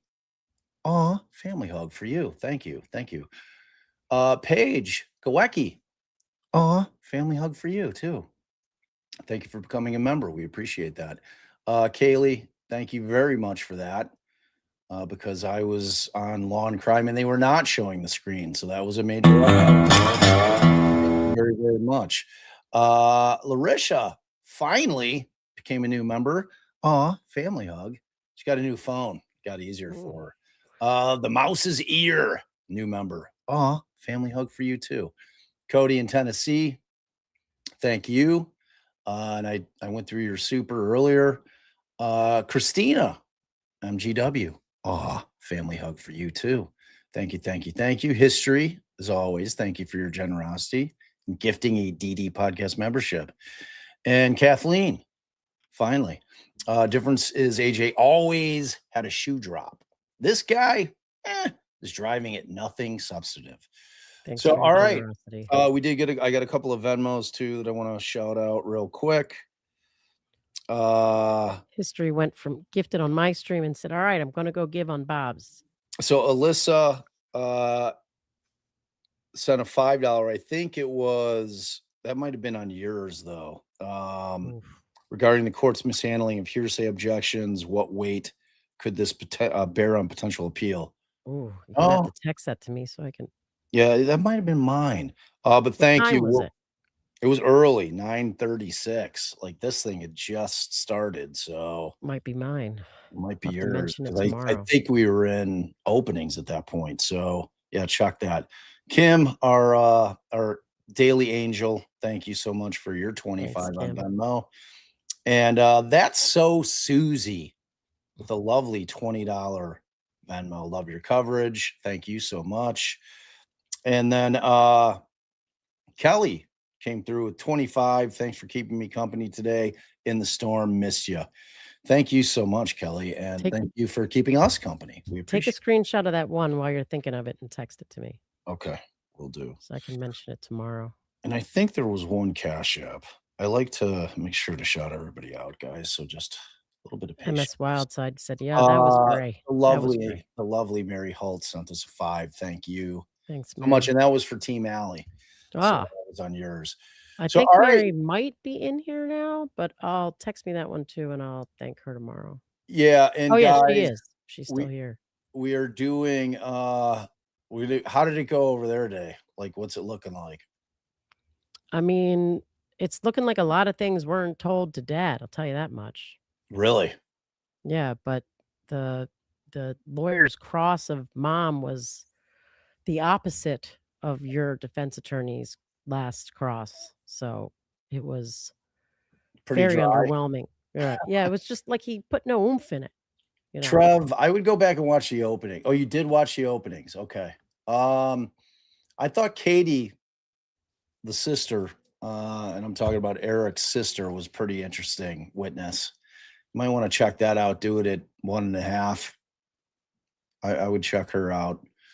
All right, y'all. We love you. We will be back with our dual stream after it worked. I can't believe we actually did it. It's amazing. We had 2 streams going on our channel at the same time. Talk about some tech wizardry. That was it in action right there. You guys are amazing. I have portaled everybody. I've redirected you all to Katnot Williams. She has Ahmad Cruz on, the lawyer in the Faust case. I'm gonna go Wow. check that out. Like, that's been going on for a too. minute. So y'all, hopefully you get over there, you hang out and watch it. I'm sure it's a great interview. And So subscribe. we love you guys. And just remember this: without you, I'm literally just an old man. Sitting around talking to his wife. Love you.